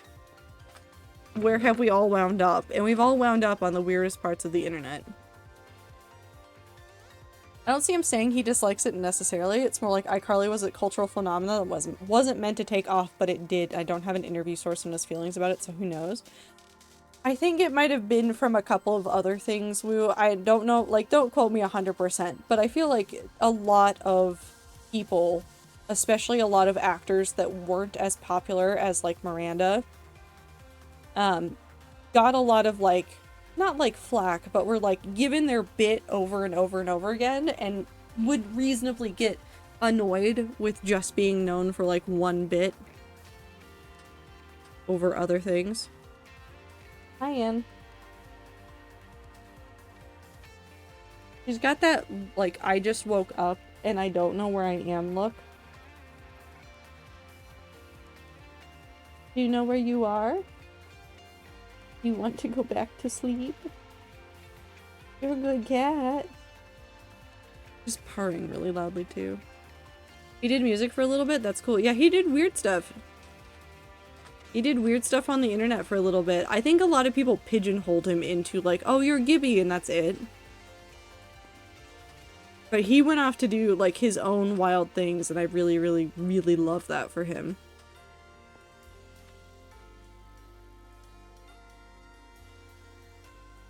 I think that'll turn out well. We need to add some more shapes to this. Probably keep bringing the fins up and around and keep doing some of that.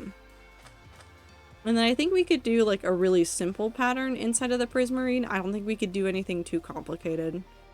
I think that there will be enough noise going on that we don't need to add too much. So let's just keep going and keep laying out some rough stuff.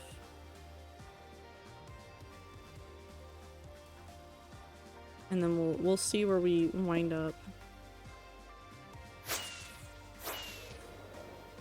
I appreciate Cage doing his own weird thing too. Hearing about celebs going for the long con and just following the bit is really fun when they inject their own touches. I think my favorite thing about Nick Cage is like, because we've talked about it before, and if you don't know this, welcome, I'm here to inform you. Nick Cage has a character in Dead by Daylight. This is not new information, this is not, like... This is not as confusing as it was a while ago. Nick Cage, like, just the man. This is not like, oh, well, Nick Cage has a character. No, Nick Cage himself is in Dead by Daylight. Why is Nick Cage in Dead by Daylight? Because his kids like Dead by Daylight, and he was like, I could be in that. And he reached out to them himself and said, I would like to be in Dead by Daylight. And they said, okay. Sure. And so they worked with him to do it. Nick Cage has picked his bits and says, I will do the weirdest thing possible.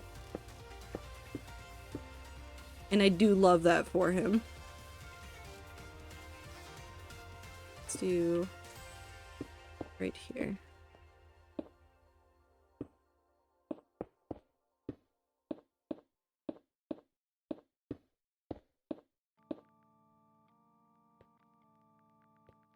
We'll need to do some down here. I'm gonna do in the water. One or two in the water, so let's just get a block out here.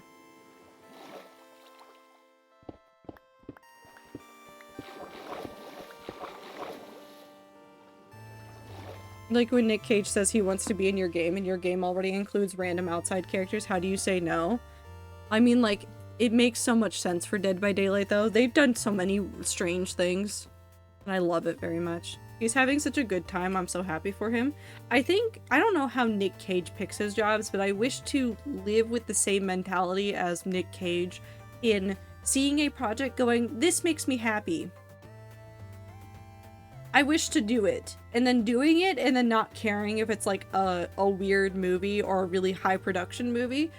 It's so wild.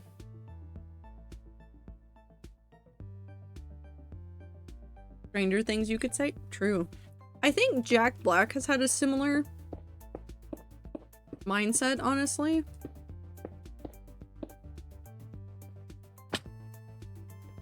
Like, I understand we will meme on him in the Minecraft movie. I understand it 100%. But I think that, like, Jack Black being like, nope, this is a thing I want to do. And then just doing it and appearing out of nowhere. And all of us going, why are you here? But it makes complete sense that he's here. I want more people to just do things that they enjoy. And I understand that that isn't always possible. Like, sometimes you will have to do things because you need to, or because, like, that is what is required of you in that current moment. But when you get the chance and you have the moment to just go, yeah, no, I want to do a silly, goofy thing. Being able to do the silly, goofy thing. Stranger Things, you could say. Good joke, Blossom. 10 out of 10. I keep making that joke at people. I think my parents keep saying, like, Stranger Things have happened. I was like, and they do. Sometimes on Netflix. So I make the same joke. I love my weird building. What a good weird building I've made. Wait, before I get too forgetful, let's go ahead and do stone outlines for that top layer. I need to figure out the in-between this layer right here and this layer over here. But we can get there.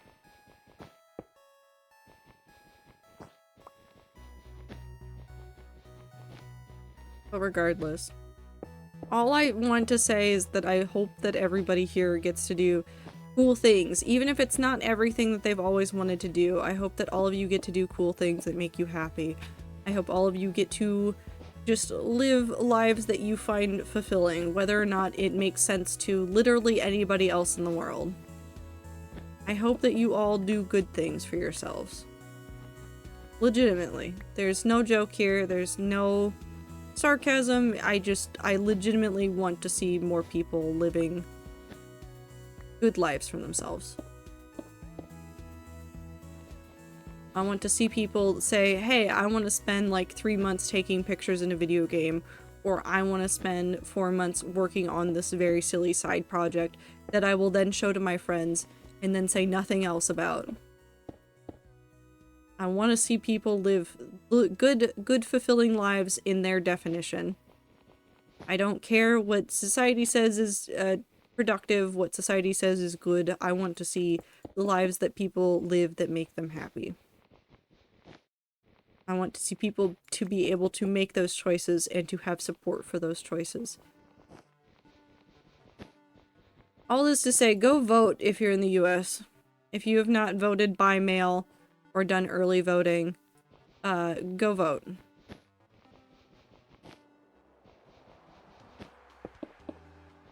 Go vote. Care about your local elections just as much as the big elections. Everybody gets told to vote this time of year every 4 years because these are the big votes that everybody goes, this one matters most. What matters most happens every year in all of your local elections. Make sure you're voting every year whenever there's a vote to be had. Wherever you are in the world, not just the US, remember that politics starts local and it spreads to the federal national level. Every single time. No ifs, ands, or buts. Want to spend 2 weeks making another Wendy's? Okay, woo, have fun. I think you just want to netherproof again. And I think if I netherproof in the hardcore world, I think that will scratch some sort of itch in your brain. So I should do that. No, I don't. I think you do. I know you say you don't, but I think you do.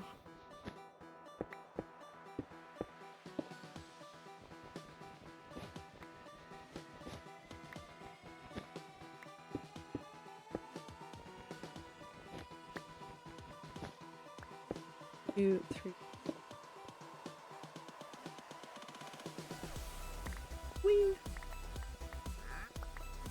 No, good sir, I do not want your wares.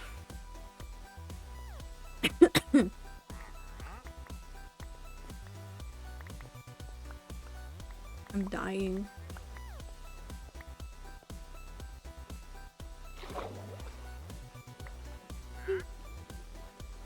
I'll kill the man in a minute.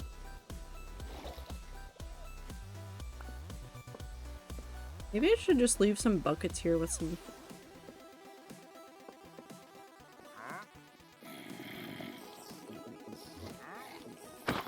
Sir, you had nothing to worry about. Why were you so concerned? You have small drips. Hold on. I want those so bad. Hold on. I know exactly what this urge is, and it's as close to self-destructive urge as eating too much ice cream is. Oh, that's pretty accurate.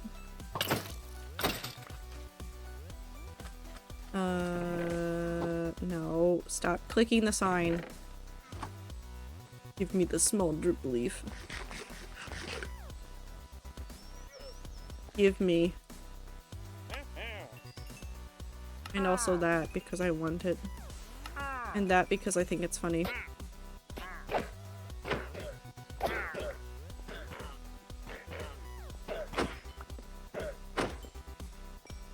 Whee!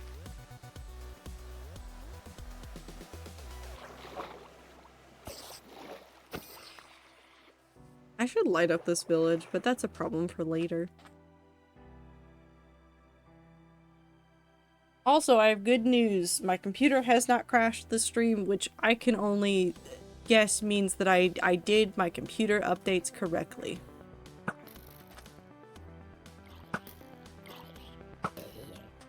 I did like so many driver updates, and I updated OBS, and I had to run some system scans because other things were crashing. And I'm just, knock on wood, because now it's going to crash. But like, I'm just so happy that like everything actually worked. I don't need either of those.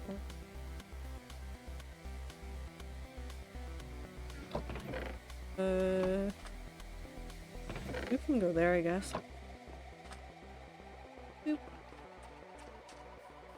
Alright, back to doing this.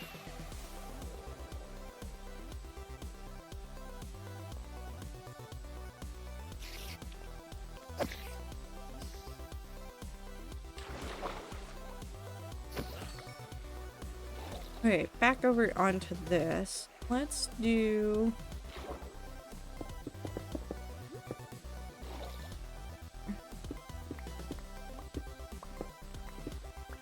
I am hoping to get a lot of stuff done in Minecraft before the end of the year. I know that I'm not working on Project Stronghold right now, and I will probably end up doing some offline stuff, but I am still excited about a whole bunch of it, but doing this was a good way to get my brain out of some creative ruts that I was in. Because I'd been doing a lot of stuff and my brain is just all over the place. And this requires a lot less thinking because I already know a whole bunch of the basic concepts around this build. I know what I'm doing here. I just need to put it into action. Make that one really shallow. Add this. To die. Well, I'm not gonna die, but I'm not gonna be able to do it correctly. Fine. People arrive. How's it going? Pop in to say hello before eating. It's going well. Look at my build. It has walls. I've gotten a lot of the asymmetrical stuff started to get ready to go to do the things and the stuff with. And then if I do this, that looks like the Aether portal. Like, I don't know how else to describe it. That looks like the Aether portal. Like, truly, that looks like the Aether portal. I'm so excited. I want the Aether so... Anyways, I'll turn... I just like the Aether portal a whole bunch. Also, it's got fish in it, but I think they keep dying. There were 4 earlier, so 2 of them have died. And I don't know when. But hi, Super. I hope you're doing well. Get good sleep when you do go to sleep. Take care of yourself as always.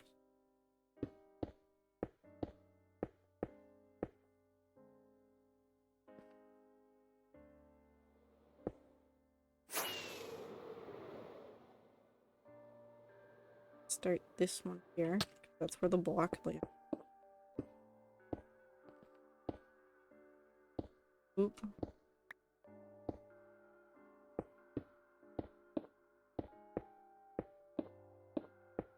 I didn't know I had Pikachu eating ramen. Is that that's a Twitch Global emote? Hold on, what do you mean Pika Ramen is a what?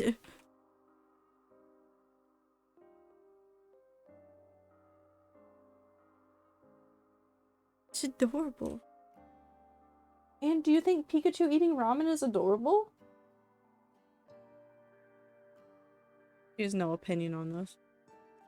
That's so cute! Sorry. Okay, I'll stop staring at that.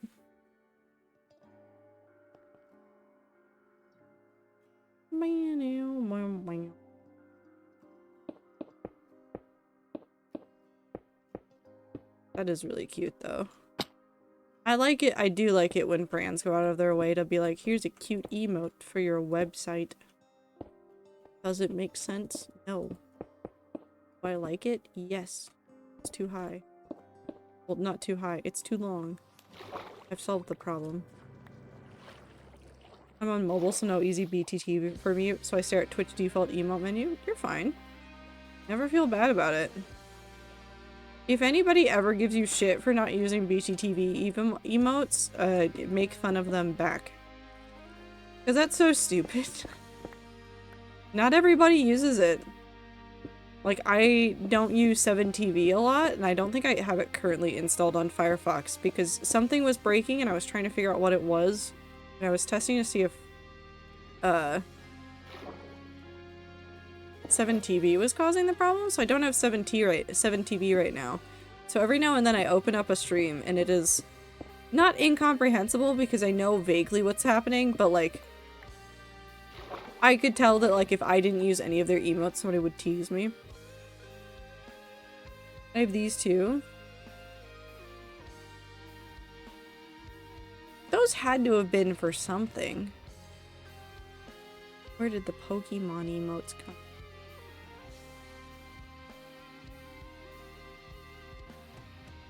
Wait, hold on. Where did these come from? Because I just have like a list of like... Are these Prime emotes maybe? These are Prime emotes. I would bet that these are Prime emotes. Hold on. Where's Prime Gaming? It's the Prime Gaming account. In alphabetical order. It should be after Filza. It's not there. Global emotes. Is it after those? No. Where's this emote coming from?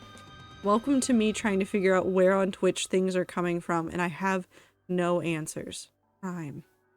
Why is Prime Gaming just a whole bunch of...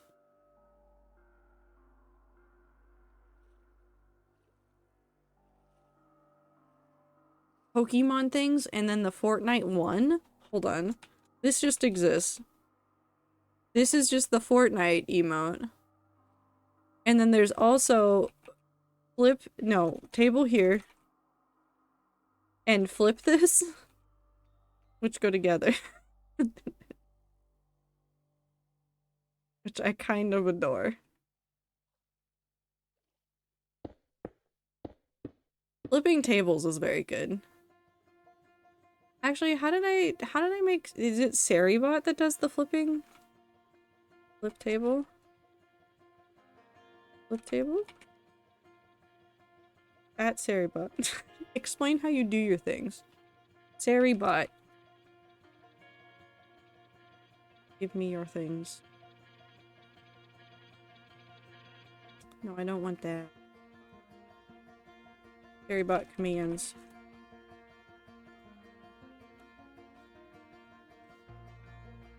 Commands.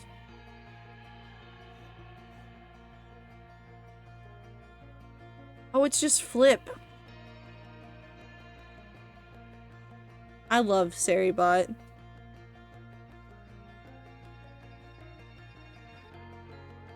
Hold on. Angry flip. There you go. I'm not actually angry at you, Blossom. I just think it's funny.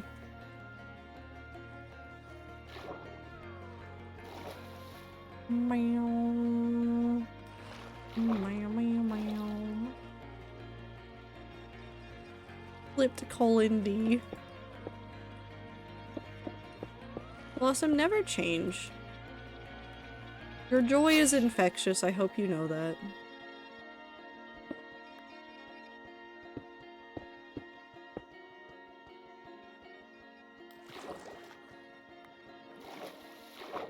Alright, let's go over here. Because I think we might have reached the point of, not no return, but the point of I need to do some work before I keep working on this. So, again, if you don't know what's happening, all of these stone brick L's that are happening around this are not, like, going to stay like this. The way that these are going to work is I'm going to change these out for probably a mixture of dark prismarine and endstone to make fins. So like fish fins. Like, I'm trying to think of a good way to do this. Hold on. Paint. Oh, I need paint, and I need to paint.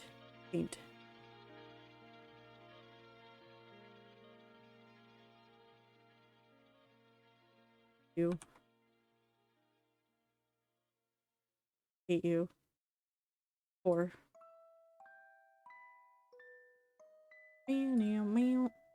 Hold on.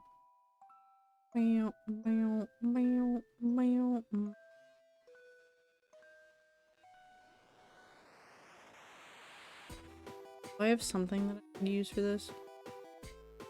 I use for this.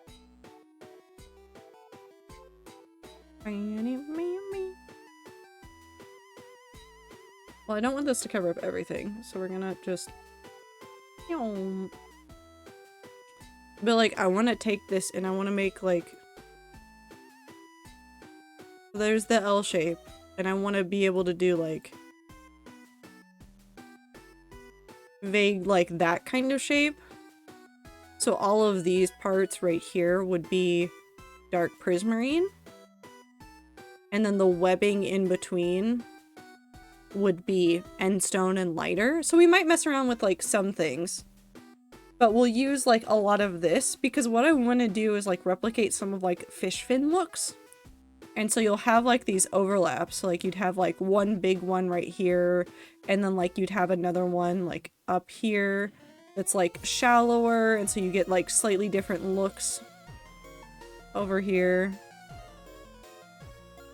And then, like, you'd have, like, towers that have the fins, like, kind of wrapping around them. So you'd have, like, tower right there, and then the fin would, like, wrap back around there.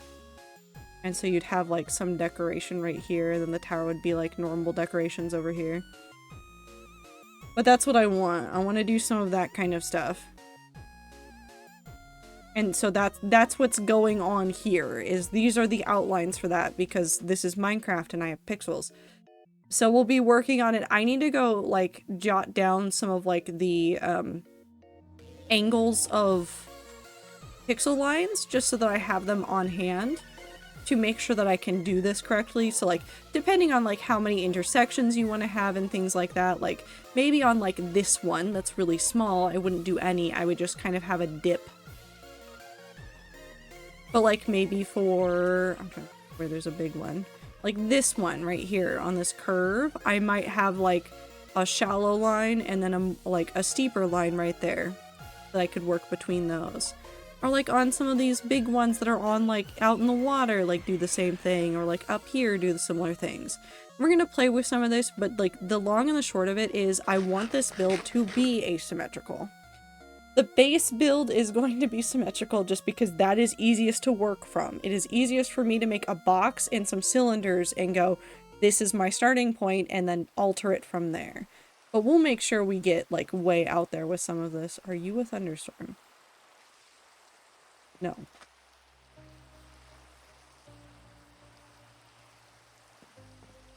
But that is what I want to do with this. So I I need more, like we might even use some skulk as well for some of this. You know what I kind of really want though is some more, we're gonna need some more skulk vein and some more skulk blocks. So let's go ahead and leave all of this here, and then let's go see if I can remember where the skulk is. Go get some more of that. Also, hi Butter's Charm. How are you? Meow. Meow. But yes, that'll look cool. So let's go do a little bit of block gathering, possibly. And then we will move on from there. I think I have a coordinate for this. Yes. Enabled. Hello, good sir. Good, how are you? I'm doing fairly well. So between the next time I play hardcore, which might be on Tuesday because I kind of am feeling this and I want to get a whole bunch of this done. So possibly on Tuesday, possibly on Thursday, but regardless, in between now and the next time I stream the hardcore world, I'll probably have done some more AFKing at our Prismarine farm because we're going to need a whole bunch more of that. And then I'll probably have gathered some more things and done some organizing. I'm trying to get ahead of things. I want to be more productive on stream, so I'm trying to do some of the prep work sometimes off stream. So like some of the gathering that I know is going to be boring, I try to do ahead of time. Meow. Meow.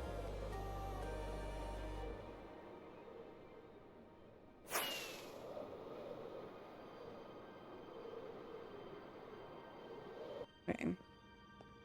You love hardcore? It's very good. I very much like it. This world is 3+ years old. So I'm a fan of it. Did I need shears or can I just use a silk touch hoe on you? I never remember. Would I be safer right now? Probably. Will I though? No.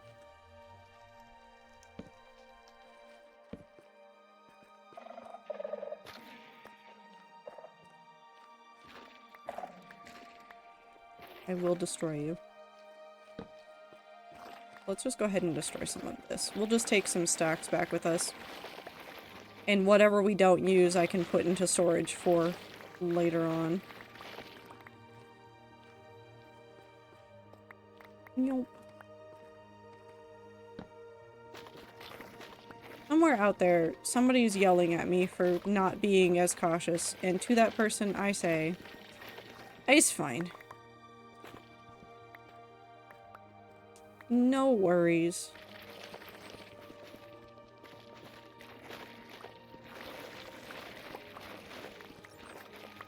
I probably won't die today.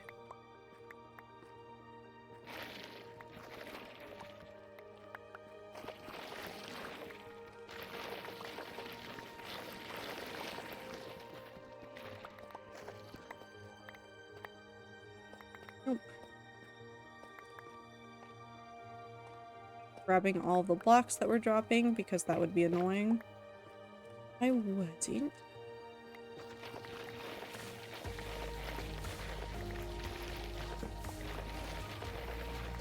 Honestly, hope we get to 4 years of this hardcore world and don't die by a baby zombie. Listen, I ain't Filza. A child can't kill me here.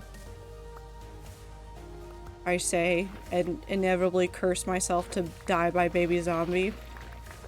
No, we'll make it to 4 years. The 4-year anniversary will be in February, so it's only 4 months away. Yeah, that's... oh god, that's 4 months away. I don't play in... I don't play too haphazardly. I don't play haphazardly. I do sometimes, but like not a ton and not in actual serious situations. Like, I know I have covered up a lot of things in this ancient city, and I also know how to deal with, what's his face? The warden fairly well, because I babysat the rats doing ancient cities and would sit there and wait for the warden to despawn all the time. Oh no, you cursed yourself?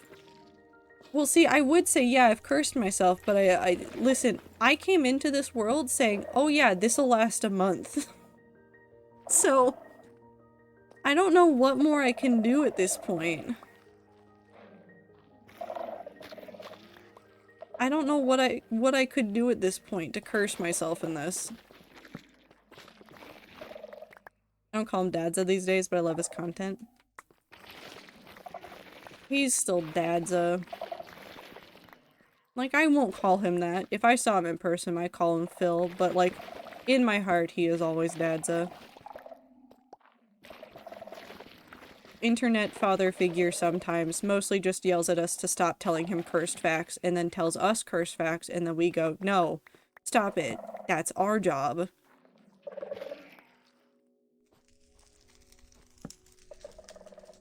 And that is 95% of Phil's interactions with the crows. Legitimately, I feel like. Yes? Yes? What? Come here.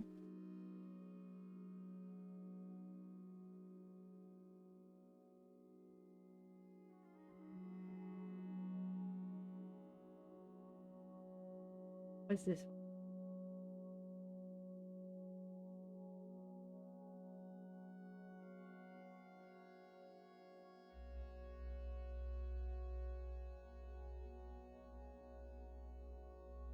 Is this close to what you wanted, but not what you want?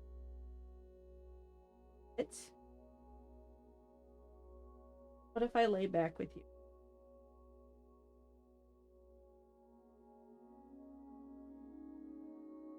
This fine.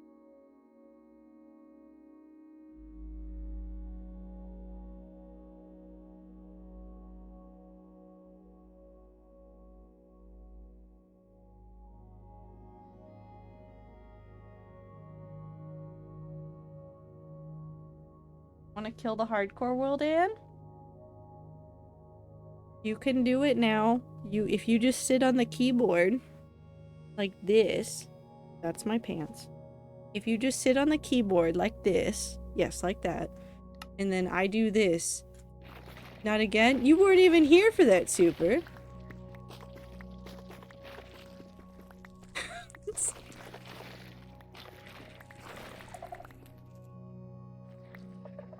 No, we're completely fine. We're fine. I know you may be yes, that's a microphone. Yes. Would you like to tell the people in the word of your purse? But I witnessed it afterwards? Nah, it's fine. If Anne had not killed that hardcore world, I would not have gone on to do things that meant more to me now. And I would not have gone on to make this. So, regardless of whether or not it made me sad at the moment, it's fine. Besides, like, I don't think I'm in any immediate danger here. If Anne tapped a whole bunch of buttons right now, the worst she could do is put me on this menu. And, like, maybe open up the inventory somehow. And, like, have me throw my Totem of Undying on the ground. Which isn't even in my hand to begin with right now. So, like, we're fine. We just vibe. Yee, we vibe.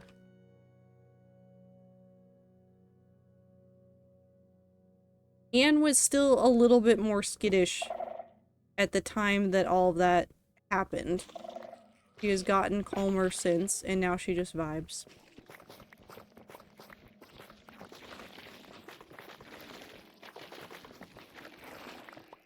And I've decided that nothing in the hardcore world is sacred anymore. I want to start tearing apart things that, like, I originally was like, no, this is sacred and I will never touch it. I just want to start messing with things. It's my sandbox. I want to mess around more.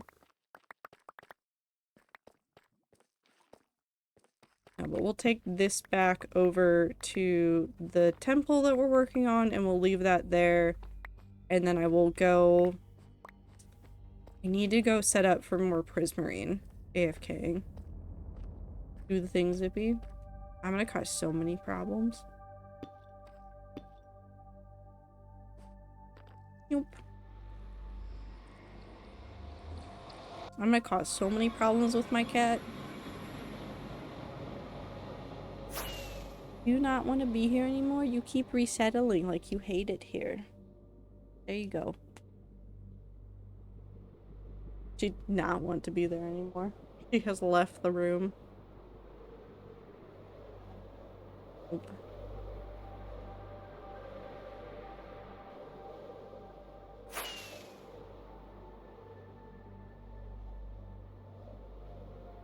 Let's go... Yeah, we'll go back to Wonder Town really quick. We'll drop off a whole bunch of stuff. Yes. Like I said, Anne, yes. What? No. I don't have anything for you. I know that this is disappointing to the extreme. I don't even have treats. What a hard life you lived, my cat. Oop. I need to improve my building, honestly, because it looks extremely awful. Have you been here before? Because I don't see you're a first-time chatter. So I'll do the same reminder I've done to people that are brand new to stream. This is my spawn chunks. A lot of the stuff here is from very early on in the hardcore world. Pre this hardcore world, I would not describe myself as a builder on Minecraft. At all. And I will tell that to you because the way that I live is extremely functional in Minecraft. AKA, this was my house. This was my house. This box has not been changed except for some of the internal. And I've like added things like day 6666 and real dogs. Like this was my first house. My second house, which I guess is technically my current house, is that. And even that took a while, and I have revamped it and redone it a number of times. This first floor that exists here, that is like kind of cute now, has a couple of like little silly things around, looks nice but has some function to it, was nothing but chests. Like legitimately, this entire wall was chests, there were no windows here. This entire wall was chests, there were no windows here. So, I've changed my username a lot since I wouldn't say I liked the other names I went by. That's fair. This area up here didn't look the same. I had no paintings. I had nothing else. Like, this wall didn't exist. I think this was, like, a trading area for a tiny bit. Like, a lot of this stuff has changed, and I've developed it and done it a lot. Like, even this over here. This area right here. This notwithstanding. These buildings used to be my trading buildings. This one had masons in it. There was a building, which you can tell because there's still stones showing right there. This used to be my librarian building right here. This building over here had my farmers. And I was like, nope, I don't like this anymore. I wish to demolish it. Change it, make it something else. So I left the bones kind of what I had and then did some overgrown stuff. And then made this area down here, which is my current trading area, which, while not as pretty, is a lot more functional, uses space a little bit differently, like has a little bit of details going on in it that it didn't before. And this area, past here, is where my cactus farm spills out, but is also where my farms are, my melon and pumpkin farm. And now this area used to be disgusting. It used to be just like where I dug into and nothing else. And instead I went through the effort of making like this setup and making this nicer. Minecraft building is a process of learning things. I wish I knew redstone. It seems extremely stressful. This one wasn't. This is almost no redstone. The only redstone in here is a circuit that goes around that adds a redstone pulse when this reaches full so that it will output a melon. That's the most that's there. And the dinging you're hearing is something else, which we can actually go look at.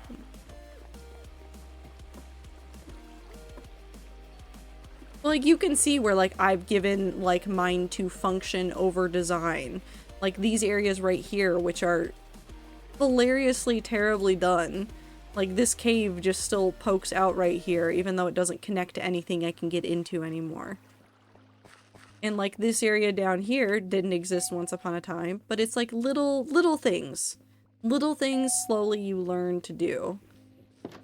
And you don't have to implement everything at once. Like, when I learned that, like, allays you could use with a note block, I tried to figure out how to make, like, a really simple repeater circuit so that I could make sure that they were always going to the right spot. And I have this button here because sometimes it breaks and I don't understand why, but I need a button to redo the circuit.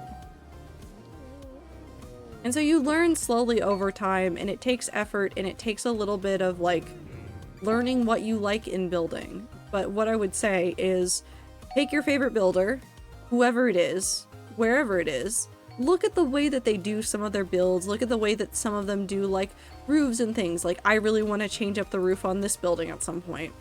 And so I've been looking at other roof designs that I could steal from. Or, like, I found, like, some really simple things that help you figure out designs like this. Not the gradient, but just, like, the shape of this kind of thing.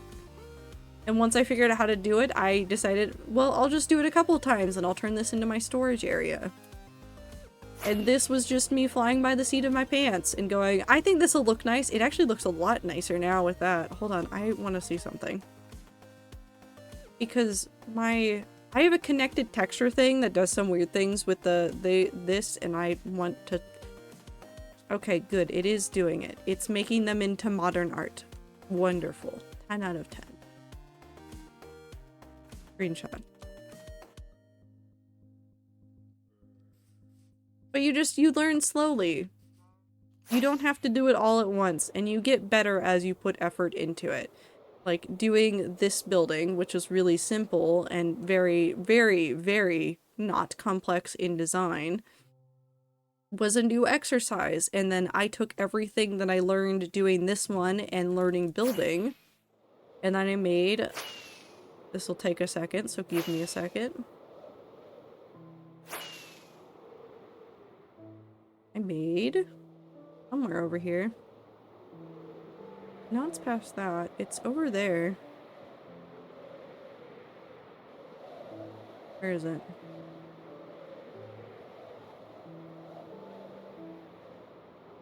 Mountain's right there. It's right here. Eventually, that really simple temple design turned into this.